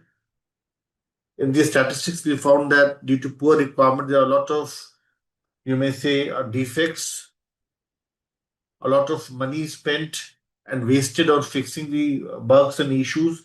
So all such things we have discussed, everyone, as part of what is business analysis and the purpose of the BABOK guide. Then after these things, we have discussed about, everyone, who is a business analyst. Here we had first discussed about the major difference between responsibility versus accountability. Responsibility is more about the ownership, working on the given task directly, whilst accountability is more about tracking, monitoring, evaluation, providing environment, and it's more of an answerable role. Yes, and then we have discussed about the responsibilities of the business analyst, and the very important one is to perform requirements elicitation. Whenever a BA is performing the requirements elicitation, it's an important thing for him to cry. And here we have discussed about the three important pillars to the requirements elicitation: collaboration, research, and the experiments. Collaboration we'll discuss in detail, maybe in our tomorrow session. As part of plan stakeholder engagement, we'll talk about how to identify the stakeholders, their characteristics, how to perform stakeholder analysis, create certain matrix like ratio matrix, stakeholder matrix, and others. So collaboration will discuss in detail as part of 3.2. Research also will discuss with the help of few important techniques like data mining, data modeling, and others. Research is more about discovering the information, looking at the historical data and identifying certain patterns and trends in the historical data. All such exploration would be part of the research. Experiments we'll discuss if time allows today as tomorrow. We'll talk about creation of proof of concepts POCs, creation of the wireframes, and we'll discuss hit and trial as well. Hit and trial. These all are the important experiments performed by the business analyst. So that's how we had discussed. This is what we had discussed about everyone as part of requirement solicitation.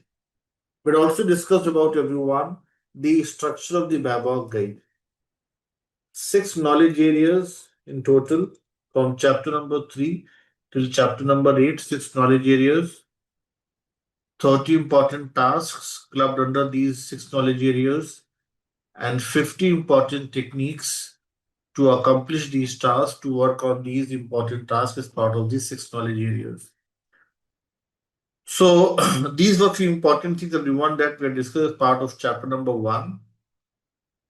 Then, as part of chapter number 2, everyone, we have discussed about the business analysis key concepts. And here, the very important topic that we have discussed, the first topic is the BACM model, the BACCM model, or simply business analysis core concept model. Now, the question for you all is, Shivangi, Vijendra, and everyone else, here we have discussed about the 6 core concepts. Can any one of you help me know what are those 6 core concepts that we have discussed in detail as part of the backup model?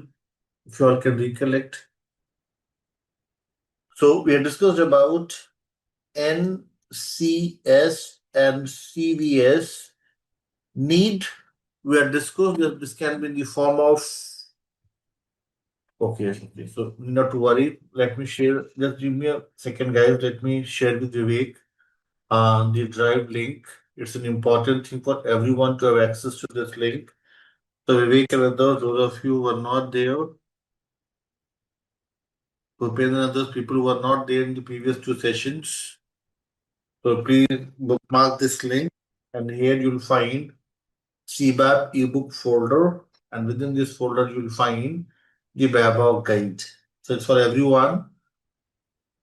Please check and confirm, Vivek and others who are not there in the previous 2 sessions.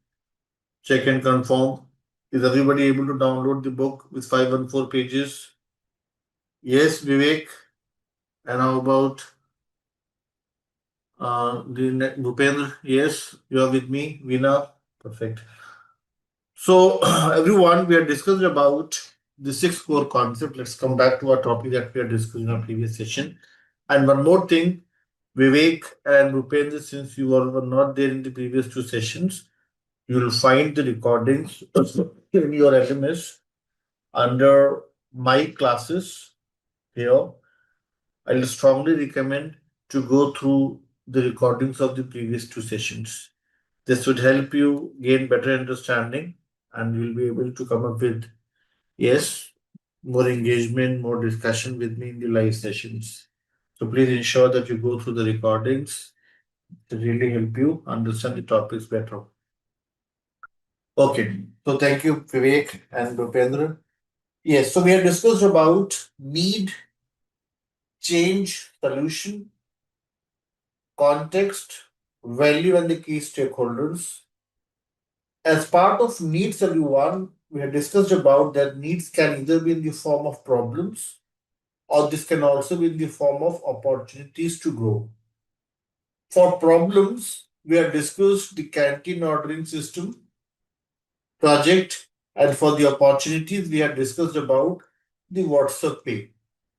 Yes, change we have discussed is about act of transformation response to the given business need. When we transition from one state to another, like for example in canteen ordering system, instead of going to the cafeteria, now people are ordering the food online. That's a change.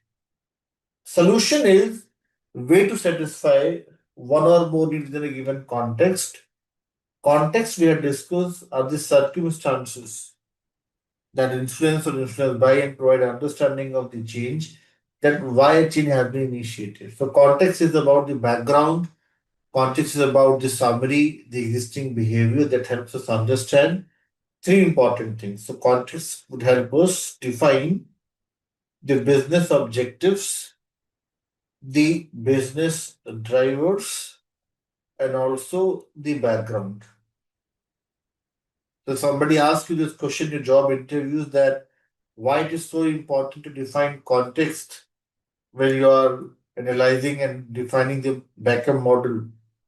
So context is going to help you in creation of BRD. And in BRD, when we write the project summary, it's an important thing to define the business objectives, the business drivers, and the background. These all things can be clearly defined if you know what is the context. So that's why context as one of the important core concept is most important one. Okay. So we have discussed about the context in detail, and then we have discussed about everyone value parameter.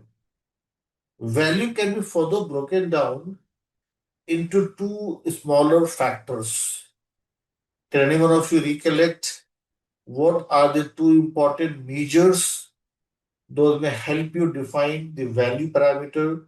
So Shivangi is coming up with the best answer, the first answer, the right answer. And we have also, okay, same Shivangi and Kritika is also the right answer here. Business value, everyone, and the customer value. Business value, everyone, will discuss in detail with the help of, yes, so Pavni, you are correct. Business value we have discussed on high level. In detail, we'll discuss possibly in our next session or next to next session. We'll talk about that business value is all about the profitability. And to calculate the business value, we'll take the help of ROI, payback period, present value, net present value, internal rate of return, total cost of ownership, cost of the change, opportunity cost, sunk cost. These all calculations we'll discuss with the help of some numerical problems. So those would help you understand how to calculate and estimate the business value. Customer value is a bit straightforward. Customer value can be measured with the help of two factors. Can anyone of you recollect those two important factors? Those may help you define the customer value or measure the customer value, everyone. One is house of quality, and another is voice of customer. House of quality simply means you come up with all those, define all those important features, functionalities, behavior that may drive customer satisfaction. House of quality leads to minimum viable product. Now, I've given you all one homework to read through one article from the batimes.com. How many of you got this chance to go through that article? The title of the article was Demystifying MVPs. Did you yes, you went through that? Okay. So we'll discuss this thing today in detail, that article as well during the Q&A time. And that article is very important for people who are preparing for the job interviews and also people who are doing the analysis, who want to know and understand what is MVP, what is POC, what is prototype, what is MLP, what is MMF. So all such things you will find in that article. So today we'll talk about that article as well. So house of quality would help you define the minimum viable product. What is MVP? This we'll discuss today in detail. And then we have discussed about voice of customer. Voice of customer is more about the feedback, the review comments, the suggestions from the key stakeholders. So BACCM model, these key terms were discussed in detail. And then we have discussed about everyone the requirements classification schema. Requirements can be broadly classified into four major categories, everyone.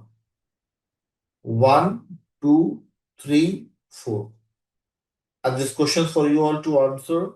What are the four major classifications to the requirements that we had discussed in our previous session? Four different types of requirements. Aishwarya, Pavni, both of you are wonderful with your answers. Vijendra, Madhuri, Glennis. Yes, what you are mentioning, Glennis, is part of the solution requirement. That's also correct. Thank you. Isha, thank you. Yes. But your answer, Isha, is something that's a derived thing, not the fundamental things. Let's first talk about the fundamental requirements, then the derived ones. Okay. So we had discussed about first thing as high level statements of goals and objectives. Those are your business requirements. Then it's an important thing for a BA to understand the concerns, ambiguities, challenges faced by the key stakeholders, document their viewpoints and views, understand what are their expectations, understand what issues they are facing, and those all things are part of stakeholder requirements. Isha and those stakeholder requirements, business requirements combined together, these are documented in one standardized template, and that is known as BRD. Yes. Now, these two are everyone considered to be the high level requirements. BRD is the high level requirement. And then what you'll do as a business analyst is what Glennis is mentioning here, that we'll then perform a detailed analysis, perform research, exploration, and investigation, apply several techniques, and those will help us come up with the solution requirements, everyone. And these solution requirements are the low level requirements. And these solution requirements can be further decomposed into functional and non-functional requirements. Supporting conditions are the non-functional requirements, like I've given you all one homework to go through page number 303 from the BABOK guide. Yes, there were total 15 NFRs. Can any one of you recollect at least 5 NFRs out of the 15 in your BABOK guide? Those NFRs, what if you all recollect? Performance efficiency, was the very important one, performance efficiency, maintainability, maintenance, security, Gajula, you're talking about one of the very important one. So let me add a red heart to your answer. Gajula, you're talking about one of the hot topic that we have nowadays, security. Security is one of the very important NFR, I must say. If in a job interview they ask you this question, that if you have to prioritize the NFR, which one would be the top in the list? So you must say security. Security, performance efficiency, scalability, system availability. Pavni is a very good point. Compliances, localizations, and one very important one that you are missing is usability, ease of use. How well you are able to come up with, how well you are able to come up with the design, the solution that is usable for the purpose. SLAs Shahbaz is talking about, yes. So these all are important NFRs that we have discussed.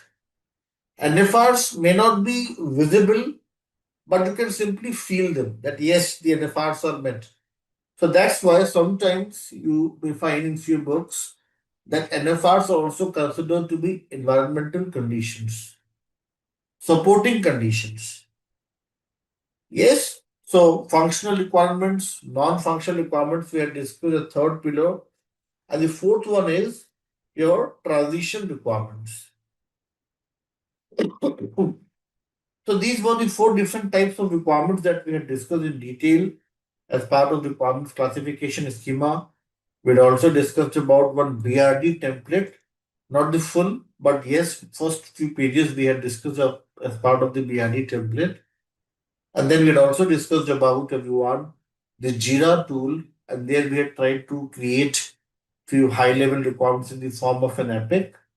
And one epic we had tried to link with several stories and establish parent to child relationship between the epic and the user stories. And then we also discussed about the stakeholders, requirements and design we are trying to discuss with the help of the Jira tool. This is something that we have discussed on high level. We'll discuss in detail designs as part of chapter number 7 again. So these were everyone few important things that we had discussed in our previous two sessions. Today we're going to start with a very important, the first knowledge area, business analysis, planning and monitoring. But before that, if you all have any question, if you all have anything that you have gone through during the weekdays and you want me to cover that topic again, or if there's any topic that is not clear to you and you want me to summarize it, we can do that one more time. So Kritika has one question for us. Transition requirements, if you all remember, we had discussed that these are all enablers. If you all recollect, this was the very first topic that we had discussed in the very first session. What are the enablers, everyone? Enablers are all those important requirements, those may help you transition successfully without any hassle, without any barriers in the realization of value. Transition requirements can be in the form of training, business continuity plan, advertisements, offers, and all those temporary requirements. Those may help you ensure that there is hassle-free and a smooth transition to the new future state.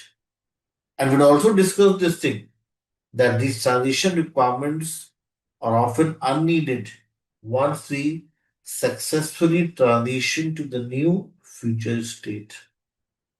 Okay, and if somebody asks you the example for it, so example is your workshops, trainings, and even the business continuity plan. These all are part of which is this thing. Do these things may go in hand with business requirements? Now you can see here, you can create it along with business requirements. But the good thing would be that first you understand the solution and then come up with the enablers. Because the reason is, with General and others, BRD is always the high level information. With high level information, would you be able to train people? No. You won't be able to tell the nitty-gritties. You won't be able to explain people in detail if you're just going with BRD and creating a transition requirement. A good practice will be that once you have a solution ready, then according to the solution, you come up with the transition requirements. That's why transition is the last one. If it was something driven by business requirement, then it would be something close to business requirement, but it is closer to solution requirements. Getting it? So it is derived from it for sure.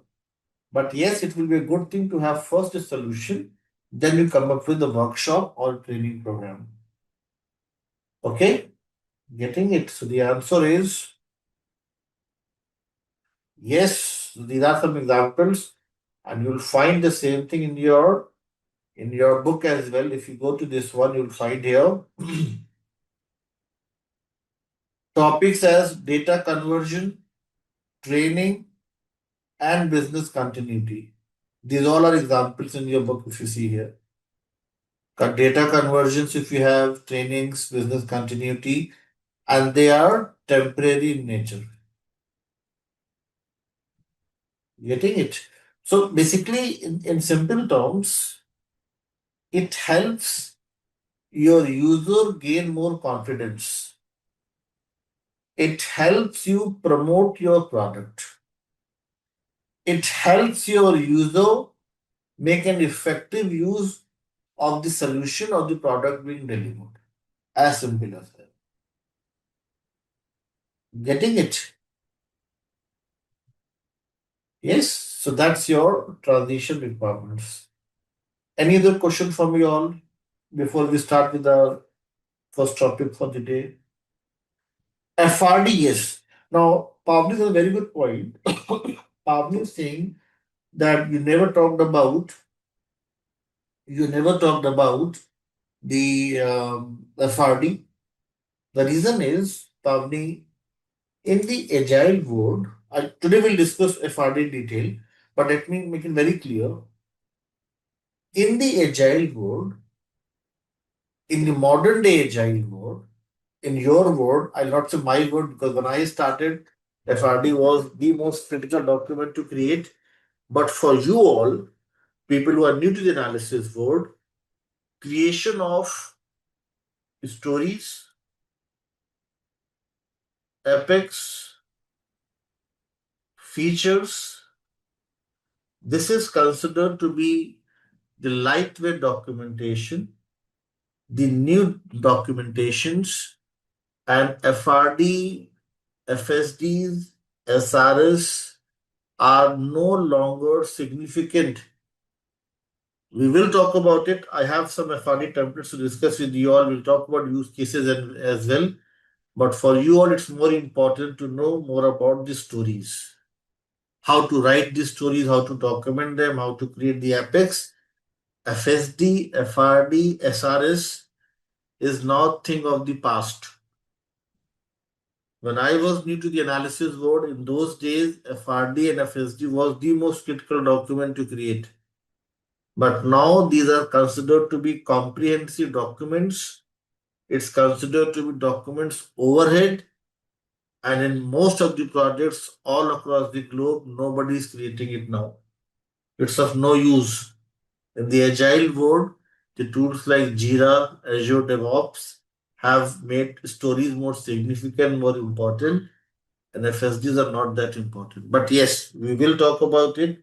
I have FSDs in my drive link. If you see here, FSD and SRDs, and we'll talk about it once we'll reach to this topic, requirements analysis and design definition. Here we'll talk about FRDs and FSDs. Okay, so there is a difference for sure. Priyanka and others, FRDs, SRS, FSDs, but a very thin line of difference. So those things we'll discuss in detail.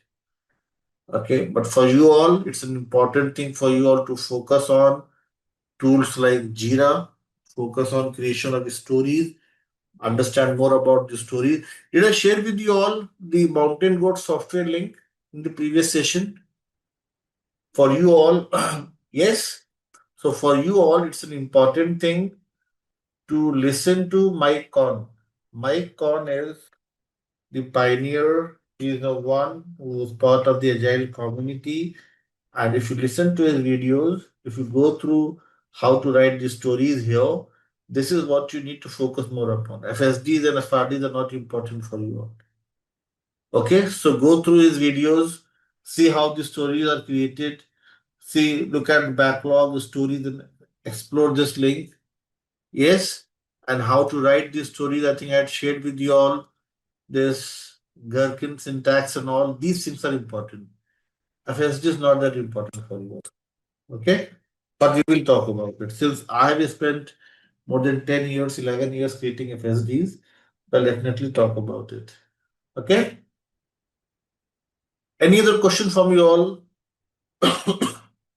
If there's no other question, shall we start with the first topic for the day, and that is business analysis, planning, and monitoring?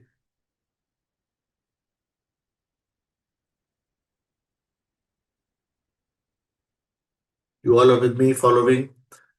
Shall we move ahead? Yes. So thank you, Shahbaz, Bipin, and everyone else, Gajula, and all. So the first topic for the day, everyone, is Akshay, Arnab, and others. Business analysis, planning and monitoring, Raphael, and others. This is the ice breaking, you may say, knowledge area, or a very important one to start with your analysis. And the name of the knowledge area is business analysis, planning, as well as monitoring, popularly known as BAPM, business analysis, planning, and monitoring. And this knowledge area has 5 important tasks, everyone. I'll use different ink here. Plan business analysis approach, plan stakeholder engagement,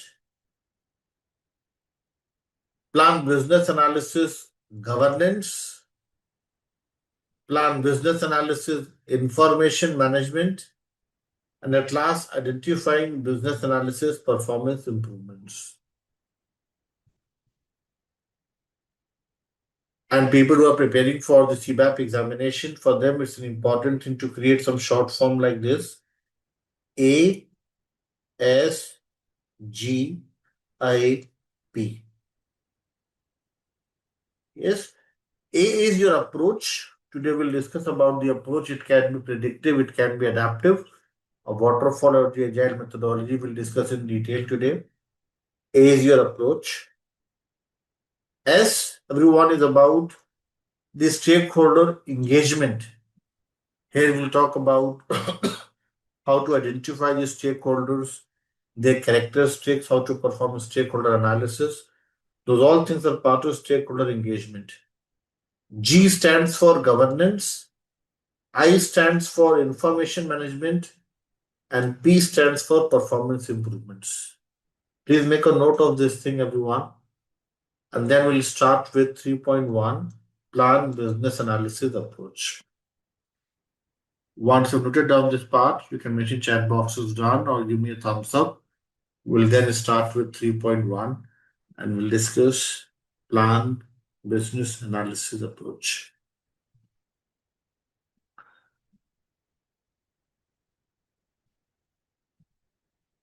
Yes, everyone. So let's talk about, everyone, 3.1, plan business analysis approach. And let's see what we have as part of this task here. Plan business analysis approach, everyone. So thank you, Samrat, Supriya, and everyone else for your confirmation. Let's start with the first one, plan business analysis approach. So you all can see on your screen here, everyone. Ayush and everyone else. It says, everyone, define overall method to conduct business analysis activities. Now, method, everyone, Soumya, Ayush, and others, this can be a traditional method. This can be the modern day method, the new method, and it can be an old method. It can be a method when I was new to the analysis world. It can be a method when you all are new to the analysis world. Yes. So method can be, everyone, the old one, or you may say old is not a good word to use. So I'll use the word traditional. Yes, method can be traditional. Method can be the legacy method, or simply in bracket old one. Yes, like the trainer. And method can be the modern method, the new method. Yes. The traditional method, this is popularly known as the predictive method. And we'll discuss why it is known as predictive in a few minutes.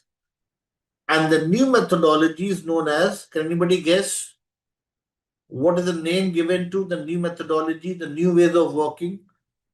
That word is accepted. The new method is adaptive.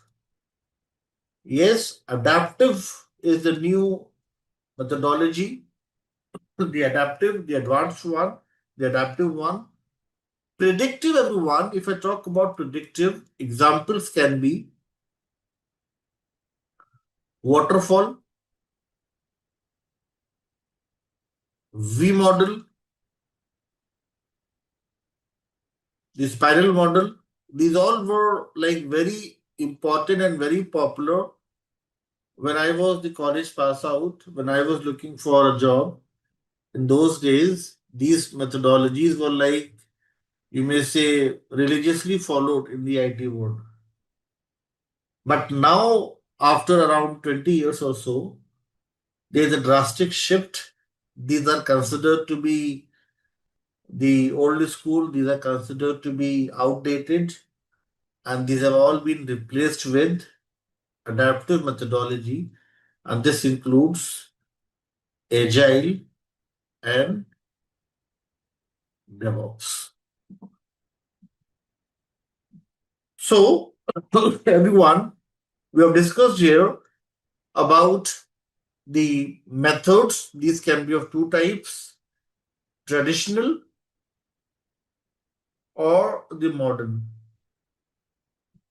Traditional methodology, it is known as predictive methodology, and the modern methodology, it is known as adaptive methodology. Adaptive in the sense, adaptive in the sense it is more flexible, flexible in terms of delivery, in terms of documentation, in terms of communication, in terms of release plan as well. So that's why it is adaptive and this is predictive. Please make a note of this, everyone, and then we'll discuss the differences between the two, predictive versus adaptive. You first make a note of this thing. Also this it's mentioned in your class notes. Once you are done with this thing, give me a thumbs up. We'll then start with the difference between the two.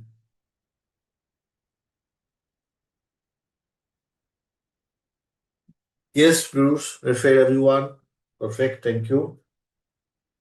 So, everyone, let's talk about the differences. And in your BABOK guide,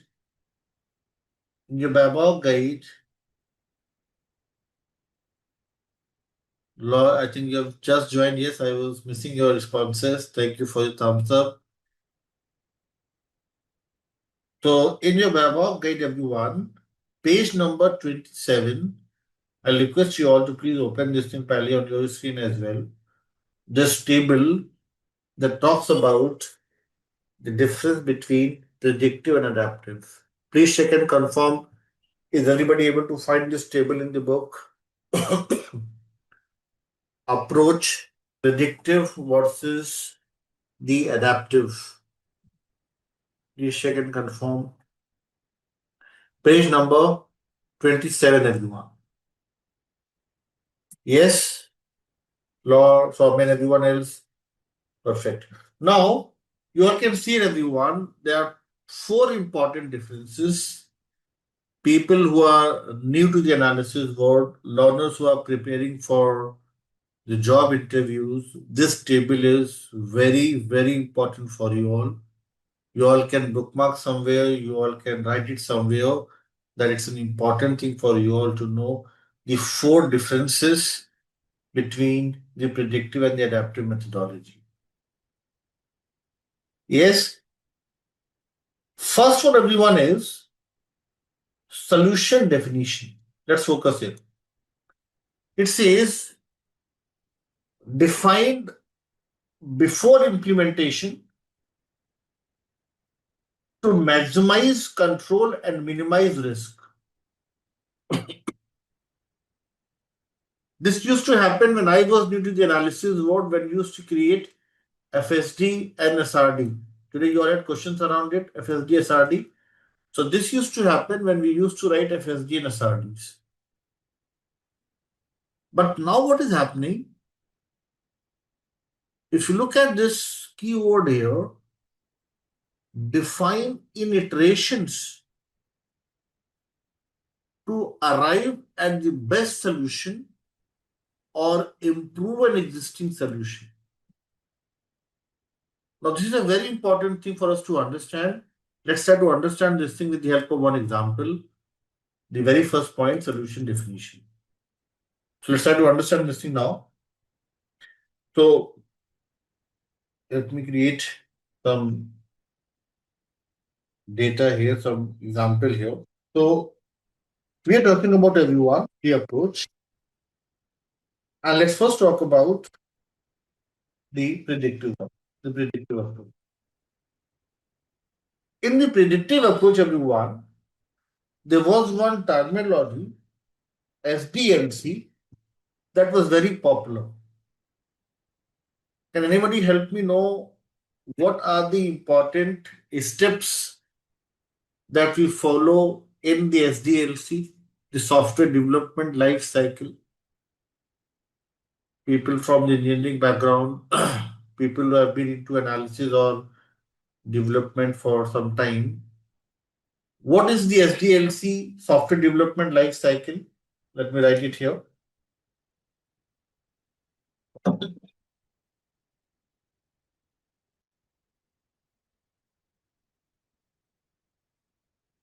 Steps include requirements gathering. You have gathered the requirements and you come up with corresponding solution.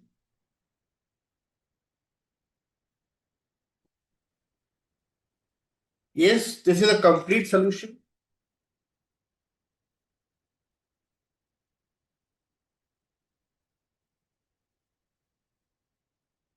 Then once you have the solution, then you'll ask your development team to develop the code or code implementation. I'm just covering the basic steps, not all the steps. Then what will happen is developers are going to develop the code, and then once the implementation is done, code implementation complete. I'm using the word complete here again and again. Complete implementation include deployment.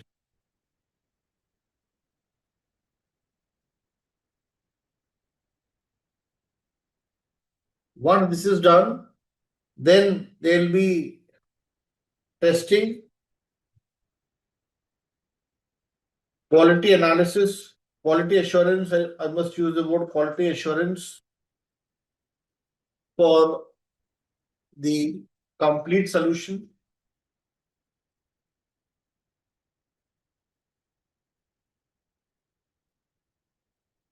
Complete solution. Then what will happen after the testing? What's the next thing? The user acceptance. Yes, after user acceptance, what you'll do? You'll go live or you'll push the change to production. Yes, yes. So user acceptance is about the sign off and then you deploy it to the live environment. Yes. And then if there is some issue, then you will maintain the things. Yes, these are the important steps, everyone. Now, everyone, this is what we used to do in the predictive world. And let's try to understand what is happening in the new agile world. In the predictive approach, the release plan is equal to sometimes 3 months, it can be 6 months, or in even in few projects, or even 1 year. Yes, everyone.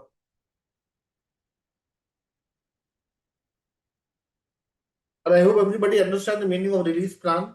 Yeah, release plan simply means you analyze, you develop, you test, and then finally deliver a solution within a given time frame. That's a release plan. Now, what is happening, everyone, in the adaptive world? In the adaptive approach, there is a slight twist in the tail. There is a slight difference. Release plan, let us suppose it's of 3 months. But what we are doing is there is a concept of partial release, or you may say incremental delivery. So what is happening is instead of sharing the complete product at the end of 3 months, we are sharing the partial solution after certain time period. Let us suppose I say we are coming up with a partial release that after every 2 weeks will deliver for R1 requirements solution S1. Yes. Now, everyone, if 2 week is cycle number 1, how many such short cycles we'll have in 3 months? Very simple basic mathematics. Release plan is of 3 months, and we are planning to deliver some part of the solution, some part of the requirements after every 2 weeks. So we'll have total 6 times we'll deliver it: C1, C2, C3, C4, C5, and C6. Is everybody clear with this thing? That why 6? Yes, because our release is divided into smaller short cycles of 2 weeks duration. Now, what is happening here is in C1 you deliver S1, in C2 you deliver for R2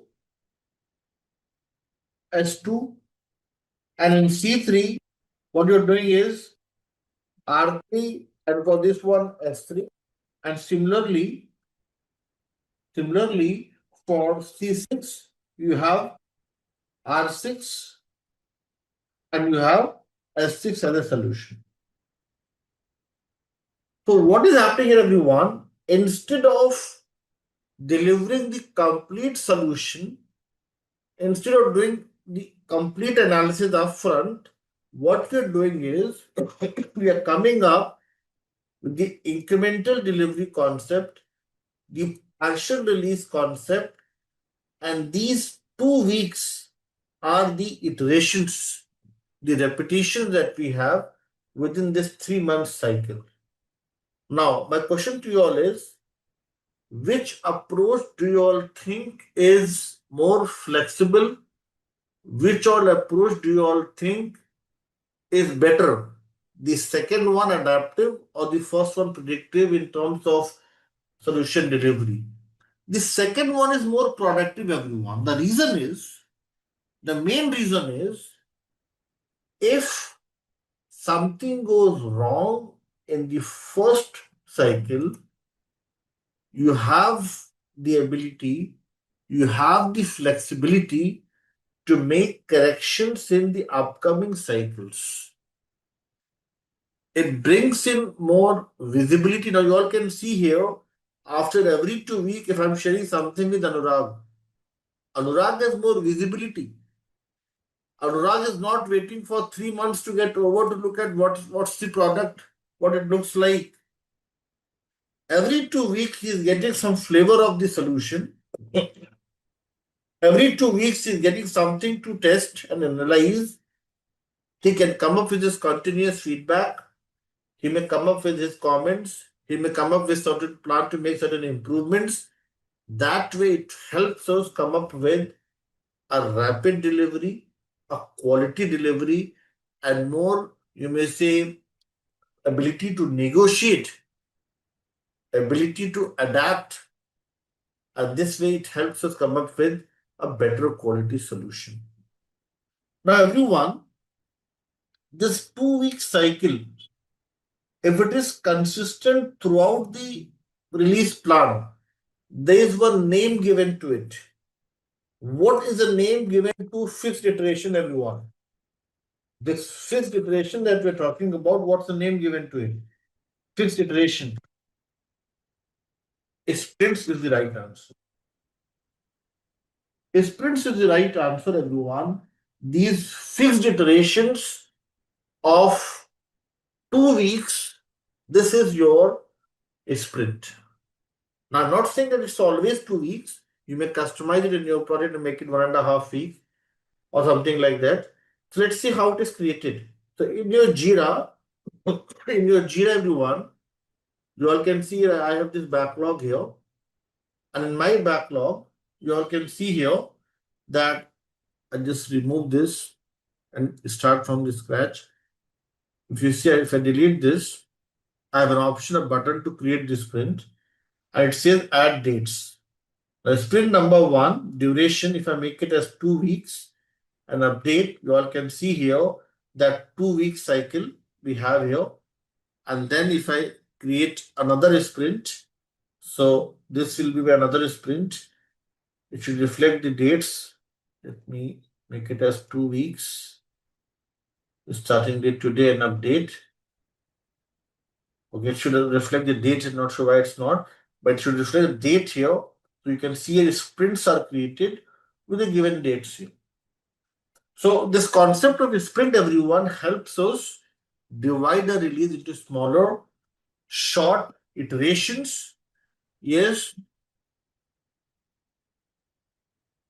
And this is a very good thing that Bichuji is asking. Bichuji is saying that is adaptive something different from the predictive in terms of the SDLC? No. The same thing is followed. It's a release within a release. Vishwajit, the same thing is followed in Agile as well. But the only thing is, the main important difference is the requirements gathering that we're talking about is not gathering the complete requirement. Adaptive comes up with this concept of partial, breaking down into smaller fragments, iterations. So cycle is going to remain the same, but the only difference is it's not the complete requirement. You are going to gather the requirements for sure. You are going to talk to the stakeholders, but not on the complete thing, but on the partial things that makes this approach flexible. Okay, and then one very important thing is that BA is not going to analyze the things in the sprint. A sprint is for the technology and testers to work. Your analysis must be ready before the start of the sprint. So BA never works in a sprint. BA always works in the release cycle. Okay? Vishwajit and others, I'm making sense to you all. So BA is not working in sprints. A sprint is not for BA to work. BA should be ready with his or her solution before the start of the sprint. BA is analyzing the things concerning the whole release plan. And then it's for the team to divide into smaller chunks and prioritize it. So if I would take you all back to your first point, it will make more sense to you all. If you look at first point, Vishwajit and everyone else, solution definition defined before implementation to maximize control and minimize risk. But here, solution is not the complete solution. It's a partial solution, define iterations to arrive at a best solution or improve an existing solution. Is everybody now able to understand point number 1? Yes? Is everybody able to understand this thing? Example, as I mentioned, example can be, let us suppose I say, you are developing canteen ordering system. Yes, you're developing canteen ordering system and it has several requirement components to create a login page, food menu, payment gateway, yes, food delivery, feedback. If you are in the predictive world, all these requirements, those are prioritized for the release, must be closed first. You should come up with the solution, get the sign off, and then you'll start with the implementation. But in the agile world, even if you have got this sign off on the login page feature, you may start with your development. Getting my point, Vijay, and so difference is here, even the partial sign off may help you start with your development. But in the previous one, the complete approval and sign off was required to start with your implementation. So it's defined before implementation is solution. But here it's not about defining the complete solution, it's about some part of the solution discussed and agreed, and you may start with your development. Are you with me, Vijayendra and others? So the important thing here is that that let me talk about the risk as well. The important thing here is this is a very rigid approach. Rigid in the sense, let me let me take you all back. Vijay, you have a very good question. Let me answer this. So, software development life cycle was religiously followed in the waterfall methodology. Why the name waterfall, everyone? And here the name is agile. Can anybody guess why the name was defined as waterfall for the predictive approach? Waterfall, because how water falls? What's the flow? Water falls from the high altitude to low altitude. Yes, it will go with gravity. Yes, high to low. And it has certain steps. Imagine Anurag and Kritika are the two business users. And Vijayendra was the BA gathering the requirements from them. And they provide some sign off here. They say, okay, we give you a sign off, you start with your development. Anurag and Isha are the human beings, they are not robots. And it may be that Anurag has given the sign off, but then later he thinks that he wants to add few more things. It may happen. Yes, Anurag and Isha, it may happen that Anurag and Isha change their mind and they want few more things, or they want to exclude few things. They have given the sign off, but that sign off doesn't mean that it's the end of the world, that you cannot make changes. It may be that Anurag wants something new, or Anurag wants to delete something, and their problem starts to happen. There was no scope, hardly any scope of making changes to the already, you may say, agreed upon requirements of the corresponding solution. Changes were not welcomed here. If there were changes, yes, you cannot change things in between. If there were changes, you are requested to create one change request, and this used to be prioritized after 3 months. Imagine if Anurag has missed something during a sign off as a business user, he has to wait for 6 months to get this thing. And now 6 months' time, in the modern day agile, do you think anybody is going to wait for 6 months? No. No client, no team. In 6 months, there's a lot of change. Yes, you may find in 6 months, the complete development team has switched to another company. You won't find the same developer that was there 6 months before. Yes, if you look at the trend, earlier people used to spend 15 years, 20 in the same company. But if now you talk to people, the young blood, they'll say in last 4 years I switched 11 companies. But that never used to happen 20 years back. Yes, so what is happening, everyone? The thing is, we are in the adaptive world. Yes, it's about the rapid delivery of the software, the quality delivery, and that's why the traditional approach, yes, constant change and the ability to handle that change, that makes this approach more fruitful, more, you may say, acceptable to everyone. Yes, Vijayendra, are you getting the answer to your question? Are you able to understand this thing with the help of example that I've shared with you all? So the example is if you come up with a complete solution first and then try to implement it, it's the predictive approach. But if you're able to get the partial sign off on even some part of the solution, and if you're able to start with your implementation, it's you are working in the iterations, the small cycles, the small partial release within a given release. Second point, everyone, is the very important one, and that is level of formality, everyone. Now, today I remember somebody was mentioning that did we talk about FSD, SRD, SRS? And I said no. The reason is if you look at the second point, we'll get the answer. I'm not able to recollect the name. Was that you, Pavani, somebody else who talked about FSDs today? So you can see here formal information is captured in a standardized template in the old world. Example, FSD, SRD, SRS, even the BRD. I'll add BRD to this list as well. But now in the agile world, they are using this new terminology, and that is the light weight documentation. I remember when I was new to the analysis world, I'm talking about 2008 or 9.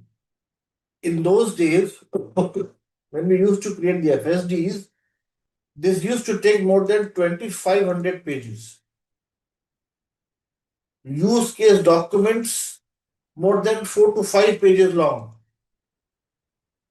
And nobody's reading it. Everybody is scared to see such a heavy textual document. But just for the sake of SOPs, we were doing it.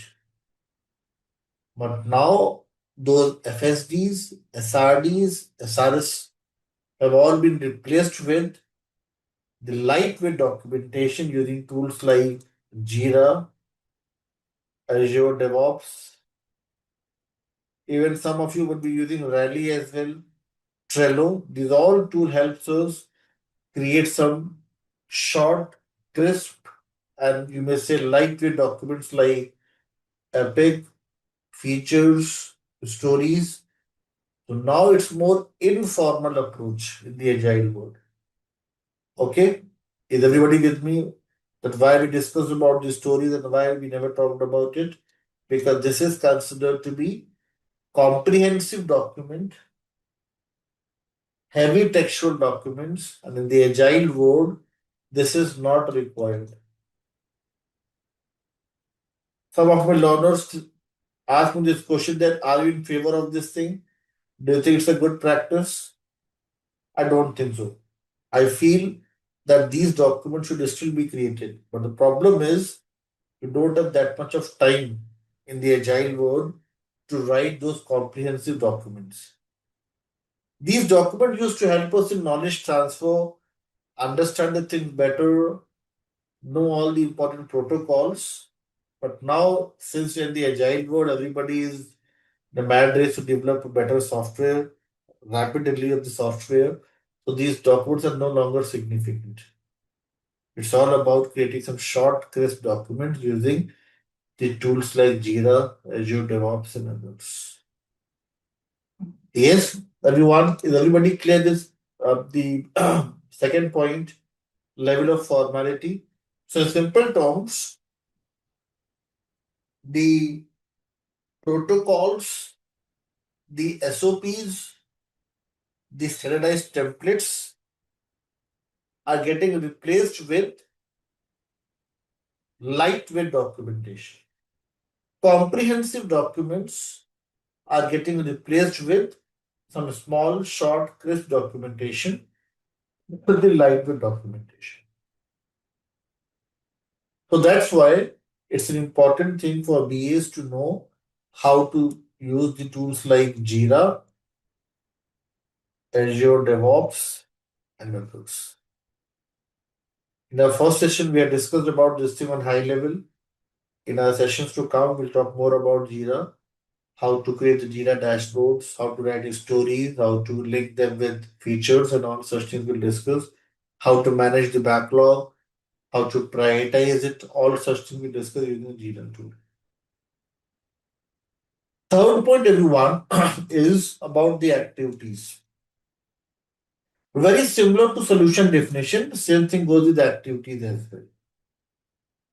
Required to complete deliverables are identified first. Very similar to solution. All the activities have to be defined. But here, it's not important to define all the activities. Activities are again divided into small iterations with deliverables first and then associated tasks are identified. So even activities are not completely defined here. Activities are also in the short iterations based upon the solution that we have. So that's about the activities.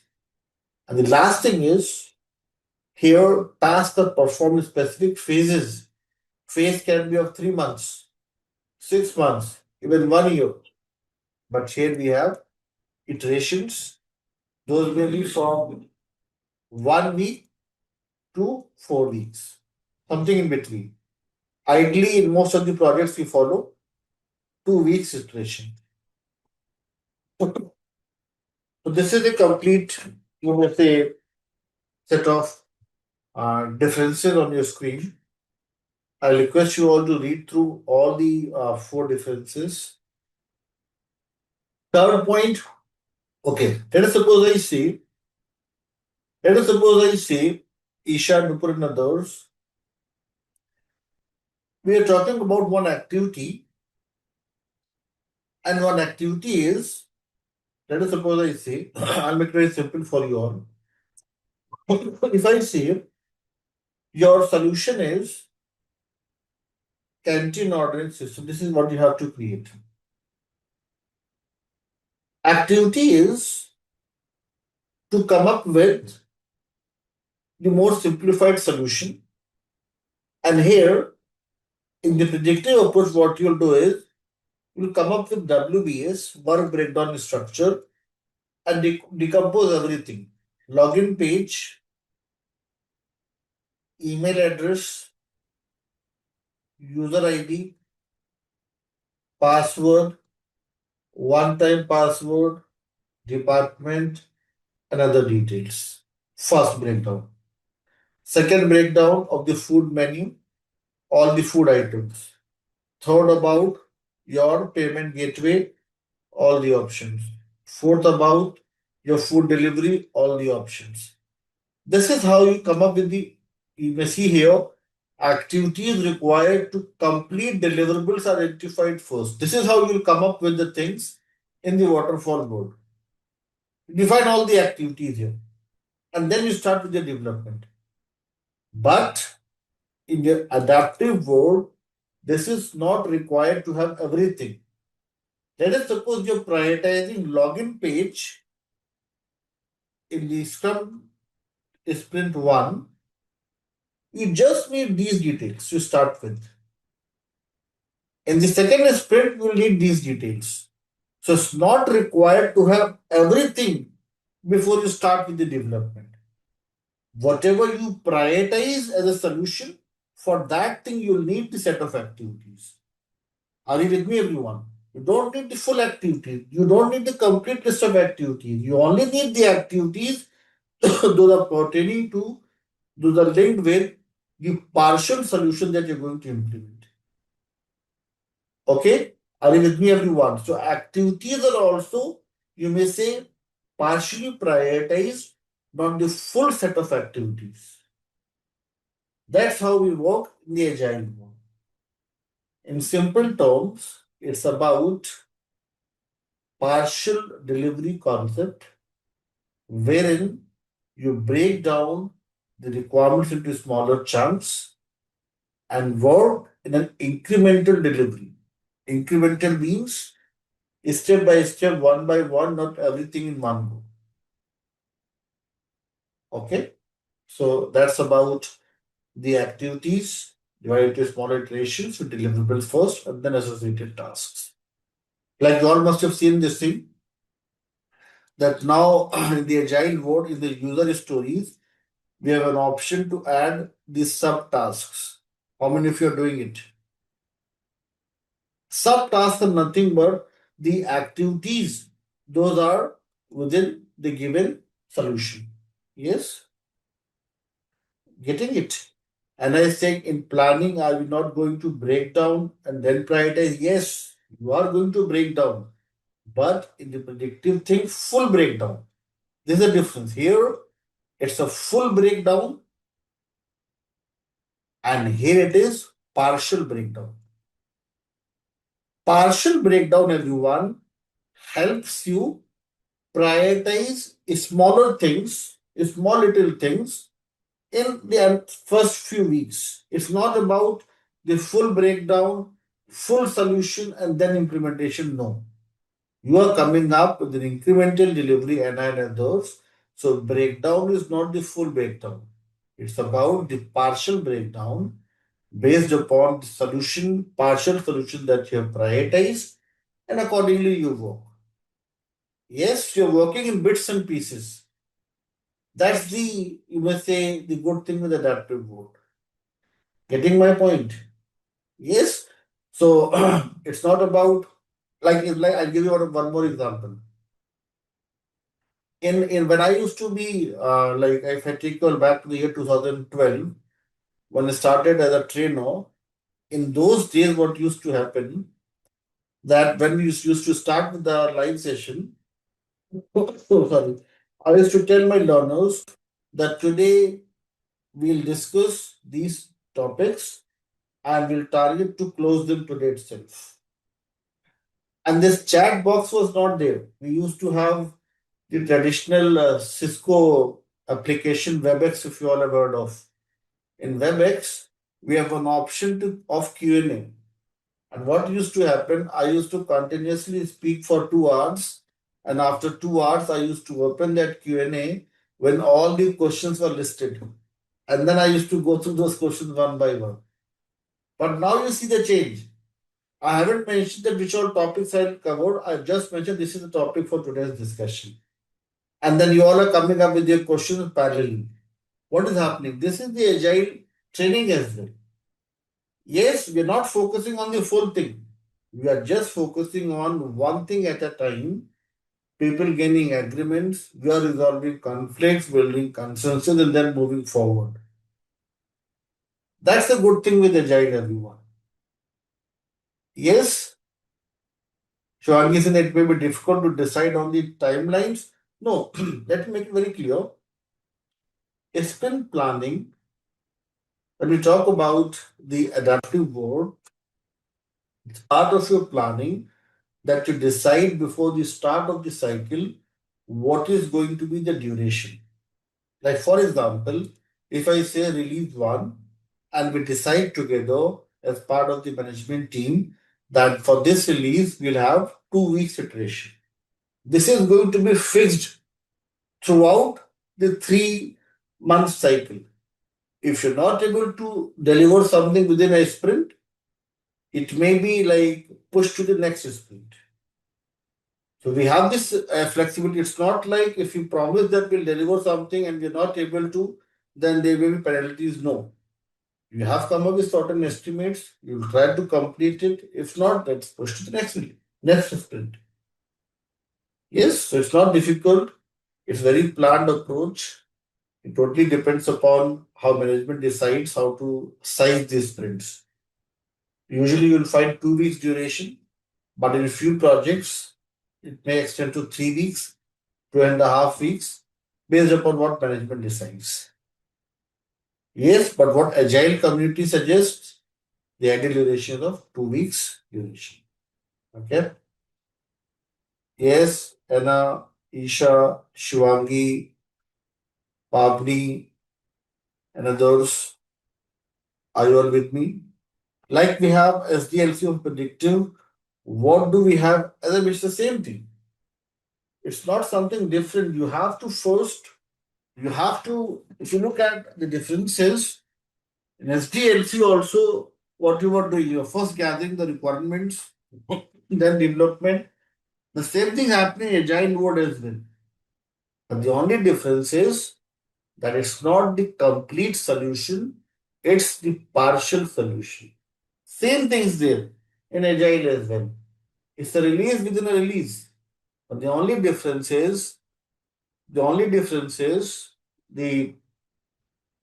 partial release, part of the solution, not the complete solution. Okay? Yes. More details we'll discuss today.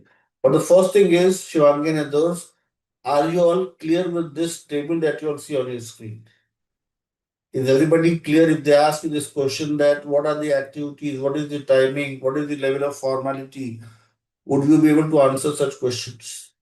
Yes, Shivangi and everyone else.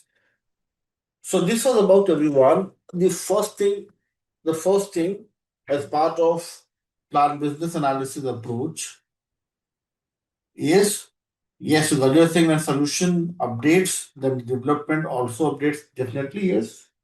So as we'll come up with a new solution, the development is also going to increase, and by the end of the release, you'll have the complete solution ready and the complete, you may say, development being done. So that's how it works in Agile, the partial release concept, the iterations and the incremental delivery. Yes, everyone. Now, yes, correct. Now, everyone, I have a question for you all, Shivangi and everyone else. Let's dig deeper into this thing. And my question to you all is, in your slides here, the elements, Akshay, Pavni, and everyone else, based on a discussion, IBA should have mentioned that planning methods are of two types, predictive and adaptive. But to your surprise, they have mentioned falls between Akshay, Pavni, Shivangi, Gajula, Isha, Ayush, and others. What do you all think, Anna, Raphael? What do you all think is the significance, the importance of these two words falls between? They should have simply mentioned that planning methods are of two types, predictive or adaptive. Why they are saying planning methods fall between predictive and adaptive? Any guess, any idea? It's a very simple question to answer. What fall between signify, anyone?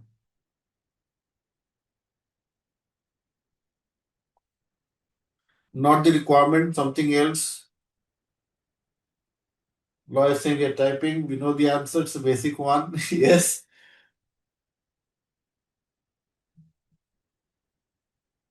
Vivian is coming up with a very good answer.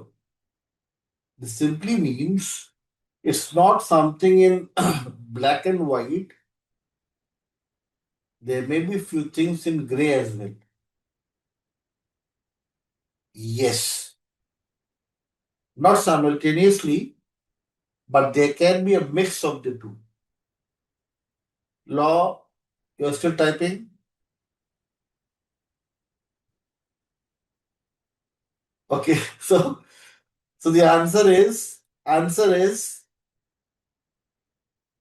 this is the hybrid methodology. Like if I tell you about my project, we have fully transitioned to agile ways of working. But since I am the product owner, I come from a traditional background, so I always ask my team to create the BRDs. My BS tell me that in the next team, another team, people are not creating it. I think they're not creating it, but we'll definitely create it because this always helps. So what we're doing here, we are into the agile methodology, but we're also accepting some good practices from the old world. And this is a mixed bag. And this makes it the hybrid methodology. Some of my learners told me, I don't know about you all, but some of my learners told me that in their project, they still create the use cases, and based on the use cases, they then create the user stories. Although creation of use cases not at all required in the agile world, but they are doing it. Because there may be few people like me in the other projects as well who are from a traditional background, and they prefer this thing. Yes. So this simply means, Shivangi and others, very basic thing, that it can be in any project that you're following the traditional ways of doing the things. It can be that you've completely switched to the new ways of doing the things. And it may be that in your projects, you have somebody like me, somebody like more experienced than me, and they are not able to forget, they're not able to absorb and accept all the new changes, and they're still going with some old traditional ways of doing the things. That makes your planning methods hybrid. Yes, law is saying you old people are not able to adopt the new things. Yes. So it's not about accepting the new things, it's about recognizing there was good things in the old world. Yes. You cannot simply say this is a old blood and replace it with young fellow like Isha. Yes. Old people have some good things as well. At least they're good in philosophy, good in giving you some good lectures. Yes. So so meaning to say planning methods can be of two types, predictive, adaptive. It may also be a mixed bag with a combination of good practices from both the methodology. And such methodology is known as hybrid. Yes, Shivangi, Isha, and everyone else, you all are with me, following the significance and meaning of false between. So, false between is, is a combination of the two. Best practices from both the worlds combined together. Now, second thing, everyone on your screen, formality and level of details of BA deliverables are based on the planning approach. Oh, sorry. So we discussed this thing few minutes back that in the predictive world we had the comprehensive documents as part of BA deliverables, and these are in the form of BRDs, FRDs, FRS, SRS, release notes, user manuals, user guides, and all such documents. But now in the agile world, we have a new concept, a new terminology being used, and that is lightweight documentation. Using tools like Jira, Azure DevOps, and others. Yes, the Apex, the stories, and others. Yes, so Kritika, you have a very good point here. Element simply means all the important constituents or components within a given task. So if task is one, then elements are like T11 plus T12 plus T13. So it's something like one task may have several elements, and all these elements combined together tell you about what are you going to do as part of a particular task. Okay, so these elements help you understand what are the important activities to be performed by a BM within a given task. Okay, so in simple words, it kind of those elements are the subtasks within a given task. Okay, everyone. Now the third point, everyone. Let's discuss this thing. Third point is, and this for you all to answer, it can everyone else. Let us suppose any activity is assigned to you. You all had this question a few minutes back that what exactly is the activity? Any activity. Let us suppose I say to functionally break down the requirement is one activity. Another activity is to manage the resources in your project. Another activity is to define all the non-functional requirements. BABOK guide says that if any activity is assigned to you, break it down into smaller fragments, into smaller tasks. Why do you all think it's an important thing for Kritika and others to break down the activities into smaller tasks when you plan for business analysis approach? How is that going to help you? If any activity is assigned to you, BABOK guide says break it into smaller fragments. Why to break into smaller fragments? Why not analyze the complete activity in one go? How this will help?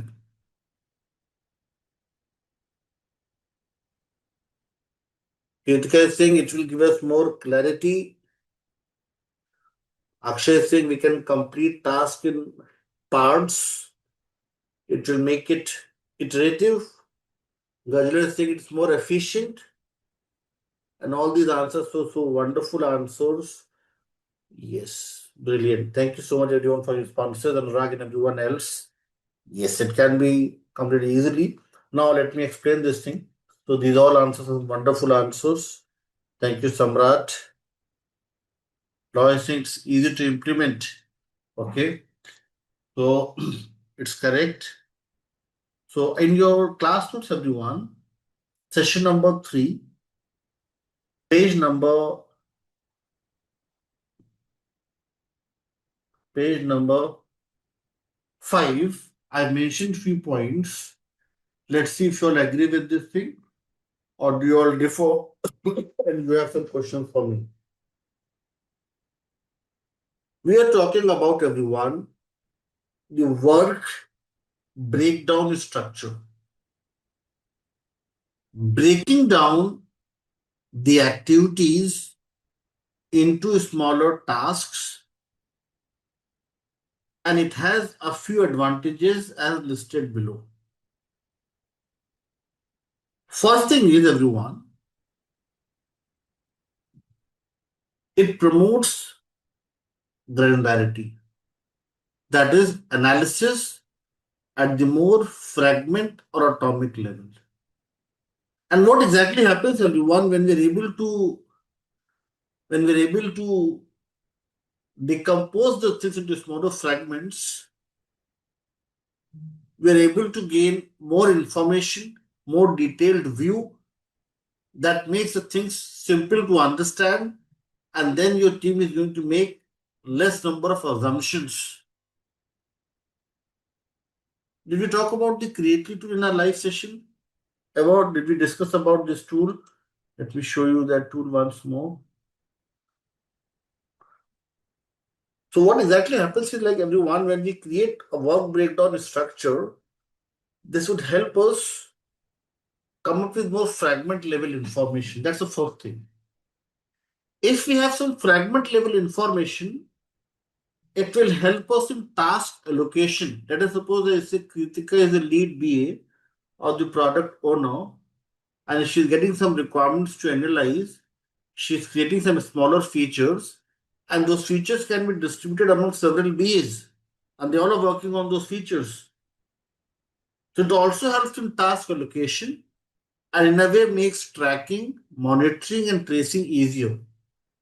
And in turn, this helps in delivering better quality product to the end users. Third point, everyone, is a very important one. Let's read this third point. Third point says, everyone, analysis at the granular level helps to ensure that solution aligns with stated requirements, and this helps to avoid the scope creep condition. What happens is, if you're able to come up with more simplified information, more detailed information, clear information, precise information, this helps everyone develop a clear understanding, and then chances to absorb creep. Creep is any redundant, duplicate, or unwanted component can be minimized.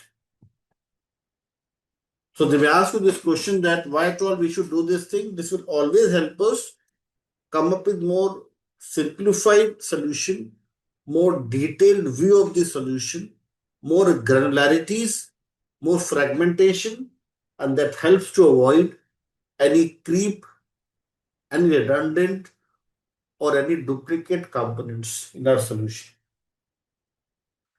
And fourth point, everyone, is about something linked with point number 3. It also helps you define the scope. This helps to get clarity on the important requirement components, and in a way it will help you define the scope for the given set of requirements. Fifth point is summary of all the 4 points above. It says WBS promotes atomicity. Atomicity is all about granularity, fragment level information, low level information. So this is how point number 3 helps you in coming up with more accurate solution without any redundant or duplicate components. So I request you all to please read all these 5 points on your screen. I'll take a pause here. Point number 6 is about 3 important techniques we will discuss in the sessions to come, like functional decomposition, requirements traceability, mind mapping. These all are going to help us perform WBS in a very organized manner. Yes, Debraj, I can see the blue arrows. I hope you've got the answer. So, Gajla, to your question, after each sprint, it will go to development, not all. If it is all, then it is your waterfall. If it is each, it is your agile. Okay, Gajla? So, that's a good thing with agile that after each, any one, you're done with sprint number 1, you're done with your development, you'll go to the next one. So every sprint you'll find the development as well as testing to come up with a partial solution. Not wait for all the sprints to be done. Sprints are meant for development and testing. Scope creep, we had discussed in the previous session as well. Let's discuss this in one more time. Whenever you find everyone, whenever you find, and then you have a good question, and the answer is it's not documented, it's visualized. And you can see here all these templates are here. So WBS is generally visualized, and you can see all these templates. Let me share this link once more. So WBS is generally in the form of a block diagram, a chain diagram, kind of an organizational model sometimes. So it is generally visualized, not you can document it for sure, but the better approach will be you create some block diagram like this. Yes, Anna. Coming to your question projector here, scope creep simply means when your solution has certain redundant or duplicate components. For example, let's take one example. In your hospital management system, you have one important feature book an appointment with doctors. Projector is filling this form and she is getting an option to select the doctors from the list of doctors here. You select one doctor, book an appointment, but when you reach to the OPD, when you reach to the hospital, you find that this doctor is no longer impaneled. He resigned from this organization, from this Mayo Clinic 2 months back. Now Prajakta is frustrated. She is not happy. She is saying that I have traveled 15 kilometers to consult this doctor and he is no longer impaneled. Why you have not shared this information with me before? So Prajakta, imagine if you are a BA, how you will correct this problem? What you will do then? As a BA, you'll ask your development team that in the database, add one flag as active or passive, and only active doctors should be displayed on the screen. Yes or no? If somebody has left, the flag should be P for him. If somebody is active, the flag should be A. And that way you'll be able to ensure that there is no scope creep.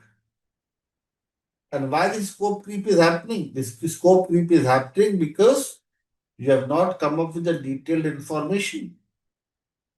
Update the list, yes, update the list so that you have the active doctors in the list available here, and there's no one who is no longer impaneled appearing in this list. So a scope creep, everyone, is when unintentionally or intentionally you find there are few things added to this solution, and that's causing noise. That's causing chaos and confusion. That's not required, but it's part of your solution. Yes, Lois send notices when a doctor leaves to reschedule. Yes. And hide those things, as Shreya is mentioning. Yes, hide those things. If somebody is passive, his or her name should not be populated. It's a very simple. If you have to write this code in Python or in C sharp, it's very simple. If an else statement you have to write, and this helps you come up with this refined set of list.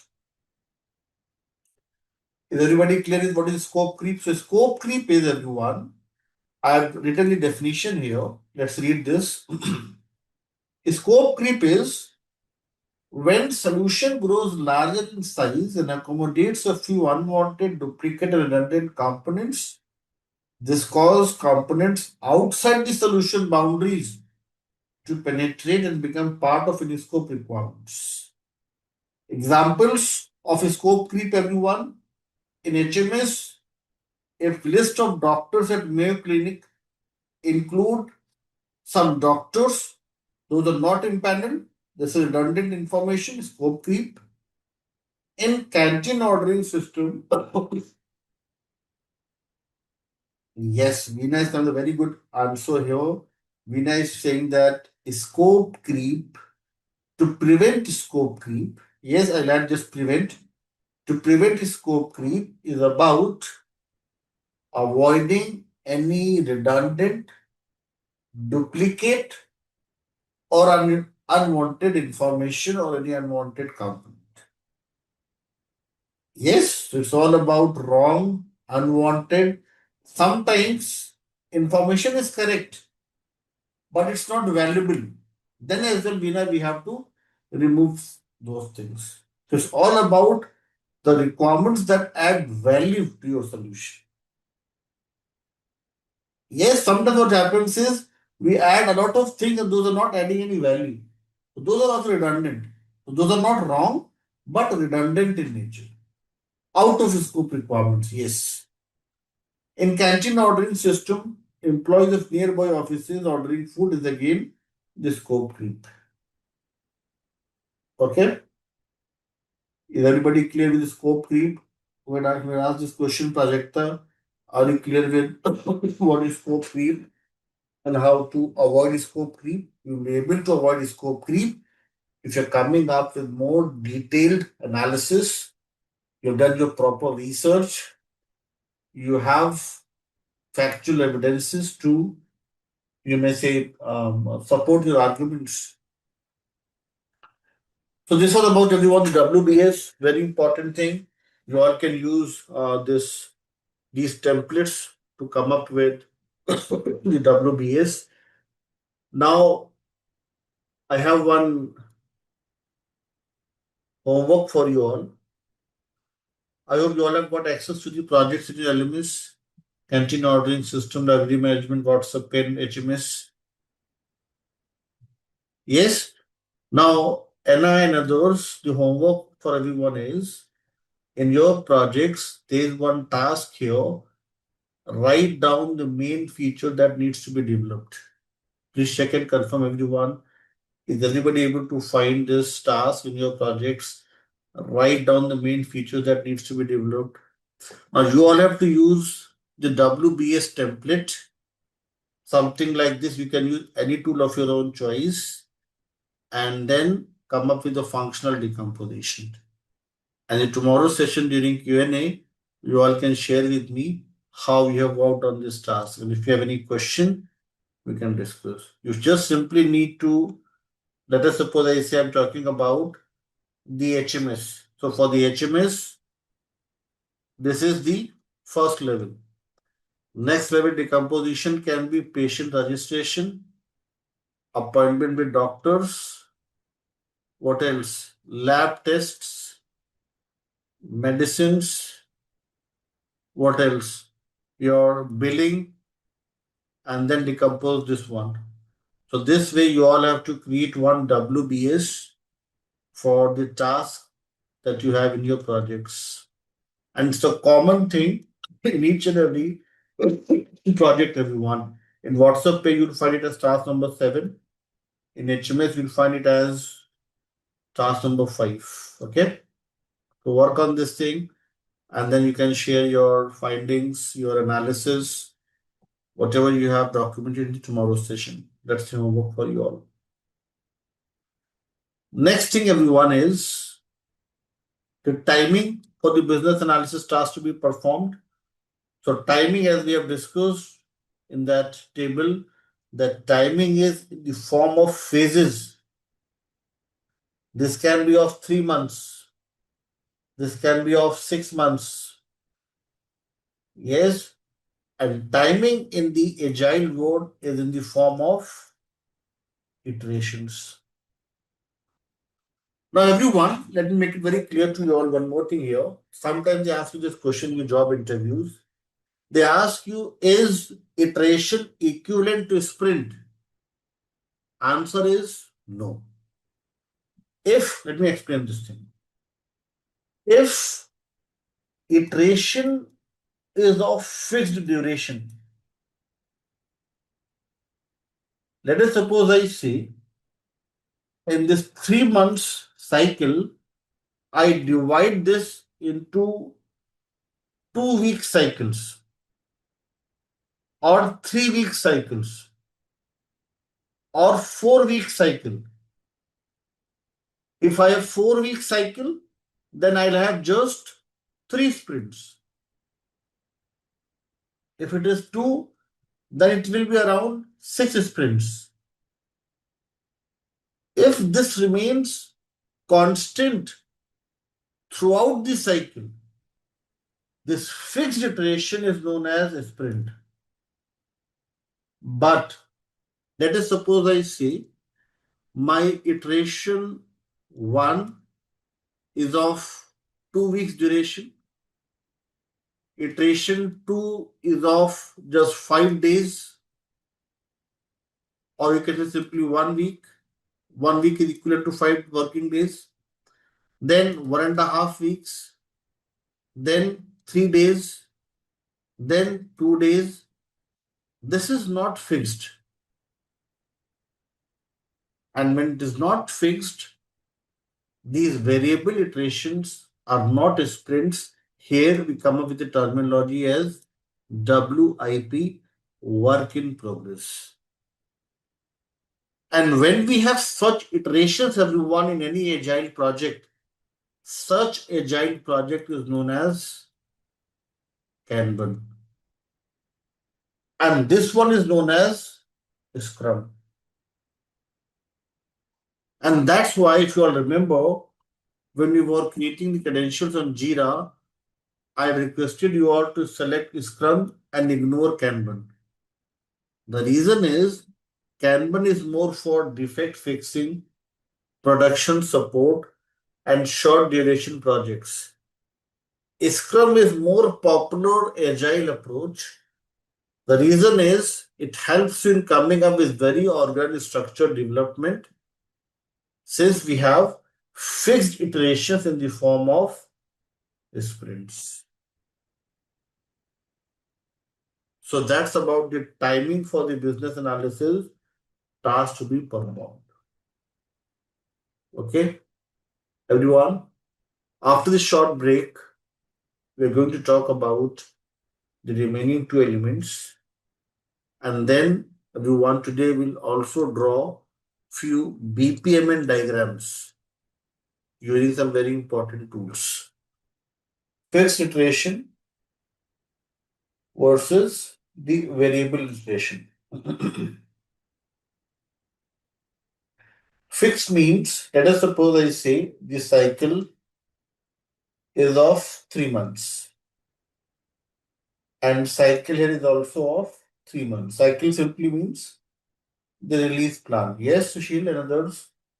In fixed, let us suppose I say I define my iteration 2 weeks. So we'll have sprint number 1, 2 week, sprint number 2, sprint number 3, sprint number 4, sprint number 5, sprint number 6, six, six fixed iterations as 6 sprints. But here I'm saying iteration 1, let us suppose 1 week. In 1 week, you are able to, as per the estimate, complete the given change request or the defect. Iteration number 2, 3 days. Within 3 days, you are able to fix one production defect. Iteration number 4, within 5 days or 6 days, 6 working days, you were able to. Here you can see that we have the repetitions, but those repetitions are not constant. These iterations are based upon the complexity and size of the change. Yes, it is based upon the effort estimation, based upon time required to complete the given bug or the issue. Such iterations are not fixed, and here we use the terminology as WIP. Yes, so when we have iterations of fixed duration, this is something that we use in Scrum Agile. We talk about Scrum more, but from the timing perspective, Scrum have always fixed iterations. Those are sprints. WIP is something that is linked with the Kanban Agile approach. Kanban is more useful, more relevant when we are into production support projects. L1, L2, if you have heard of these terminologies, L1, L2, production support, maintenance. For all such projects, you'll find Kanban is very important because here you're getting something to fix, you fix it and move ahead. But here it's not about fixing something, it's more about product development. So that's why to develop a new product, to create a new solution, the generally accepted or preferred approaches is Scrum. Yes, Sushil, are you able to understand the difference between the fixed iteration and the variable iteration? So when iterations are fixed, you promise, you come up with one policy, one compliance that every 2 weeks you're going to deliver something. That's your sprint. But if iteration is not fixed, you keep on varying it. You cannot come up with the sprint concept. You have this WIP work in progress concept here. And this is part of the Kanban Agile approach. Okay. Now coming to the next question. Thank you, Sushil, for asking this. I hope it has cleared the doubt for other learners who had this question but they were not asking is perfect. Then can anybody paste yes? So Akash and others, I'm creating this document wherein I'm capturing all the links. Okay. So I'll upload this to your Drive link by the end of tomorrow's session. You'll find all these links, all these homework items, everything in your Drive link. So I'm listing down everything and you'll find the details by the end of tomorrow's session. Yes, Akash, with me on this thing. I hope I've answered your question. Ritika has tried to share with you. Shivangi also saying the same thing. Yes, everyone with me on this thing. Shall we, or do you have any question for me? Any other question before we start with our discussion now? Any question from anyone? Shall we move ahead and talk about the very important thing, the next element, that is complexity, size of the change, and the overall risk. If you all are with me, you all can give me a thumbs up, and then we'll start with second last element, that is complexity, size of the change, and the overall risk. Yes, let's discuss this topic now, everyone, with the help of and I saying how do we identify the non-functional requirements? Yes, non-functional. And now, were you there in the previous session, or this is your first session? Were you there in the first two sessions, Hannah? Yes or no? Yes. So if you were not there, let me explain this thing on a high level here. Non, not there. Yes, that's the reason. So we had discussed this thing in the detail in our previous session. You can go through the recording. But since you're asking this question, let me answer this. Wherever you find, in very simple terms, learners who are new to the analysis work, if you're watching any movie, if you're watching any movie on a screen, the protagonist, the hero, heroine, the villain, all those people that you see on your screen, these all are functional requirement that you can see from your eyes. But do you think it's all their work that you see on your screen? There are people behind the screen as well. Yes, Anna, those people are your script writer, your choreographer, your director, producer. These all people backstage doing the work, providing a better environment. These all are NFRs. So, what are the NFRs, everyone? NFRs are kind of the cameraman, yes. NFR is kind of an abstract noun that you can feel but you cannot see. Like if you click on a submit button and next page opens within a wink of an eye, Anna, you are so happy, you see, okay, such a good performance. But are you able to see that performance? No. You are able to feel that there is a good performance. Yes, you're working on a system without any interruption throughout the day. At the end of the day, you will say system was available throughout the day. Again, the environmental condition. Anna, Veena, Akash, Shivangi, they all are using the system throughout the day without any performance issue. You will say, yes, system is such a scalable one. Multiple people are using and there is no issue with it. So all the environmental conditions, all the supporting conditions, yes, those all are classified as the non-functional requirements. People who are not there in the previous two sessions, page number 303, BABOK guide will find total 15 categories of NFRs. Okay. Generally, setup of servers from the IT perspective is a major contributor to the non-functional requirements. Setup of servers would help you come up with better performance, better security, better system availability, scalability, performance efficiency. So you'll find most of the NFRs are around the setup of servers. But there are few like usability, localizations, compliances. These all are part of the NFRs. Yes, Anna, with me on this thing. Yes. So 15 NFRs you'll find on page number 303.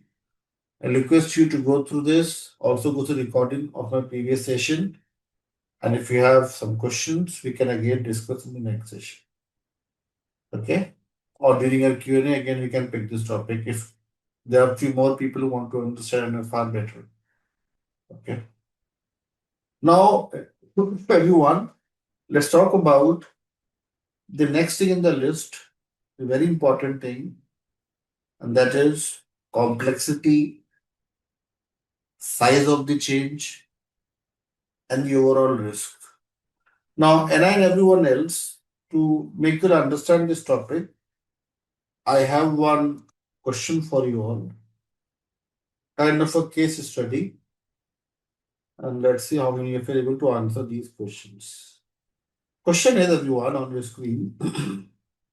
Let me increase the font size. Yes. I'll make few changes to the statement here. Sponsors, this includes Anna. If you won't mind me adding the names here, yes, Anna and Veena, Veena and Anna. Then we have Akash as a BA, Akash and Kritika. Akash and Kritika are the two BAs. An internal team includes Law. Law, if you're fine with having you're part of the internal team, yes. If you want to be a BA, I can switch your name to BA as one. Yes. Shehbaz, you're also part of the internal team. So Shehbaz and Law are part of the management along with Rafael. Yes. So Rafael, you're also part of the internal team. So we have the sponsors, everyone. Anna and Veena are the two sponsors. BA's team that includes Akash and Kritika. An internal team, those who are going to come up with the solution delivery or those who are responsible to develop a solution. This includes Law, Shehbaz, and Rafael. Now, everyone, there are only 7 days left before the final release of the product. It means that release time was, let us suppose, 3 months. So only 7 days are left. Anna and Veena, they are the sponsors and the end users. They're coming up with some new set of requirements. And they had not discussed these things in the initial stages when they had discussion with Akash and Kritika. And now Anna and Veena are coming up with some new set of requirements in the later stage of product development. And these requirements were not catered to in the initial discussion with BAs and the internal team. Now, Law is also surprised, Shahbaz is also surprised, Akash is worried. And what Anna is saying, what Veena is saying, that they want these requirements to be absorbed, simply implemented as part of current release itself.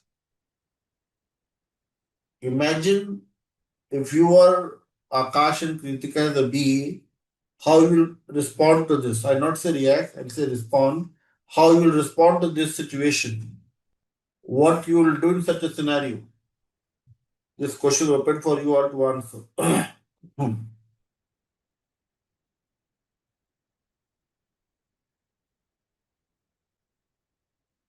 And I is saying simple thing is change request and tell them that no, we won't do it. Create one change request and we'll do it later. Okay. What else? Bhavna is saying they have thing on a initial they have thing on initial stage. They can request for next leave. So Bhavna is saying the same thing as Shahbaz and Anna, that create one change request and we'll do it in our upcoming cycle, not in this cycle. What else? Gajula is saying that since we are in the adaptive world, we may extend our release and have one more iteration. Shivangi's thing can be done after the release, but not in this one. Now, when Shivangi, Law, and others, when you all are coming up with such rude statements for the poor business users, don't you all think? Don't you all think? Everyone, I'll come up with one statement. Let's see if that changes the direction of your thinking. Before you say, forget about this release, before you say create change request, don't you all think It's important for you all to see what they're requesting. Yes, Shivangi and others, don't you all think first important thing is to see what they are recommending? First, see what they are planning, what they're asking you to implement. Maybe it's just a small change on UI that won't take even 15 minutes. That may be a possibility. Yes. So IIBA says that look at the things. Now I think this is what I said, but I never saw this thing. Now, okay, let me check. Let me validate. Is this what you are saying? Yes, correct. So yes, yes. So good to see. So this was your answer as well. I haven't seen, but if it was, then it's a good answer. Isha. So the answer is everyone that before jumping to the conclusion and saying that no, we won't do it. Let us suppose I say customer come back and says that did you ever check what I was saying? They may also say that I am also in the IT world for more than 25 years, and I also know that we are in last 7 days. So I'll not share something with you that's difficult to implement. They can come up with a counter argument. Would you be able to argue or would you be able to answer them if you have not analyzed the requirements? No. So it's an important thing that you first see what they have shared with you and then accordingly come up with the plan. So first scenario everyone is, let's discuss this in detail. First scenario is, yes, and BS cannot show resistance. They have to be a very amiable nature. Yes, like I see that law is a very good BA in his team. Yes, I can analyze and I can feel. Yes, and the same thing with Isha as well. So you see here everyone, when Akash and Kritika analyzed the complexity and size of the change, they found that requirements need less than 1 hour to complete business analysis work. And when they talk to their internal team, that includes Law, Shehbaz, and Rafael and others, Rafael says, Shehbaz says that this is such a cosmetic change. We just need to make few changes here and there, some HTML level, text level changes. And I think we can do this thing in 15-20 minutes. If I come up with the estimate, I'll say 1 hour to on the safer side. But won't take more than 15-20 minutes. And when you talk to your architects, they say it's a cosmetic change, so there's no impact on requirements architecture. And Soumya is saying that we should cry. Yes. Soumya is saying that the crying would help. Yes, perfect. So the new change, everyone, is uncertain for sure. It's a risky thing to accept this thing, but since internal team agrees to implement such thing, such capability, everyone, Soumya and others, is known as risk-seeking capability. You know there is a risk. Risk is always there because it's something new. And that too just 7 days left. But looking at the customer's demand, looking at the agreements reached with the internal team, you are going ahead and implementing this thing. Risk-seeking capability. Is everybody clear with seeking ability? And when it is applied, when team agrees, there is no impact, there is no issue, it's within the time permissible limits, you are implementing it. Now comes the next thing. Next thing is what you all were suggesting. This is part of scenario number 2 to create the change request.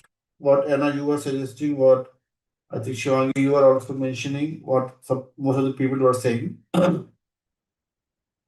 When Akash and Kritika analyzed the complexity and size of the change, they found requirements requirements were very complex and business analysis completion may take 2 weeks. Forget about development. You yourself think that you won't be able to complete the analysis within 7 days. Analysis will take 2 weeks. Development may take 4 weeks. And you just have 7 days. So in such situation, you are simply saying no to business. You say no, within the given time, we won't be able to create a change request for the next cycle. We'll do it in the next cycle. Or if you want this thing to be done in the current cycle itself, then you may ask them to increase the number of sprints. That's rare, or provide more resources, ad hoc resources. But considering the given timelines, considering the number of resources, you are saying no, and that ability is risk aversioning, saying no under the given conditions. And you have uh, um, um, and yes, law is saying that you have to also include the scrum master or somebody who is managing the release, product manager or the scrum master. Yes, and now you all can see here that you have a valid proof.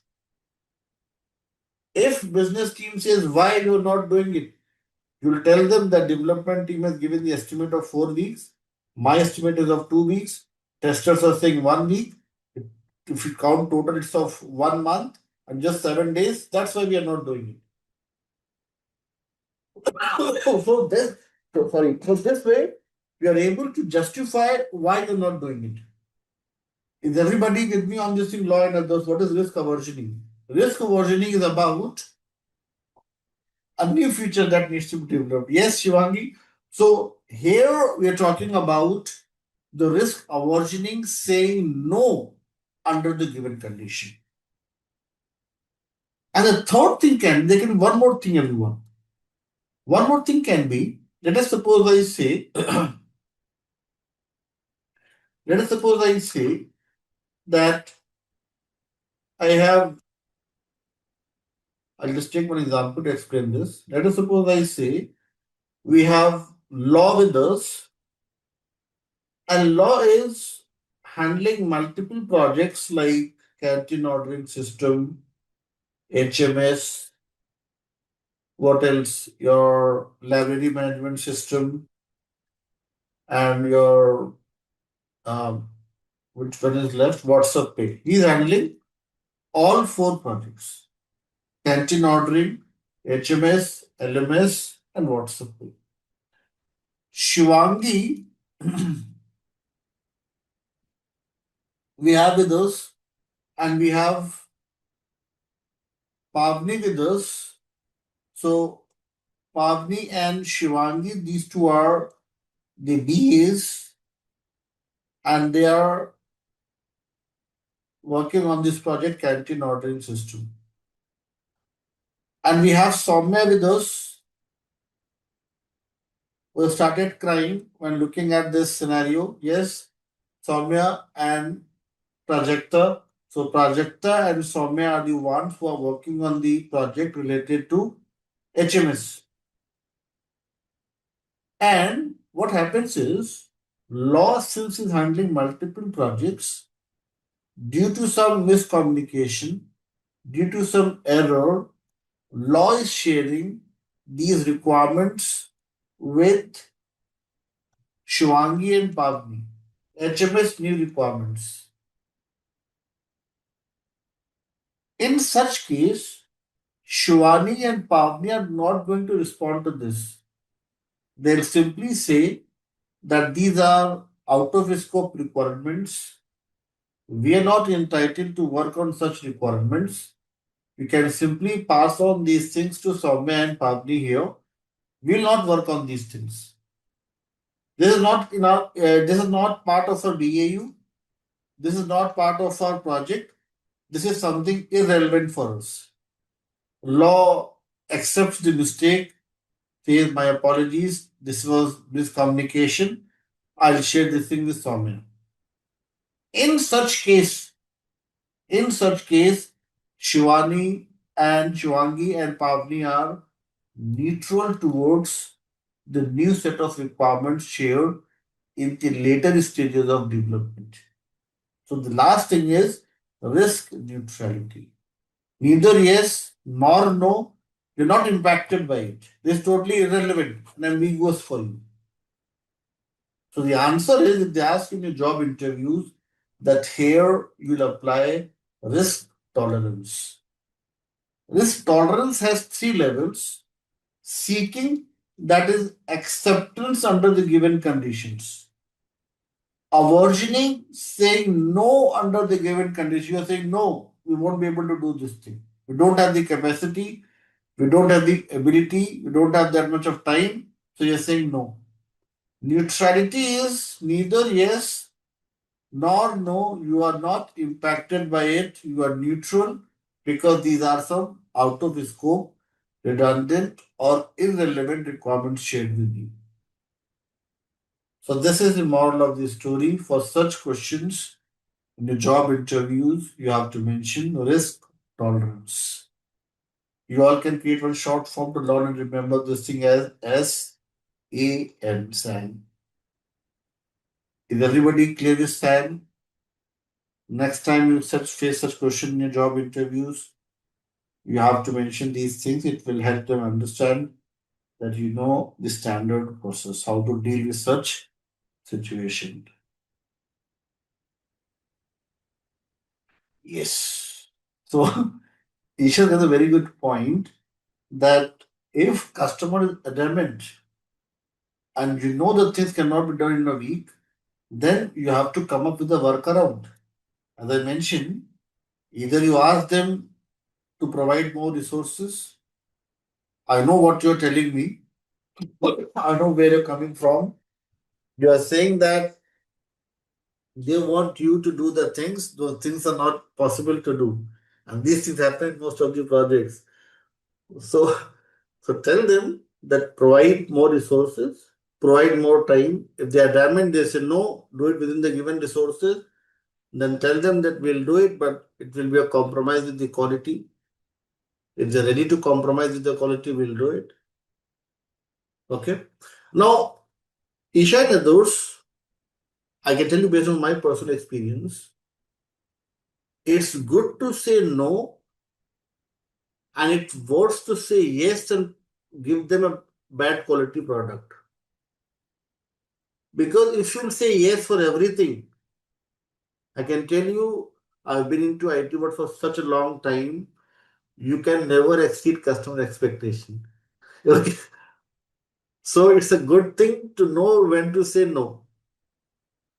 If you think that it cannot be done, you have the proper counter arguments to support your argument.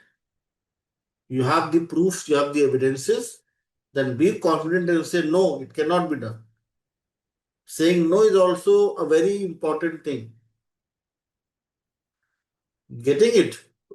So, sorry. So, Ishan, those. That's why we're discussing this. You have the factual evidences to promote your support your argument. If there is still a damning, tell them that you have to come up with a workaround, something to make us do this thing. And most of the cases, if you tell them about all the pros and cons, they'll agree. Okay. So I have faced such a situation in my projects as well. The good thing is to collect all the evidences. And if you'll go with proofs before them, then they'll normally accept, provided you have a good reputation and they trust what you're saying. Okay. Else involve your managers. If you think that they'll not agree, involve your managers. Yes. So, so that happens. Sometimes it happens. Okay. Even in some cases, I have to even involve my manager. They don't agree with what I am saying. So it's something that's beyond what is bookish. Yes, something that you have to apply brain, and that's why everyone.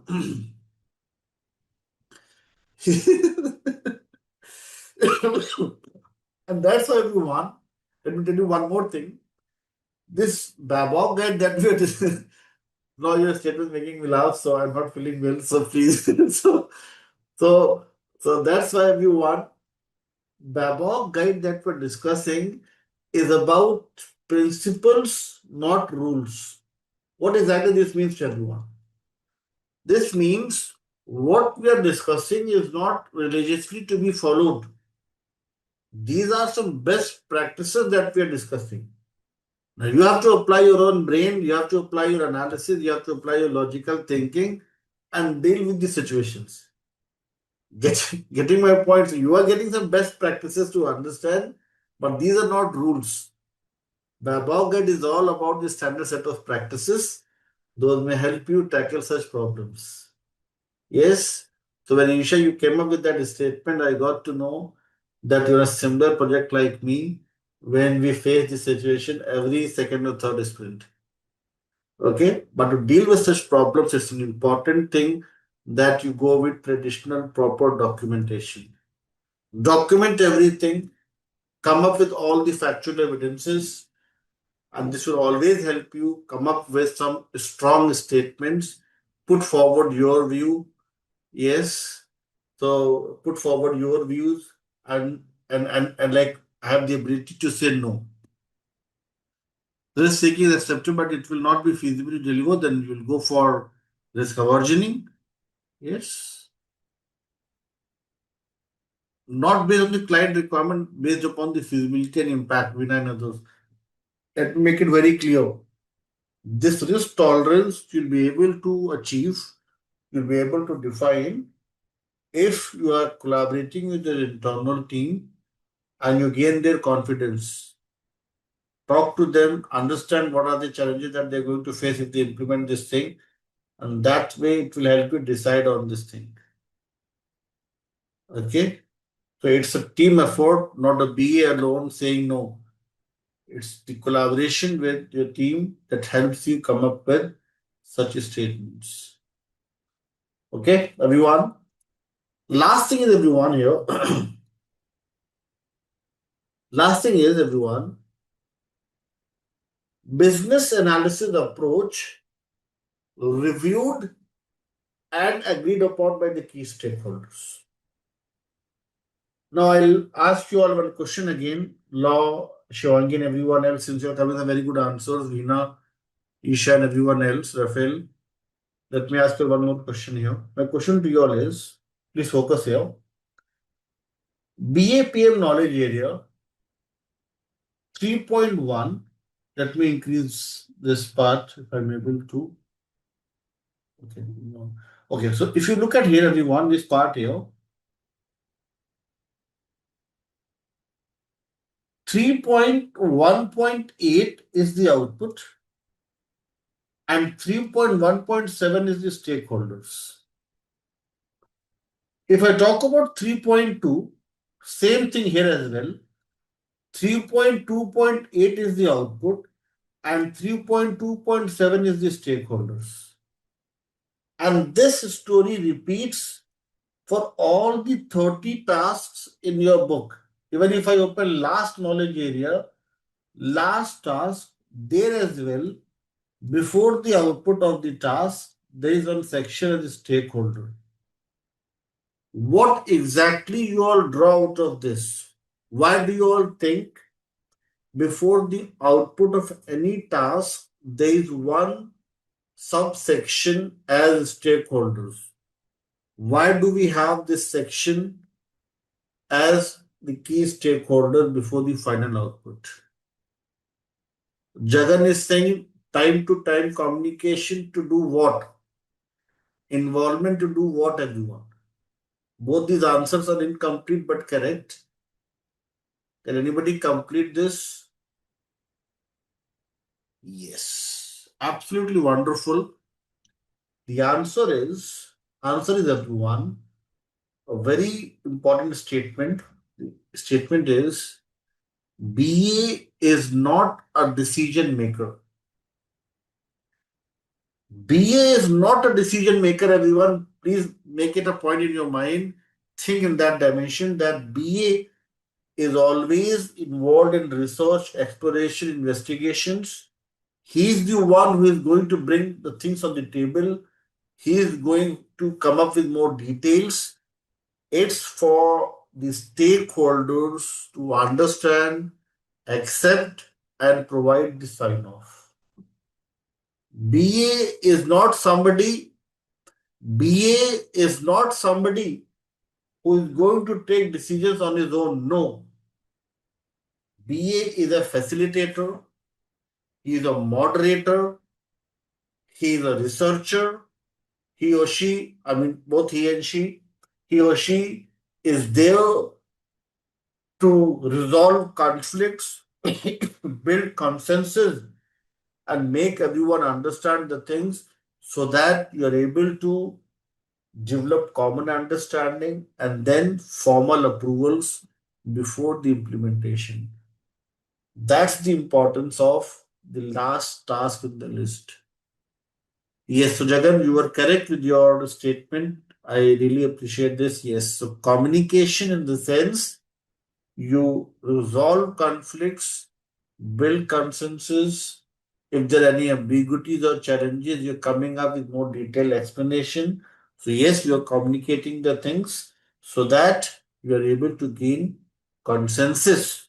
Gaining consensus is more important. Communication is the first thing, and the next thing is once you communicate, ensure that they agree to what you communicate. Okay? Jagar and everyone else, is everybody with me? So the importance of the last element is the frequent communication approvals before you start with any activity. Okay? So these are the 6 elements on your screen. Look at all these elements once more, everyone, and see if you want me to explain any of these elements again, or if you are fine with this. Perfect, and everyone else, I can see a thumbs up from you. It means you're clear with all 6. Yes, perfect. How about others? Simple to understand all these elements. Obviously, yes.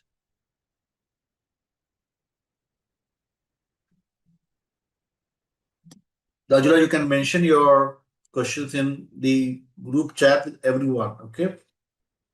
Because sometimes I miss the questions. You're saying so the below is not valid one because one more analysis, development, testing can't be done within 7 days. Adaptive approach should conduct, provided, as I mentioned, provided it's a complex change. If it's a smaller one, you can simply implement it within a given sprint. Okay, so thank you, Anna, Shivangi, and everyone else. So we have discussed about the elements, everyone. Thank you for your participation. The next, everyone, next important thing is the techniques. Now, elements we have discussed. Now, how to accomplish the things, how to work on those elements. We have few important techniques here. Today, we're going to talk about one very important technique, very popular technique, and a very important one, and that is process modeling first. We'll talk about brainstorming as well, but first we'll talk about the very important one, and that is process modeling. For process modeling, everyone, nowadays we have some very popular notations that we use, a very popular way of creating a process model, and that is using the BPMN. My question to you all is what BPMN stands for and what exactly BPMN signify, everyone. This question only for those who are using BPMN in their projects to create a process model. What BPMN stands for? First question for everyone to answer. BPMN.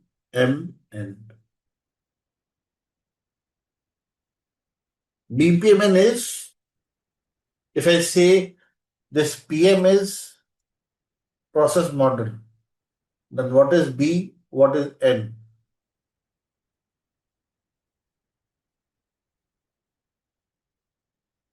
Yes. PM here is process modeling. And B stands for business and stands for notation. So business, process, modeling, notations, all those important symbols, images, icons, and all those important things, those may help us create one advanced flow diagram. Process modeling is about how well we are able to identify all the important process components from the inception till the completion, and how well we are able to arrange them, organize them in a sequence that makes complete sense. So let's look at one standard process model. Let's look at the BPMN diagram, and that is your sim lane diagram. First, we'll look at the sim lane diagram from the BABOK guide, and then we'll try to draw this using some BPMN notations, everyone. So let's see what is a sim lane diagram and why it is so popular. So I'll take you all to your BABOK guide technique section, starting with P, process modeling, and let's look at the swim lane diagram. This is the swim lane diagram on your screen, everyone. I hope it's clearly visible to everyone. Swim lane role 1, swim lane role 2. Is that clearly visible to everyone? Let's first try to understand why the name swim lane, and then we'll try to decode what's mentioned in this diagram. Okay, let's first try to understand why the name swim lane. I'll make it very simple for you all to understand this thing. Let us suppose I say this is one swimming pool. This is one swimming pool, and these are the 3 lanes in this swimming pool. Lane 1, we have Weber, the trainer, Law as one of the learner, and we have Kritika here. Weber is swimming in this lane, Law is swimming in this lane, and Kritika is swimming in this lane.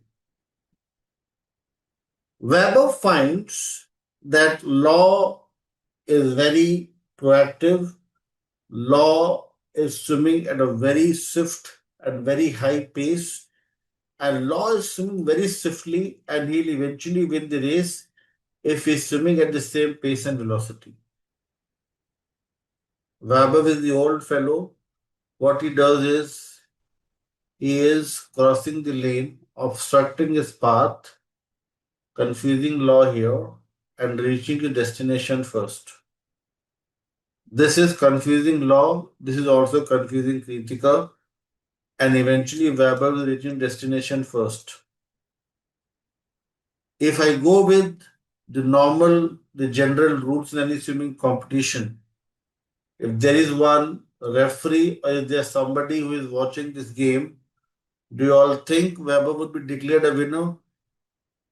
In this case, no. Why so? Why do you think Weber is not the winner? Weber would be declared a winner. He is doing cheating. He is violating certain rules. If I talk in terms of process, if Weber is process number 1 and Law is process number 2 and Kritika is process number 3, Weber is bringing about a change. He is switching from this position P1, let us suppose X1 to X2, but at the same time, he is causing certain adverse impact to parallelly running processes. That's why he is rejected or disqualified. So what exactly, everyone, is the purpose of swim lane diagram, everyone? Law and others. The purpose is, yes, purpose is that when you are coming up with the solution for any given set of requirements, you have to also think that your system or your process is not autonomous or independent.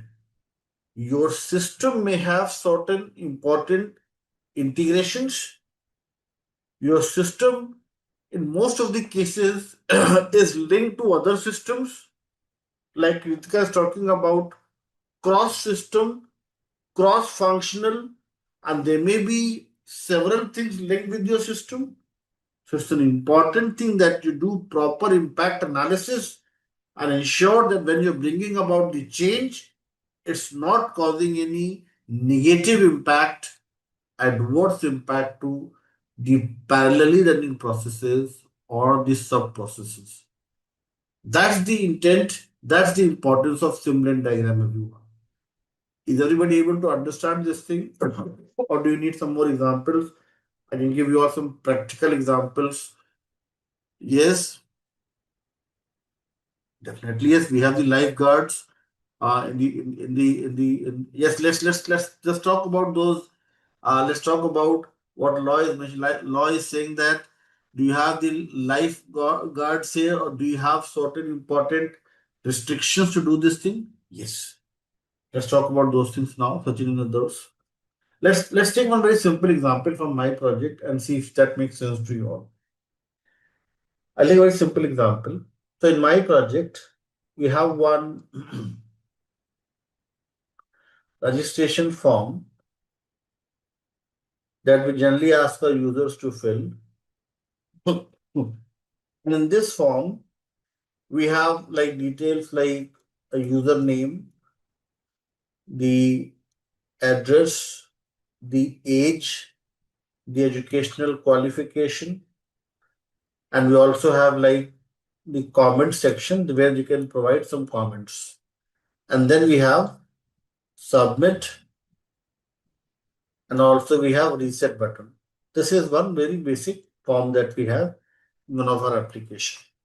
And if I count, there are 1, 2, 3, 4, and 5 important fields for user entry. I was having a discussion with my business users, and they said, Weber, in our application, we also need one more feature. And they said, like, we want that there is one upload feature added here. And when I asked them the reason why do you need this upload feature, what's the context? They said, like, we are getting some details from the users, but we also need to validate. Like if Sachin says his full name is Sachin Raghuvanshi, so he should upload some document where we can actually validate whether it's a full name or not. Yes. So, so there's some scanned copy of the documents people can upload so that we can verify at our end. So this seems logical to us. I said, okay, we'll implement this thing. So they said, how much time do you think it will require for you all to implement this thing? So I said, it depends. Let me talk to our development team and then I'll answer this. When I had discussion with my development team, with my technology manager, they said it may take around 3 to 4 days to for us to implement this thing. So after 4 days, they shared this thing with me and they said, this is done. You can test it and you can pass on to the testers if you think it's good, and then you can share this with our users for the demo. So I was testing this upload feature, everyone, and I tried to upload few PDFs, few images and everything, and I found that performance was good. Within few seconds, it was loaded and form was getting successfully submitted. I was about to say that this is working fine. But then I realized one thing, everyone. Let's focus on this point here. Then I realized that this upload button is there.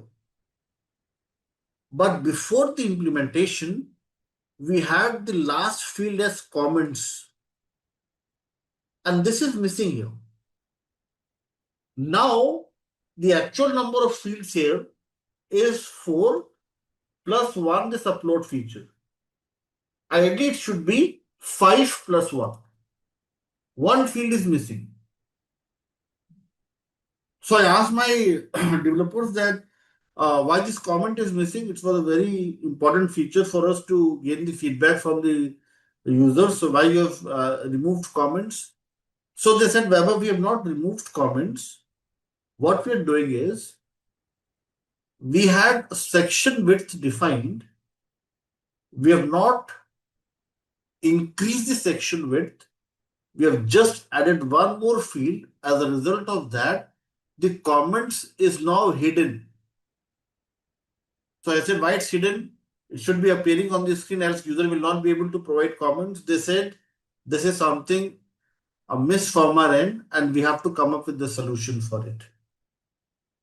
Now the solution is either we can add one scroll bar here so that all the fields are visible, or we can increase the section width.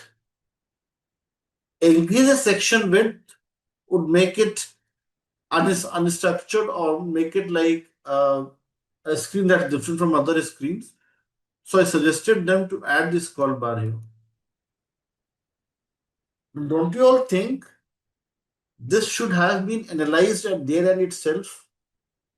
Or this detail should have been provided by a BA himself? Because due to this error, everyone, yes, and that's a very good point here that who is giving a solution here? Solution that I'm providing here is something in collaboration with the technology team. A solution that I'm providing, they are agreeing to it. If they're not agreeing, then we have to come up with another solution. Answer is not the solution architect. Answer is you as a BA. You are going to provide a solution, and solution architect should agree with it. Architects should not provide a solution. That's something happening in most of the projects, that they provide a solution and at the end they'll blame BA, that BA was not providing, that's why I did this thing, and BA like somebody is going to be blamed at the end. So you have to provide a solution, not rely on the solution architect. They should just agree to what you are saying. If they're not agreeing, you should come up with another solution option. Now, what we learn from the story, everyone, here is that when we are bringing about the change, we have to ensure that existing functionalities remain intact. And imagine if I would have passed this thing as a product owner and testers would have found this issue. This is one important type of testing that we perform in any project.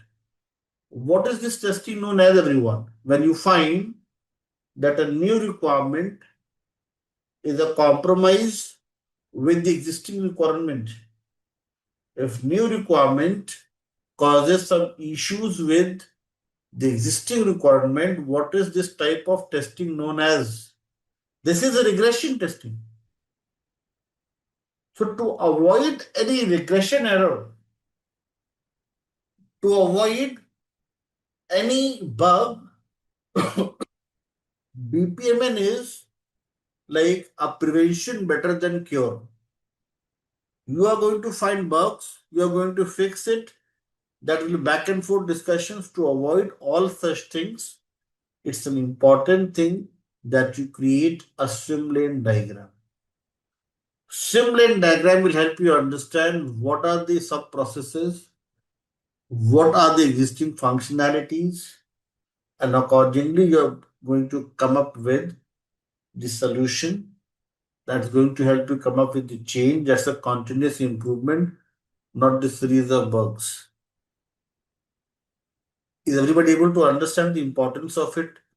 If theoretical part is clear, we can go ahead and draw this. Once we'll draw this, we'll gain more clarity, everyone. Shall we move ahead and draw this diagram using one tool that is going to help us develop better understanding around it? Yes, Vijay and everyone else. Yes. So let's draw this one, everyone, now using one tool. So today we will talk about the very basic tool. Very basic tool, we're going to talk about it. What is the difference between the two? We can discuss. But let's first discuss about creation of it. In our live session, Kritika and others will talk about 7 different types of testing: sanity, regression, integration, functional, and everything. There you will get the answer to this question. But let's first create one diagram using this tool. And you all can parallelly draw this thing. Let me share the link. Please click on this link. And I'm saying, so lane 1 current functionality will be reflected and lane 2 will having the additional. Yes, provided your requirement is linked with several other systems.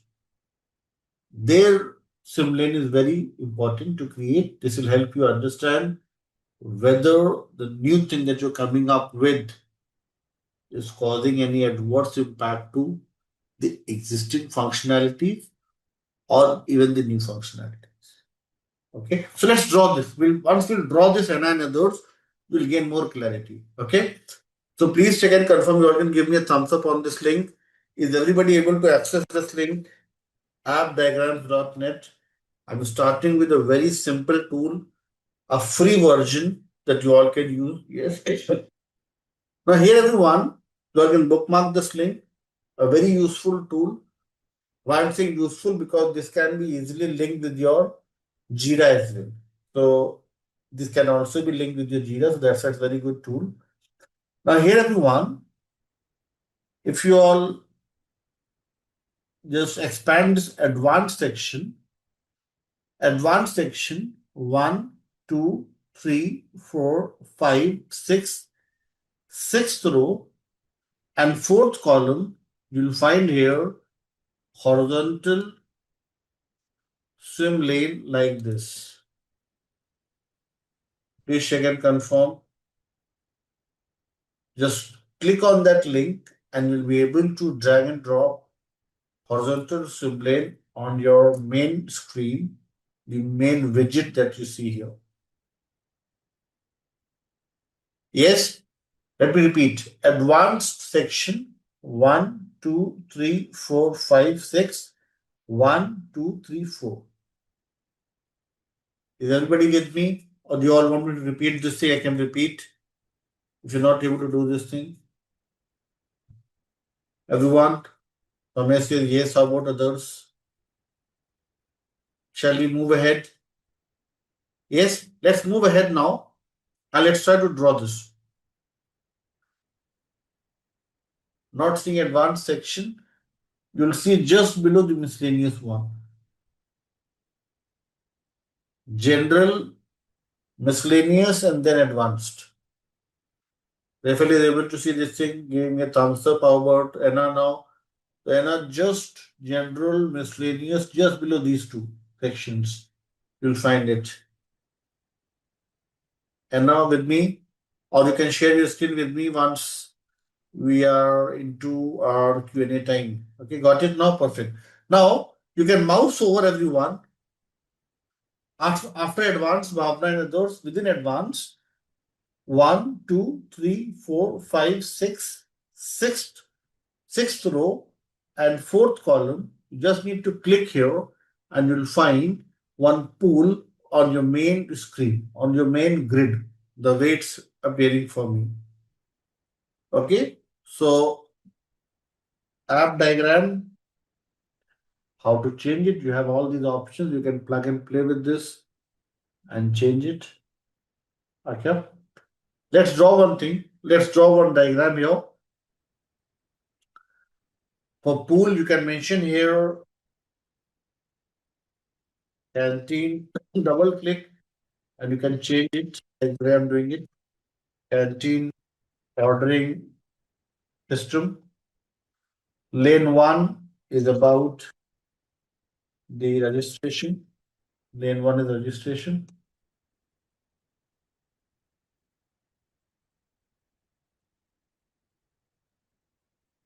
Registration. Lane 2 is about, let us suppose, the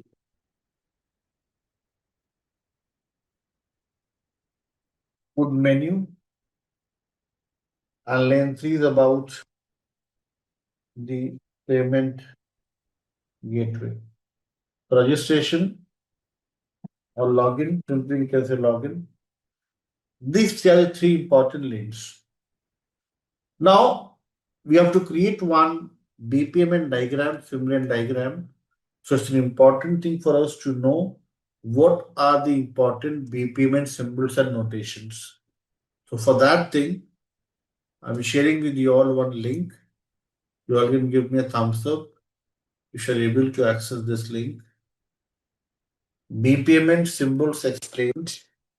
I'm sharing this link in the chat box. Please click on this link and confirm. Is everybody able to access this link that I just shared with you all?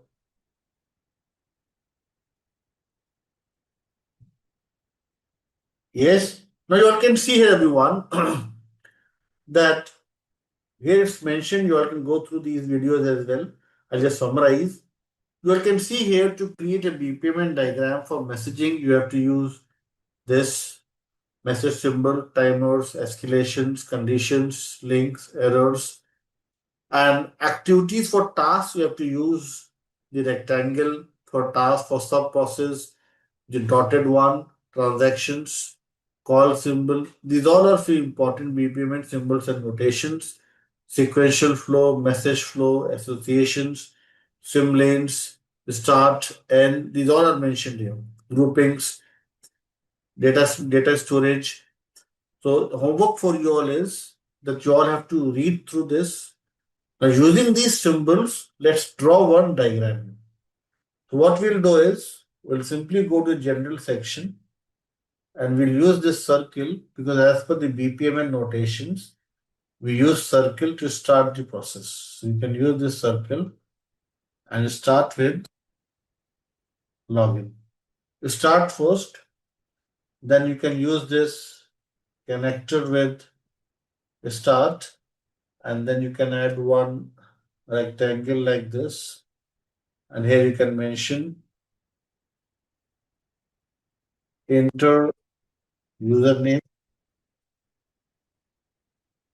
Then after username, next thing can be enter your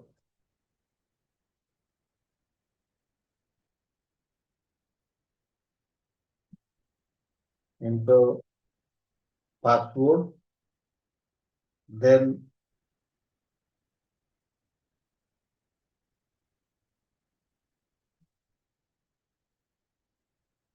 the one-time password.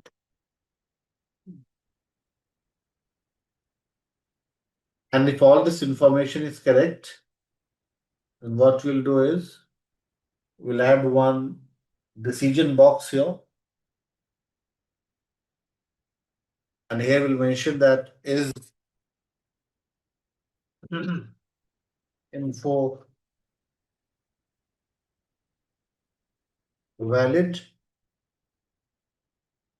If it is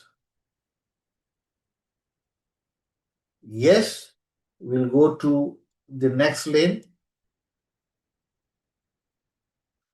And here user can view the food menu. Now you can see here, I think Law, you had this question that do we have any checks or validations? So you can see here that before moving to food menu, we are validating whether the information is correct or not. To avoid any user who is not part of Unilever, he or she should not be able to. What we are doing is to nullify the impact to ensure that only valid users are able to order food. We are having this important security check here. If information is valid, you're going to the next lane. And if information is not valid, what will happen is you have to enter the details again. And 3 times you enter details incorrectly, your access is locked. So if the information is not true, if it is no, then you're going back. If it is yes, you are then allowed to order food. And then you may add a few colors to it to make it look more attractive. So you can add colors and other things. Color should not be the priority. No, this is not a sequence diagram.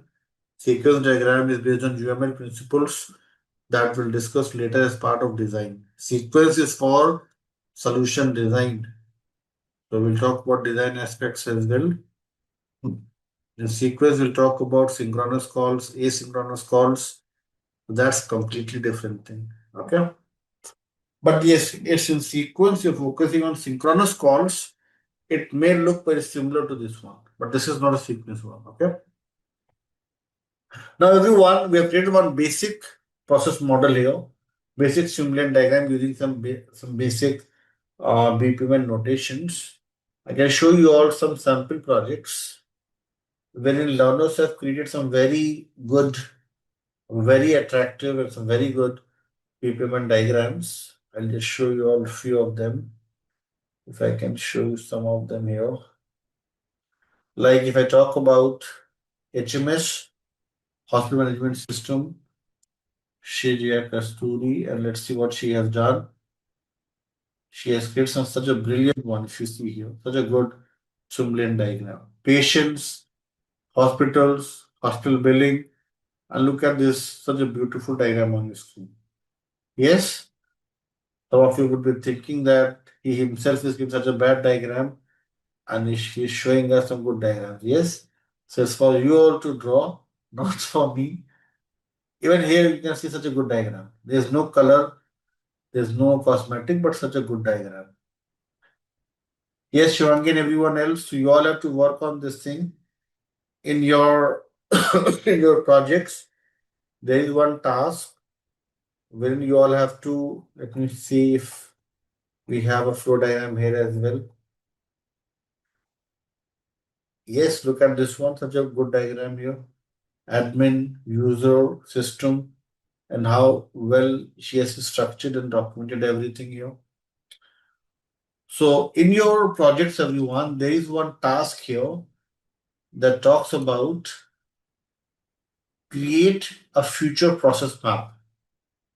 Please check and confirm, is everybody able to find this task in their LMS? Create future process map. Here, you all have to create one sim lane diagram. So apply the same logic that we have discussed here. You can create some attractive visuals, work on this thing as a homework, and then in our next session, during the Q&A time, if you're interested, you can share your screen with me or everyone else, and together we can discuss on your questions if you have any around these Simplilearn diagrams. Learners who are planning to switch to transition to BS profile, people are looking forward to become a certified analyst. For them, learning this technique is very, very important to know the BPM and standards and to know how to create this Simplilearn diagram. And also one more thing, everyone. Once you are familiar with this thing, once you know how to create this, you can also add this thing to your resume that you know how to create swim lanes, process models based on the BPM and conventions. It is going to attract the recruiters for sure, everyone. Companies are looking for the analyst who knows how to work on these process models. It's an important thing.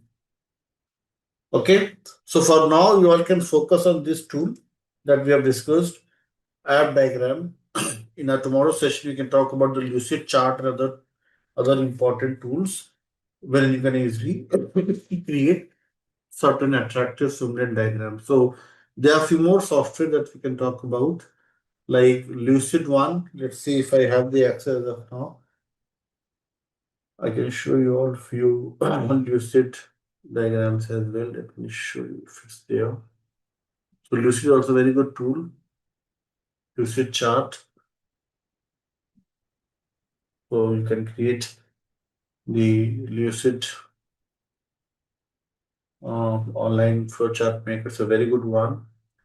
So Lucid can also, we'll talk about it, how to create simulations using Lucid as well. But first, try this one, app diagram, and create some visuals.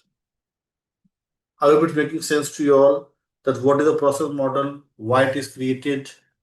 Yes, some people ask me this question. In this batch, people have not asked this question, but some people ask me this question that as a BA, if I create a simple flowchart without lanes, is that something that may help? It may help if you're working on some small change requests with hardly any impact on other processes. But if you're working on some requirements wherein it's linked with other systems, your analysis says that it's going to impact other systems or other stakeholders, or linked, you may say, uh, technology or linked tools. That's an important thing to create a Simplilearn diagram. From a tester, from a developer, People expect them to create some basic flowcharts, but from a BA, everybody expects that you create some BPMN diagram and provide a holistic view of the solution. Yes, so that's why for a BA it's an important thing to create a swim lane and not a simple flowchart showing just end-to-end process. Okay, so that was about everyone. The process modeling technique, the swim lane diagram, the BPMN conventions. Now, in our sessions to come, everyone, we'll also talk about there are two things. One is BPMN, that's about the business process modeling. And there's also a technical process model for a technology team to understand the thing better. And there we create the activity diagram using UML conventions. This we'll discuss as part of chapter number 7. The UML notations, those may help us come up with a technical process model. Here we have talked about a business process model. Okay. So this was about everyone, the process modeling technique and the Simplilearn diagram. Let's talk about everyone and the interesting ones, brainstorming and workshops. Now, I'm 100% sure that each and every learner present here, all of you have been part of brainstorming sessions and also the workshop sessions. Now, everyone, my question to you all is, what's the difference between brainstorming and a workshop? Or do you all think it is one and the same thing? These questions are open for you all to answer. Very simple technique. Brainstorming and workshop. What's the major difference between the two? Or do you all think it's one and the same thing?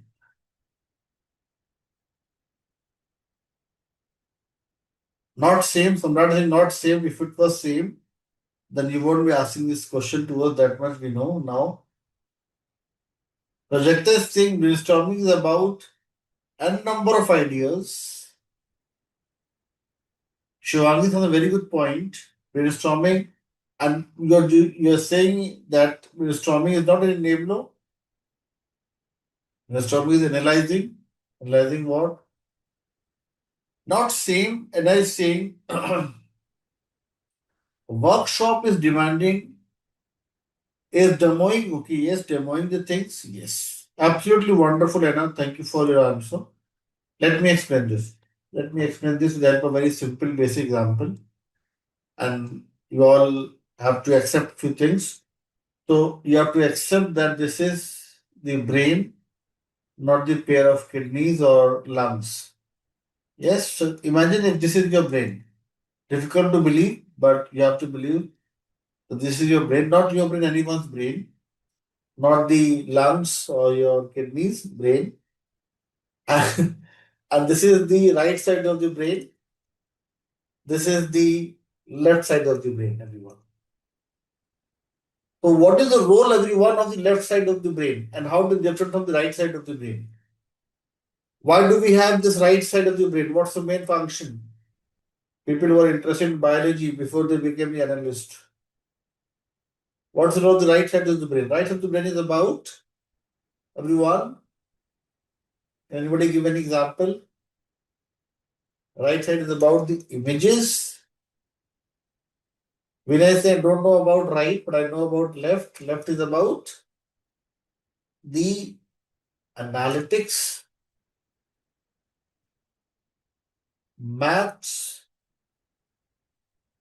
logic, reasoning, and this is all your creativity. Yes, Veena? So if everything is coming from left side, what your right side is doing? Right side is looking at the images, colors. Yes, images, colors, And nowadays, a very important thing that we cannot live with, without which we'll die, natural death, reels. Yes. So images, colors, reels, what else? Cosmetics. These all are part of your right side. So emotions, yes, emotions. So if this part is not functional, it's fine with me. Yes. Shivangi, after 3.5 hours, if this side is not functioning well, I'm fine with it. Need not to worry on this part. But this part should be fully awakened. This part should be fully active. And what is brainstorming, everyone? Brainstorming is about generating ideas from the key stakeholders with the help of their lateral thinking and cognitive mind. It's the initial step to start with your business analysis work. I remember, Soumya, you talked about crying today. Yes. So collaborate. Talk to talk to your different stakeholders, have a discussion with them, generate ideas, and those ideas may help you start with your analysis work. This is a starting point. Generate ideas, ask people to share their experience, and all such things will be part of brainstorming. And it is considered to be unstructured in most of the cases. Unstructured. Questions, ideas, discussion, all those things happening. And the intent is to gain more ideas. But here, it's completely opposite. Here, it's not about initializing the things. Here, it's about finalization. Here, it's about closure. And closure by training people, by mentoring them, by resolving conflicts and build consensus, by accepting the feedback, the review comments, and making changes, and then closing it. So, workshop is more about the enabler. Workshop is more about finalization or a closure to move to the next thing. So, workshop is more about gaining consensus. Workshop is more about the trainings, mentoring, and all such activities to resolve conflicts and build consensus. And that's completely opposite to brainstorming. Is everybody with me on this topic? Are you all following? I know it's difficult on the weekends, last 30 minutes, but we're discussing a very simple and basic thing that everybody can understand, yes? So that was about everyone, the brainstorming versus the workshop. Last topic for the day, the last thing to discuss here is everyone, lessons learned. Lessons learned, everyone, is very similar to one of the agile ceremony. Visualizing workshop is like generating quantity by following agenda. Not exactly generating, but it's about the quantity or a quality that everybody agrees to. Workshop is more about bringing everyone to the common platform. Workshop is more about making everybody agree and gain consensus on certain important agenda that you have already discussed with them. Okay, so workshop is more about enabler. Workshop is more about gaining consensus by providing certain training or certain important detail around the given topic.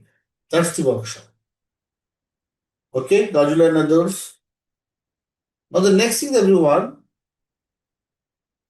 lessons learned. Lessons learned, everyone, is very similar to, or I should say synonym to, one of the agile ceremony that we are using nowadays in most of the projects. Which agile ceremony can be equated with lessons learned technique, everyone? Which agile ceremony are we talking about? One of the agile ceremony that can be associated with lessons learned technique. And what are the four agile ceremonies, everyone? In agile, we have the daily stand-ups, then we have a sprint planning and the grooming sessions. Then we have a review, or you may say demos. And what is the last one, everyone? Before we close the sprint, what's the last agile ceremony, everyone? This should be a simple answer for everyone. What's the last agile ceremony? So managers, can you clearly see my screen, or is that not visible? Feedback, but feedback is given in which agile ceremony? Answer is retrospective. We're talking about the retrospective meetings. Yes. So lessons learned, everyone, is about the retrospection. Successes, opportunities for improvement, failures, recommendation for improvement. I can easily remember, since the last 30 minutes, let me share one story with you all here. When I was new to the corporate world, my very first job, working as a software developer, then with understanding of .NET, the Microsoft technology. So as a group, we all were hired, more than 15 plus developers, and we used to make a lot of mistakes in our coding and programming. So our managers used to come up with some philosophical statements like, if you're doing a mistake, it's fine. Everybody is doing it. It's something wrong and everybody is committing mistakes. But if you repeat on your mistakes, it's no longer a mistake, it's a crime. And you'll be punished for that. But if you still not learn from your crimes and you keep on committing it, it's no longer a crime. It becomes sin in the eyes of God. Now, if you commit a sin, we won't be punishing you, God is going to punish you. So don't go to that level. Commit mistake, it's fine, but do not repeat on your mistakes. Yes. So if you look at the depth of this statement, so nobody then dare to commit a sin. Everybody is committing the mistake and nobody is going to the third level. So lessons learned, everyone, is about how we learn from his mistakes, successful, what are the success we had in the current sprint or the current release, opportunities for improvement, failures, and recommendations for improvement. Now, everyone, in your Jira, you'll find one lessons learned template. So let's look at this one. I hope you all have your Jira page open. On top, everyone, on top, you'll find here the Jira icon, and just before that, four small squares. If you have your Jira page open, you just need to click on this one, and here you'll find one another Jira product, that is Confluence. Please check and confirm. Is everybody able to find, locate this Confluence within this section here? If you have your Jira page open, just before the Jira icon, four small dots or squares. If you click on that, it will help you toggle to Confluence. If you click on Confluence here, it will take you to the Confluence, and here you can create a new page. So if you click on create, you can create a new page, and here on a new page in Confluence, you'll find here 3 horizontal dots. Click on this one, and then you'll find your templates and imports. And here you'll find one lessons learned template as 4 L's of retrospective. You can see here this template that's very popular in most of the projects. So 4 L's of retrospective: milestones, loved, longed for, loathed, and learned. List what you loved about your work. List what you wished you had while working. List what you didn't like about the work. And list what you learned. And these L's, 4 L's, everyone, if you're able to capture, then it will help you come up with a proper action plan so that you not repeat on the mistakes. You're coming up with continuous improvements, and you keep a track of all those unsuccessful events, successful events, and then come up with a strategy accordingly. So this 4L retrospective template, they can ask you this question in your job interviews that if you have to organize on retrospective meeting, although it's a job of a Scrum Master, but if you have to organize such meeting, what are the important things that you'll focus upon? So you can talk about 4 L's of retrospective. Okay. Navigation, everyone, is, let me repeat, to navigate to this page, let me start from the beginning. So this is your main Jira dashboard that we created. If you're not able to find Sushil under the 4 dots, you can go under apps. Go under apps, explore more apps, and here you'll find Confluence. So if at all you're not able to find it there, you can find it here under more apps. Okay. And very simple thing is you can click on these 4 dots and then Confluence here. Click on Confluence. Yes. Then click on Create button, new page, and within a new page, everyone, these 3 dots, click on these 3 dots, and then templates and import, and then you can search here for 4L's retrospective. Yes, and also you'll find here one more template, that's the lessons learned. So I'll just show you all the lessons learned as well. We have here one more template. Let me check. Just search it here, like lesson. So there is no other lesson. Just 4L's will find it here. 4L retrospective. So this was about everyone, the 4L retrospective. Projector, you can follow this navigation. In the elements, we have discussed about planning methods fall between predictive and adaptive approaches. And fall between helps us understand that there can be a combination as well, a mixed bag, that's a hybrid approach. Second element, formality and level of details of BA deliverables are based on planning approach. Here we have discussed about comprehensive documentation versus the lightweight documentation. Then we have discussed about the work breakdown in structure, the importance of it, timing for the business analysis task to be performed, complexity, size of the change, and the overall risk.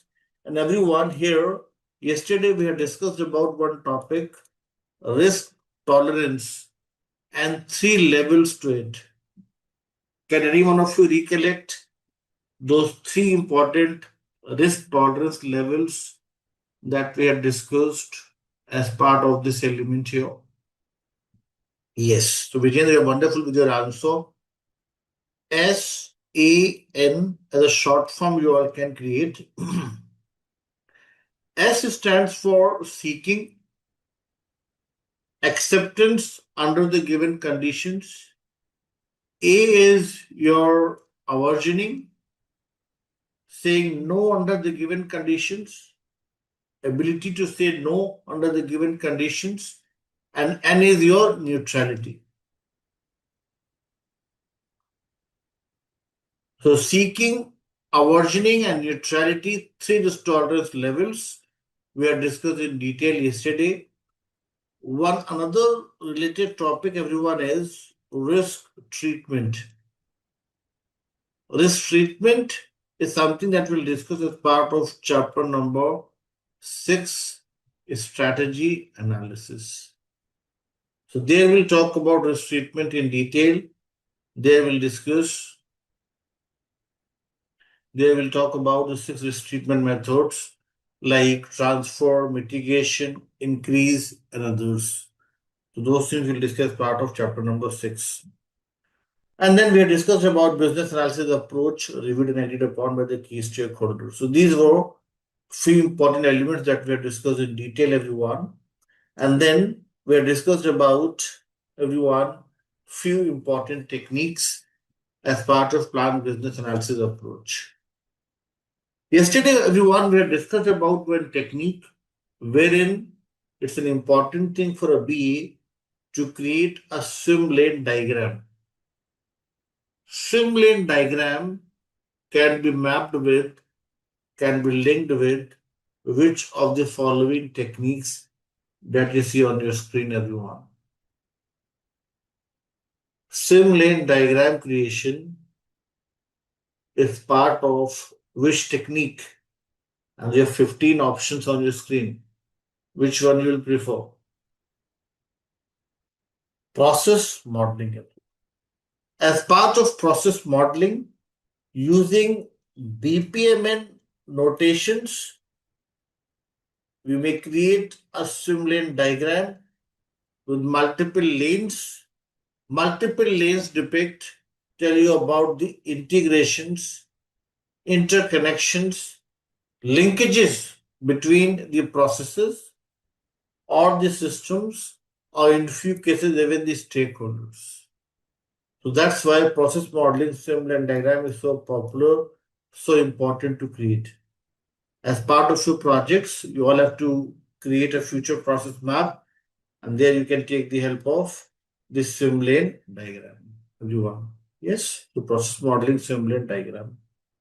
Then we also discussed about brainstorming, workshops, lessons learned. So these are few important techniques we have discussed. Remaining techniques we'll discuss in our upcoming tasks, upcoming knowledge areas. So these were few important things that we discussed yesterday. Now today we have to start with, everyone, the next task in the list, and that is plan the stakeholder engagement. And before we start with this topic, I have one question to discuss with you all. And let's see how many of you are able to come up with the right answer. Question, everyone, is on your screen. You are the business analyst for your organization and have identified a new initiative for a software development project. Based on the set of stakeholders, you and the management team have identified that you need to begin defining the needs, then set of requirements and other information for the project to work. Now, there's a slight twist in the question that will make it a bit difficult for you all to answer. Which of the following tasks, or I will make it as rank the following tasks that you should do as a business analyst. Now let me make it a bit difficult. You have to rank them, meaning to say all 4 are correct. And if you have to rank them, which one first, which one second, which one third, which one fourth, then what will be the sequence, everyone? Vijayendra is saying, I'll go with A, D, C, B. Law is saying, I'll go with A, D, C, B. And this is the right answer. A, D, C, and B. Anna, you are saying that you'll go with C first. Now, my question to you, Anna and others, is I think you were not there in the first session. That's why you're going with C. In our first session, we had discussed this thing that project scope can only be defined if you are clear with the stakeholder requirements. And Anna and Swati, can you imagine gaining clarity on the stakeholder requirements without having a discussion with them? No. So C is not the right thing to say first. First thing is, everyone, you identify the stakeholders and the characteristics, understand who is doing what, then based upon the nature of the requirements, based upon the responsibilities of the stakeholders, you'll organize one interview. It's kind of requirements gathering. When you'll organize an interview, you'll gain some information, and then you'll be able to come up with some baseline as the high level requirement. And then you'll break it down into low level requirement, and that is your project solution. Yes. So C is high level requirement, B is low level requirement. In order to gain clarity on the high level, low level requirement, you first need to identify the stakeholders, then talk to them, and then you'll be able to come up with high level and low level requirements. So answer is A, D, C, and B. Is everybody agreeing with this sequence? Or do you want me to explain a bit more or give some examples? Swati and others, are you all fine with this? Vijayendra, you had answered ADCB and you're also asking for example. Yes, let me look at your response. ADCB. So you were correct with your answer. This, okay, let me explain this. Let us suppose I say requirement is, and I know those, let me explain this. Let us suppose I say, very simple example, Unilever project we are talking about. Unilever project. Yes? Yes, Chandra, you agree with me? Yes, so you are the only one who is agreeing. Who else is agreeing with me? Akshay is also agreeing. Thank you. Akash. Okay. So some of you are agreeing. Some of you want to explain. Rafael, you agree with me? Okay. So thank you for that. So you your project, everyone, and the requirement is, everyone, to design the page that's related to food menu.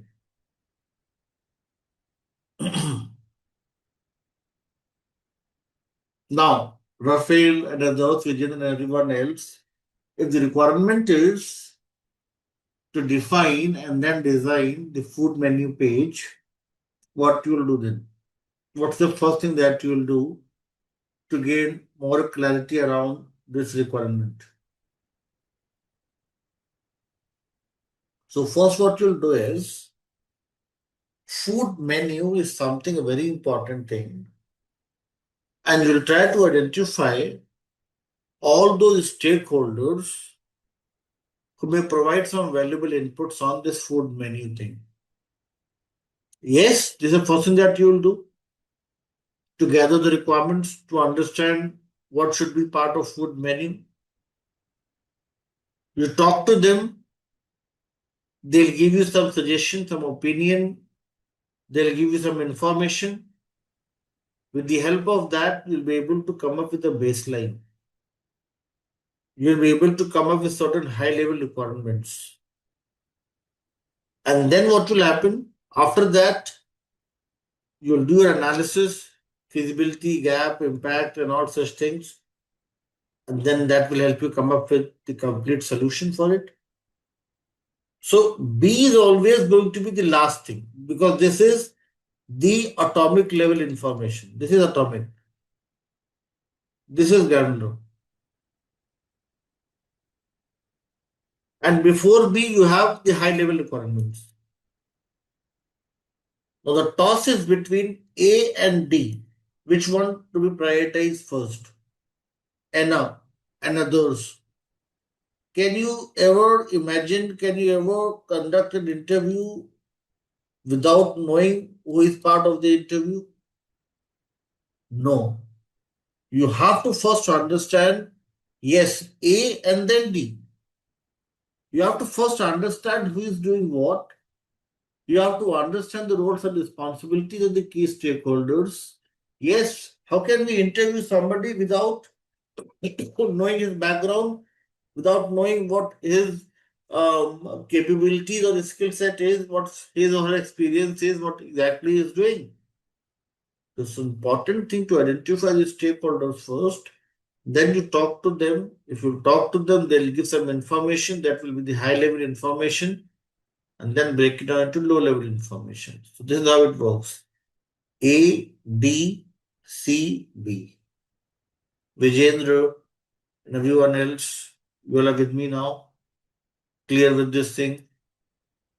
Yes. So the moral of the story is why we have discussed this topic here, why we have discussed this question here. Moral of the story is requirements gathering, requirements elicitation. When you perform, it's an important thing to know your stakeholders well. Understand what they are doing, who is doing what. That way, it will help you talk to the relevant team members, talk to people who are responsible for the requirements, or people who are responsible to provide the sign offs. Now, sometimes what happens, I'll share one job interview question with you all. One of my learner, she is like a senior manager with one of the top MNC in Bangalore, and she was like facing a job interview for the product owner's position, a senior business analyst or a product owner, you may say. And she said, like in the interview, she has answered all the questions correctly, but for one question, she was a bit confused. She said, like they asked me one question that who approves the requirement in your project? Whom do you reach out to when you have a design ready? Who is providing the sign off? And she said, like in my project, we generally reach out to a project manager. So I said project manager. And then she was not selected for the job interview, and she asked me, like, is this a right way of answering, or do you think it's not the right answer? So I said, like, this is not the incorrect answer, but in the job interview, from a senior business analyst, from a product owner, they expect you to come up with some standardized approach. Can anybody answer this question? Who approves the requirement in your project? A stakeholder is not the right answer. Even a sponsor is not the correct answer. Even the client is not the right way to answer. If they ask you such question in job interviews, tell them that, and now I'll come up with the answer, and let me see. Question is, who provides the sign off on the requirements documented by the business analyst? Whom you reach out to for the consent and approval? Akash. So let me answer this thing. Let me see if you all are convinced with my answer. If you're not convinced, I'd come up with more examples. Let me come up with the answer. Answer is requirements approval or a sign off can only be provided by a stakeholder who is authorized to provide the sign off. Somebody as an individual or a group who is part of decision making authority is only entitled to provide the sign off. Stakeholders may be 100 in number, but the stakeholders who are designated stakeholders who are part of the decision making authority, stakeholders whose responsibility is they are authorized to provide the sign off, they are going to provide the approvals. And then you can say that in my project, the decision making authority includes product owner or product manager or domain SME or sponsor, and they are providing the approvals. But before you come up with these names, you have to ensure, you have to make it very clear to them that these are part of decision making authority. If we have a sponsor and he is not part of decision making authority, he is not authorized to provide a sign off, will not reach out to him or her or the group.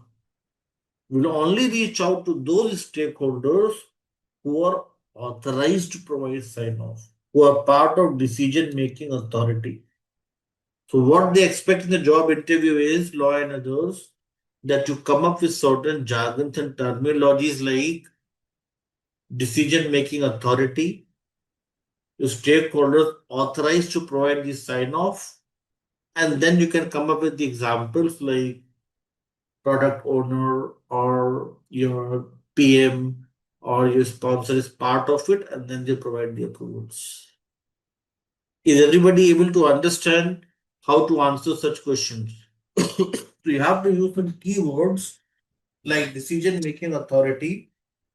You have to use some keywords like authorized, and then you can come up with examples like PM and others. If you'll directly say PM or sponsor, this will not give them a good impression. From a certified analyst, they expect you to talk about standardized practices, certain important protocols followed, or certain important, you may say, procedure being followed in any organization. Okay? With me, everyone. So, this was about this question, everyone. We had a detailed discussion on this topic before we started this topic. So, let's start with this topic now, everyone. The topic is plan stakeholder engagement, plan and approach for establishing and maintaining effective working relationship with the stakeholders. And how you do that? Yes, Flo, you can come with your question. And how you do that? By identifying the stakeholders and analyzing their characteristics. Stakeholder analysis and the stakeholder analysis, everyone, includes identifying the roles, the attitude is about your behavior or your responsibility or your behavior, decision making authority, level of power or influence of the key stakeholders. Sometimes I get this question from the learners that what's the difference between power and decision making authority? Can anybody answer this question? If let us suppose Prajakta and Vijendra are powerful and influential stakeholders, in any company, and Vijendra and Anna are the decision makers. What's the difference between the two? What's the difference between a powerful or influential stakeholder as compared to a decision maker? Or do you all think it's one and the same thing? Anna is saying power can change the decisions being made. It's a very good answer. Thank you, Anna. Vijayendra is saying he can influence the decision making but has no authority to do it officially. Absolutely wonderful, Vijayendra. Yes. We're getting some wonderful answers. I don't think I need to explain more now, but let me make it very simple for people who are new to the analysis role. Let us suppose I say I'm talking about company ABC and handling the project XYZ. ABC company CEO, CFO, board of director or chairman, these all are powerful and influential stakeholders. But if I say in XYZ, we have one product owner or a project manager providing the approval from the requirements, these are the decision makers here.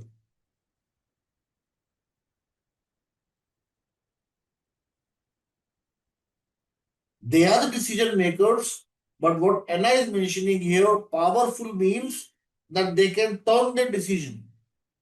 They have this power, but most of the time they not get involved in these activities.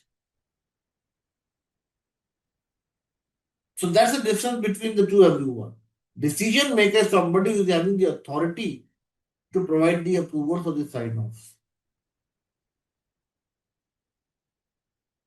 Yes, everybody with me on this thing? So when you perform a stakeholder analysis, we have to identify the decision-making authority, level of power and influence of the key stakeholders, role and attitude.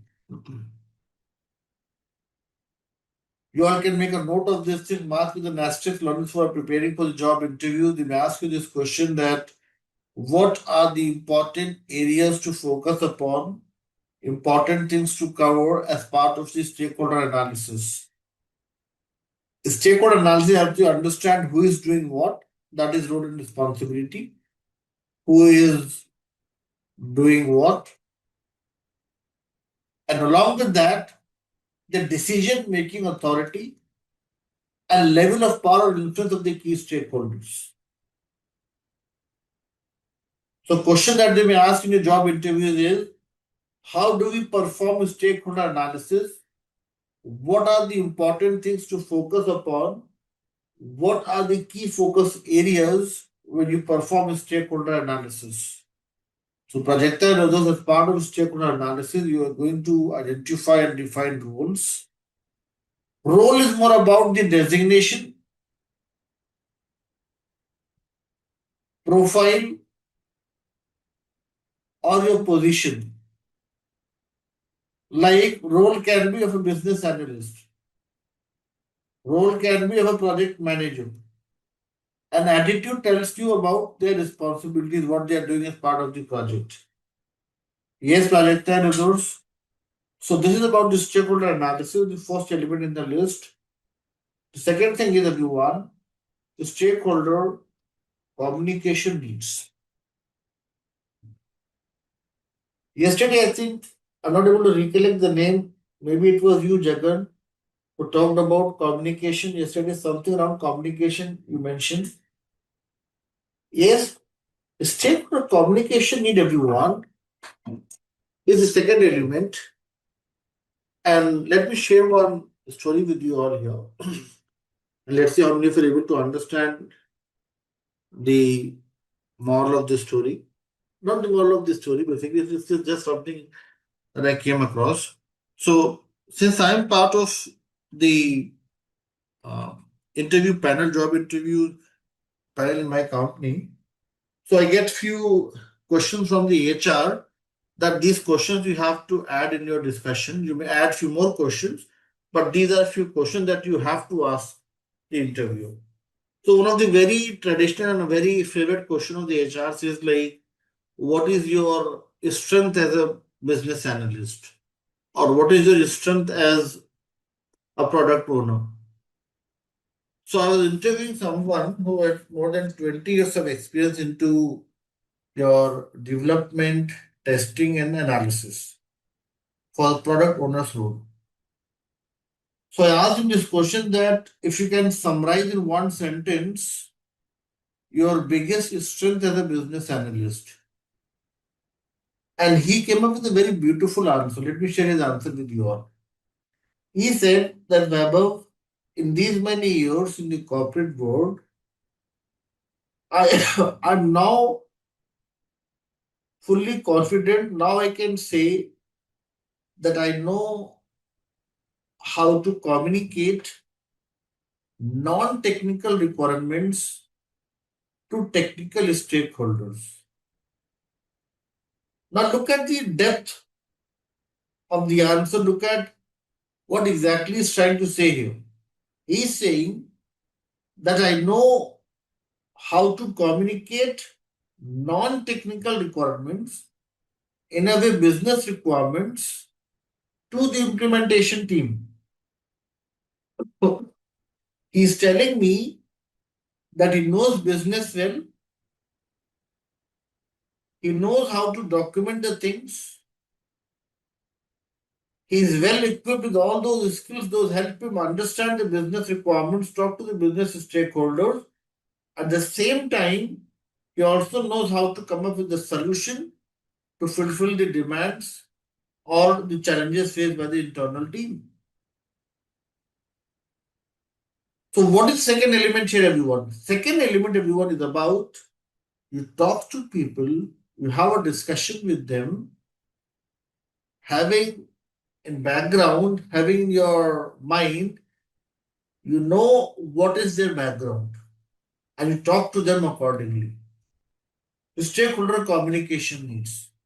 When you talk to the business stakeholders, focus on the business objectives, business drivers, background, understand the context, understand what are the business needs. And when you're talking to your implementation team, you have to ensure that they understand what product needs to be developed, why it is getting developed, what are the business benefits, so that they're able to come up with a better quality solution. Now, Jagan, Projector, and others, let us suppose today I communicate something to you all. I share some information with you all. What's the next thing I should be prepared with? What do you all think should be something that I should be prepared with when I'm sharing some information with my learners? My learners may come back with their questions. Maybe a few things are not clear to them and they may ask questions like, Projector, like, please repeat the question. Or they may come back with their questions, ambiguities, clarifications, feedback, review comments. Then what is my role as a trainer, everyone? My role is to collaborate with them, talk to them, maintain free flow of information, resolve conflicts, build consensus, make them understand. Yes, some may say again I'll start crying. So yes, so here you have to focus on the first pillar only. You can cry, that's your personal choice. But the main important thing is that you have to collaborate. Collaborate in the sense you are working as a team, you maintain free flow of information, share all the details, resolve conflicts, build consensus. These all things will be part of stakeholder collaboration. So you all can see here three important elements. Perform stakeholder analysis, first thing. Understand who is doing what, who is a decision maker, who is influential stakeholder, Then come up with the plan to communicate with different stakeholders based upon their background, their skill set. And the last thing is, once you communicate something to others, they may come up with their ambiguities, questions, problems, issues. You have to come up with a plan to resolve conflicts and build consensus. These are the three elements on your screen, everyone. I'll take a pause here, wait for your questions before we move to the next one. And the first one on the list is, everyone, stakeholder list, map, or personas. And here we have three important methods. One is the RACI matrix, then the stakeholder matrix, and then the onion diagram. These all methods are going to help us plan stakeholder engagement. Let's talk about the first one in the list, the RACI matrix, and let's see what exactly RACI is all about, how it is created, and what's the practical significance behind it. Yes, critical. So let's talk about RACI in detail now and see what exactly RACI is all about. But before we start with this topic, the question to you all is, Kritika and others, what RACI stands for? What's the full form? RACI. You all can answer this question. And meanwhile, I'll go back to your class notes and I'll open the detailed discussion that we'll have on this topic, the RACI matrix. So what is RACI? RACI, everyone, the full form. What RACI stands for? This is one sample RACI matrix on the screen, everyone. The task, the key stakeholders here are ACI represents your RACI matrix. This is the overall summary of different tasks and then the associated stakeholders. This is one way to represent it. It's a holistic view, but ideally you'll find one task at a time. You can create a RACI matrix and define all these stakeholders. So this is one sample here to make you understand how you can document this thing. Okay. So this is about, everyone, the RACI matrix that helps us perform the stakeholder analysis and understand who is doing what.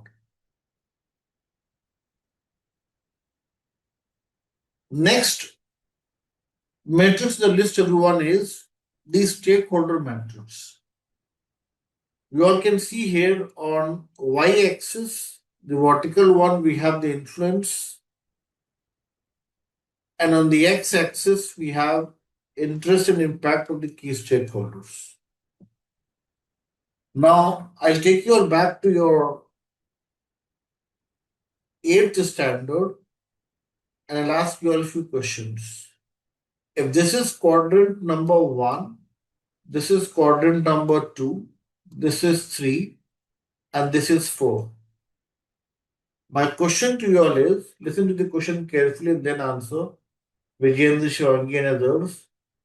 If influence of the stakeholders is high, and at the same time, interest and impact is also high, then which quadrant you'll opt for? Let me repeat the question. Question is, if influence of the stakeholders is high influence, and interest is also high, highly influential, highly interested, then out of the 4 quadrants, which one you opt for, everyone? Which one is high region?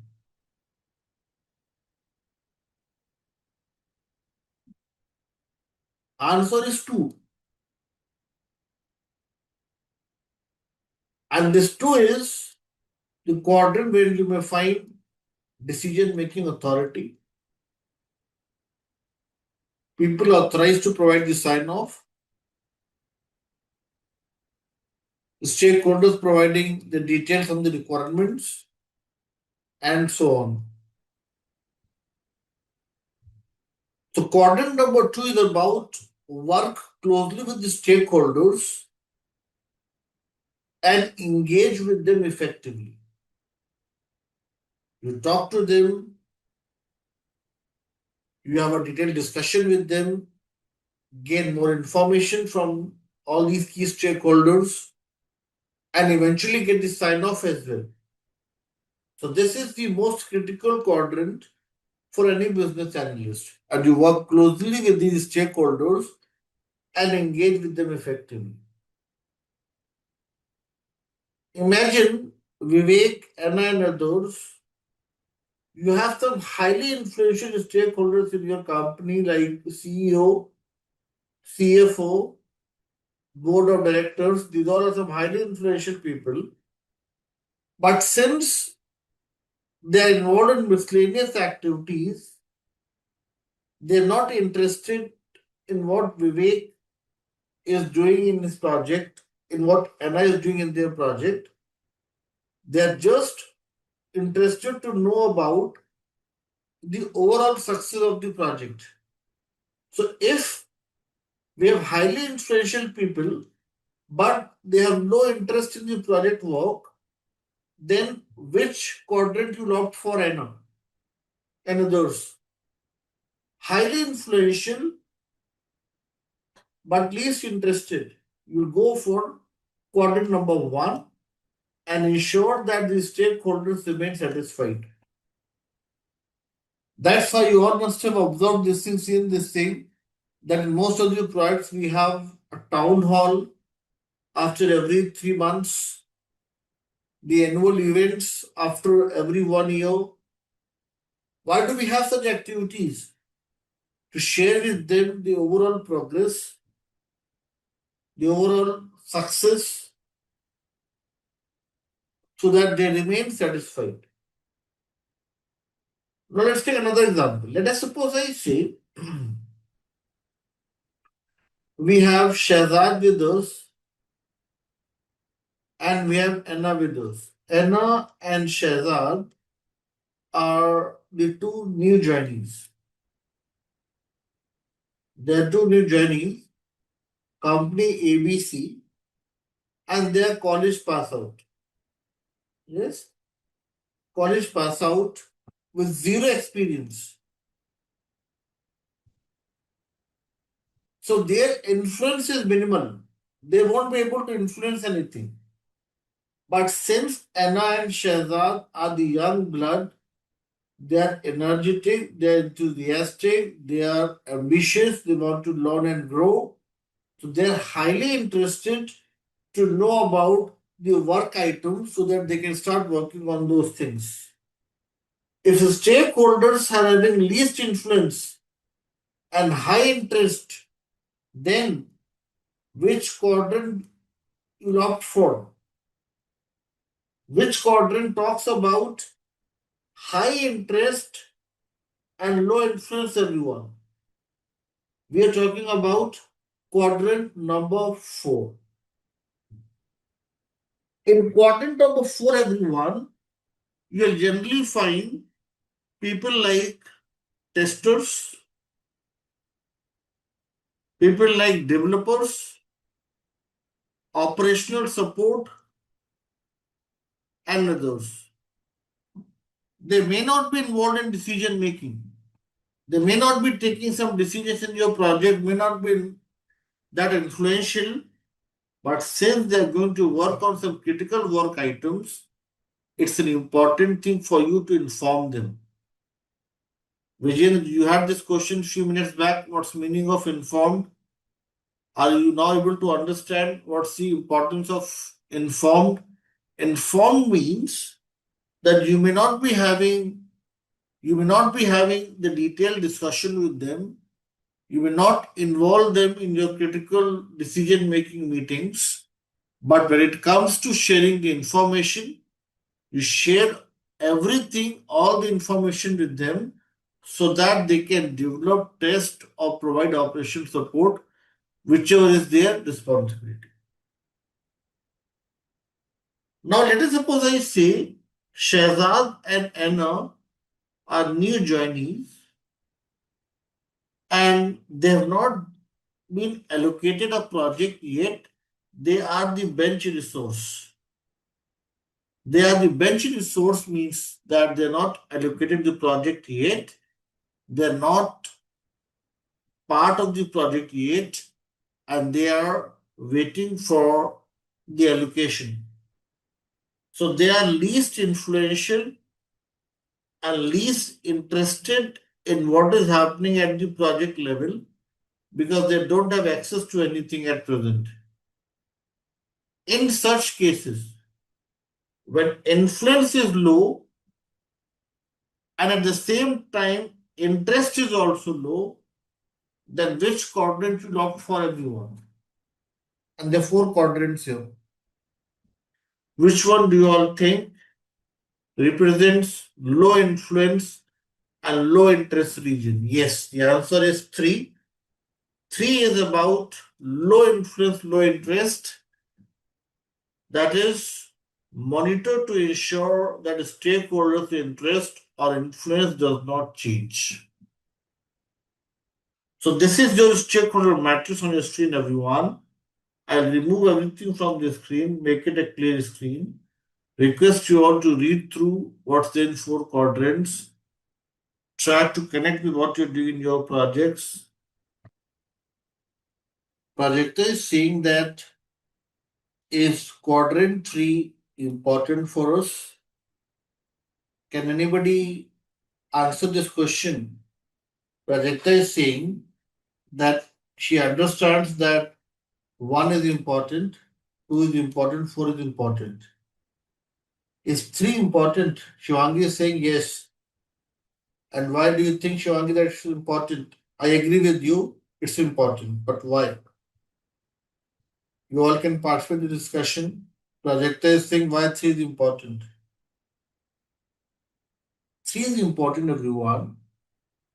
Let us suppose I say, let me take one example and we'll understand why 3 is important.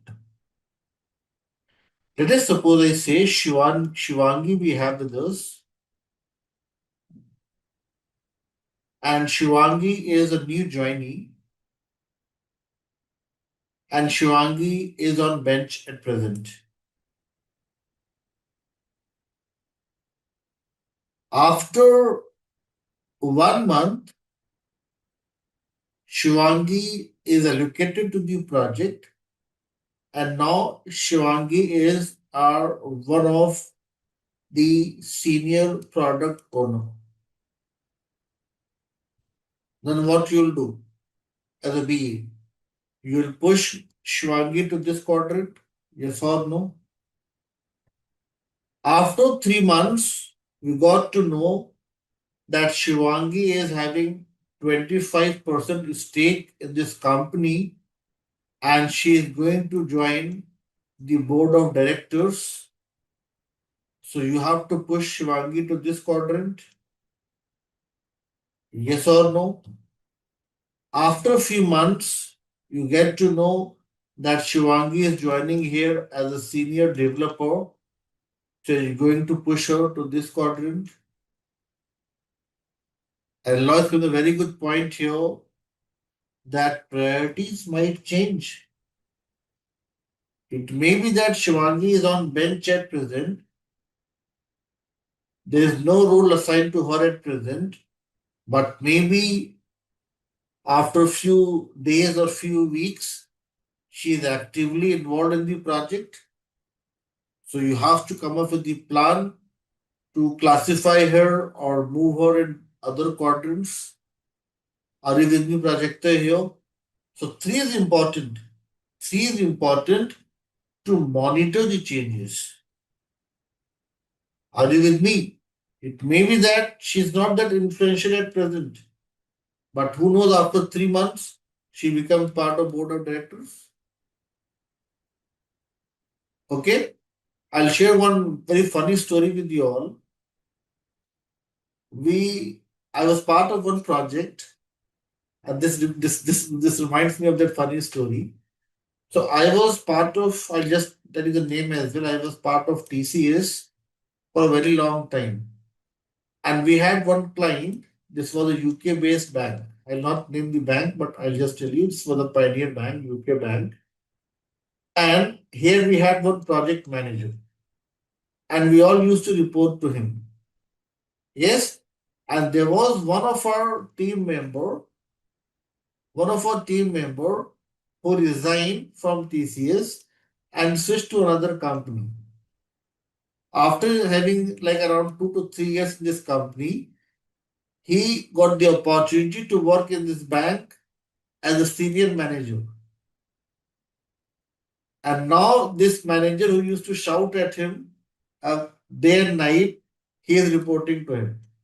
So, so what is happening here? This simply means the priorities may change, designation may change. Somebody may not be influential at present, but it may be that in time to come, he or she gets into some another important role. So it's an important thing to monitor those things. Are you with me, Prajakta and others? So the moral of the story is, yes, yes. So, and I think karma coming back, yes. So, so, more, so more of the story is that no. More of the story not to switch the job. More of the story is BA must be proactive and BA must come up with a proper stakeholder engagement plan. Yes, so it's an important thing for a BA to come up with a stakeholder engagement plan, whom you are going to talk to on a frequent basis, which are the stakeholders you have to inform about everything. You have to communicate as I think Jagan, you were talking about the communication yesterday. So communication is very important. You communicate the things to other. You transfer the information, and you also like are involved in discussion with senior management and ensure that they remain satisfied. So this is what we are doing in. This is what we are trying to learn as part of this topic here: plan stakeholder engagement. And these four quadrants helps us understand how we'll come up with the engagement planning, how we'll interact with the key stakeholders based upon their influence and interest.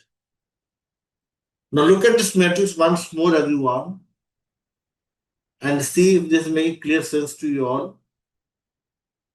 See if all these four quadrants you're able to understand the significance of it. And if you have questions, we can discuss.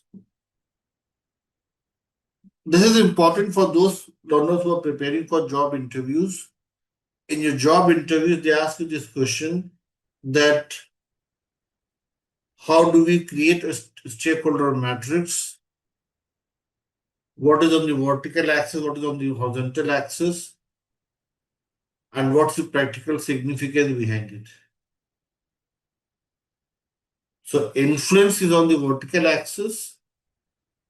Interest and impact is on the horizontal axis. And we have four quadrants. First one is about the senior management. Second one is about the decision makers. The third one is about the least priority. The fourth one is about informed set of stakeholders. Yes, Purnima is saying that I cannot understand the difference between impact and interest. If I show you the same diagram, That's a good question. It's a good catch, Purnima here. Let me add a red heart to this. This is basically the extra creativity of our content team.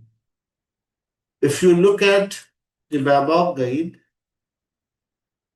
you'll get to understand why I'm saying extra creativity.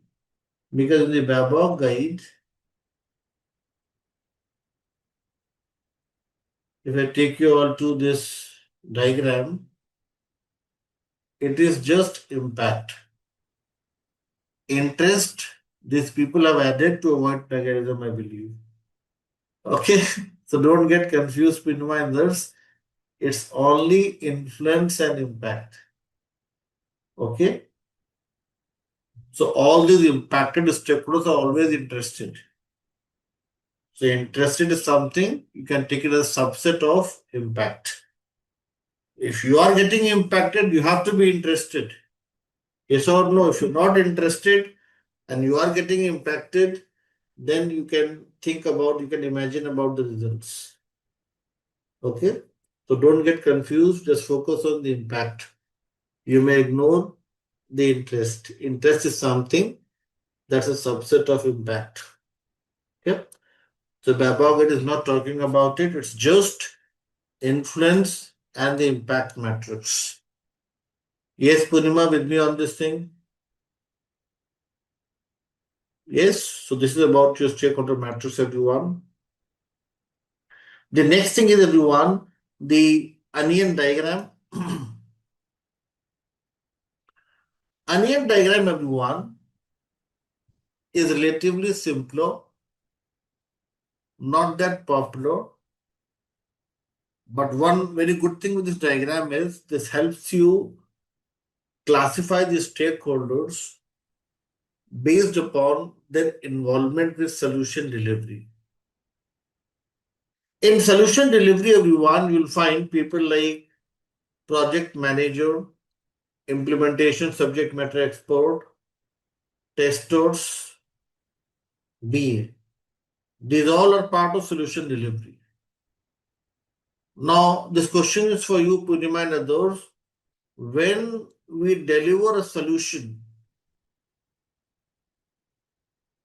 who is going to use it? Who is most impacted by it? Whenever any solution is delivered, who is most impacted by it? Yes. Imagine Bhavna is the end user, Anna is the end user. And when they start using the product, they are not very clear with some of the features. They are not able to operate the product well. Who is going to help Anna and Bhavna here? If Bhavna and Anna need assistance to operate or use the product, who is going to help Bhavna here? The help desk, you generally talk to the help desk and they provide some assistance, yes or no? So end users in the help desk you will find in the next layer. And when you are using a product, when you start using a product, you're paying for it, the benefits are realized, analyzed, and justified by the sponsors and other industry experts. And then the ultimate benefit goes to the customer, along with suppliers, regulators, and others. So in this diagram, you all can see here, there are 4 different layers, and this helps you classify the stakeholders based upon their interaction with solution delivery. So that's your onion diagram.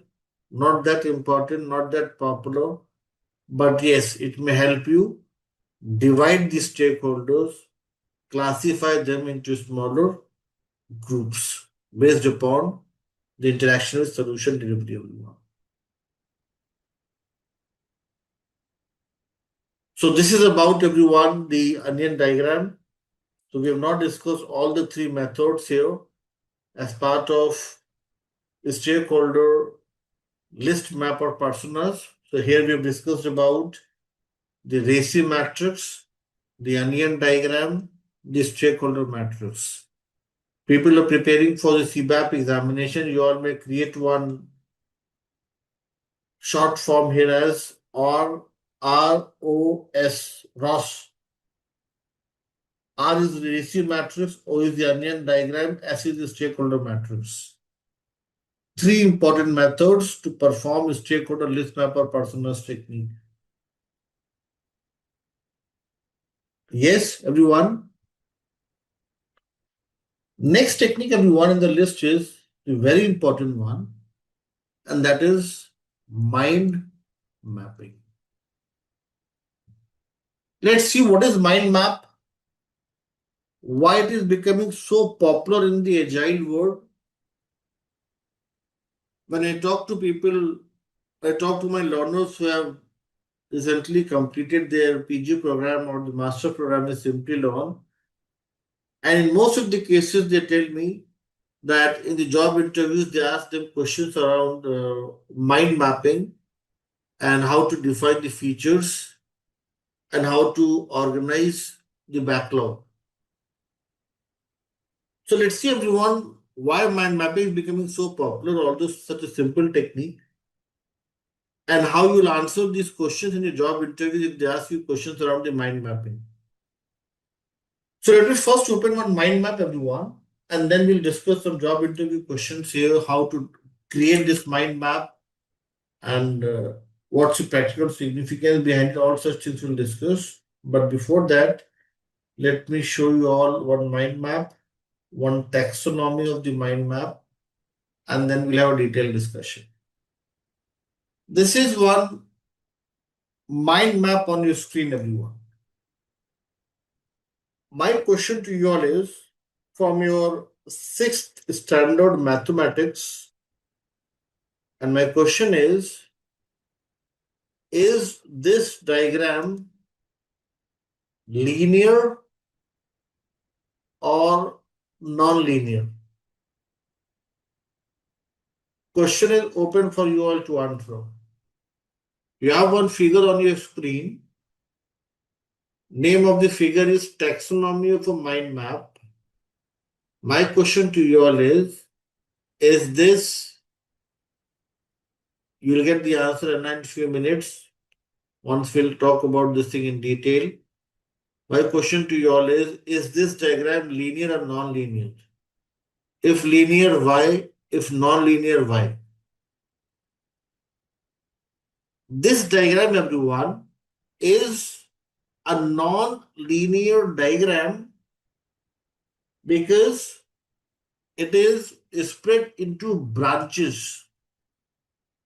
You all can see here there is one main topic, and with this main topic we have topic number 1, topic number 2, topic number 3, topic number 4, and then for topic number 2 further decomposition. So what is happening here? You all can see here in the theory part here, it's mentioned a mind map has a central main idea. Now you get the answer to your question, Anna, here. A mind map has a central main idea supported by secondary ideas or topics, followed by as many layers of ideas or subtopics as necessary to fully capture and articulate the concept. Now, this concept can be related to your requirements. This concept can be related to your any task that you are performing. This concept can be any important activity that you need to decompose and analyze. So the mind map, everyone, in simple terms, let's try to understand this thing with the help of one example. Let us suppose I say my main topic is hospital management system, HMS.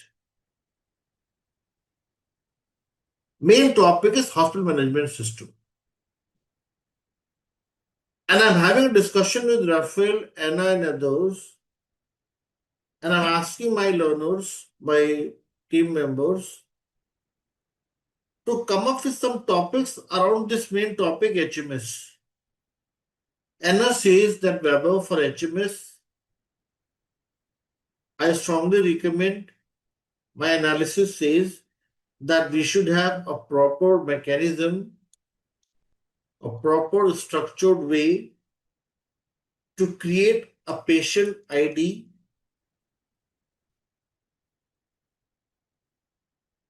so that the appointment with doctors and other related things can be more structured and organized. And then Raphael says that for patient ID creation, we should have a patient registration form that talks about the medical history, that talks about their address, a scanned copy of the documents, and other things. And at the same time, we also need to ensure that the NFRs are clearly defined so that environmental conditions are not causing problems. We have Shivangi with the Shivangi says that apart from patient ID and appointment with doctors, we should also look into the inventory. Inventory and ensure that we have proper supply of medicines, surgical instruments, biomedical devices, yes, and all such things. If somebody from, let us suppose Vijendra is from the commerce and economics background and he says that above the billing part is very important. The accounting, the the insurance reimbursements and other things. So what is happening here? Here, this example was of the requirements mapping.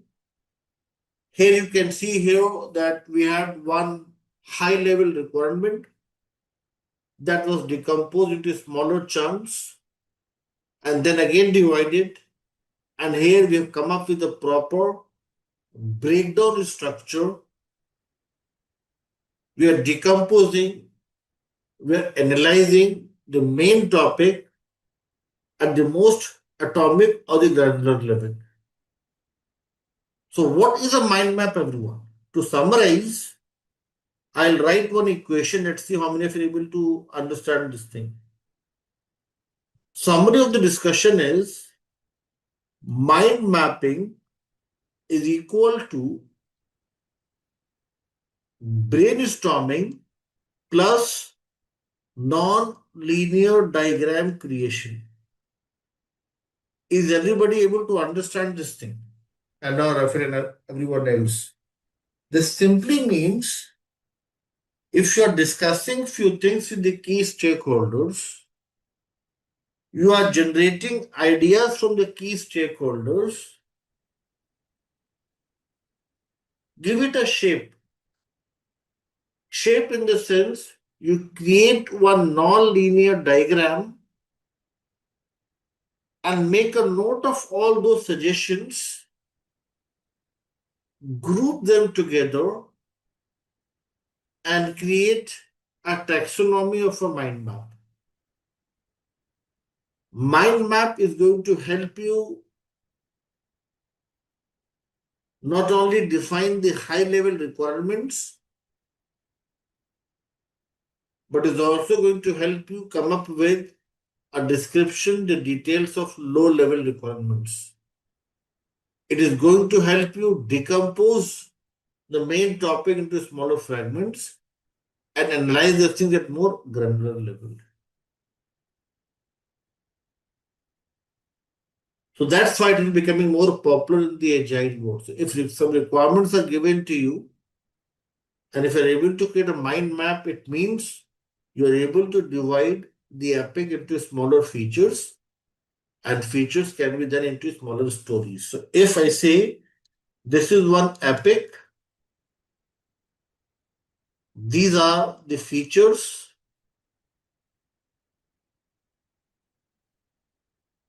and these are the user stories.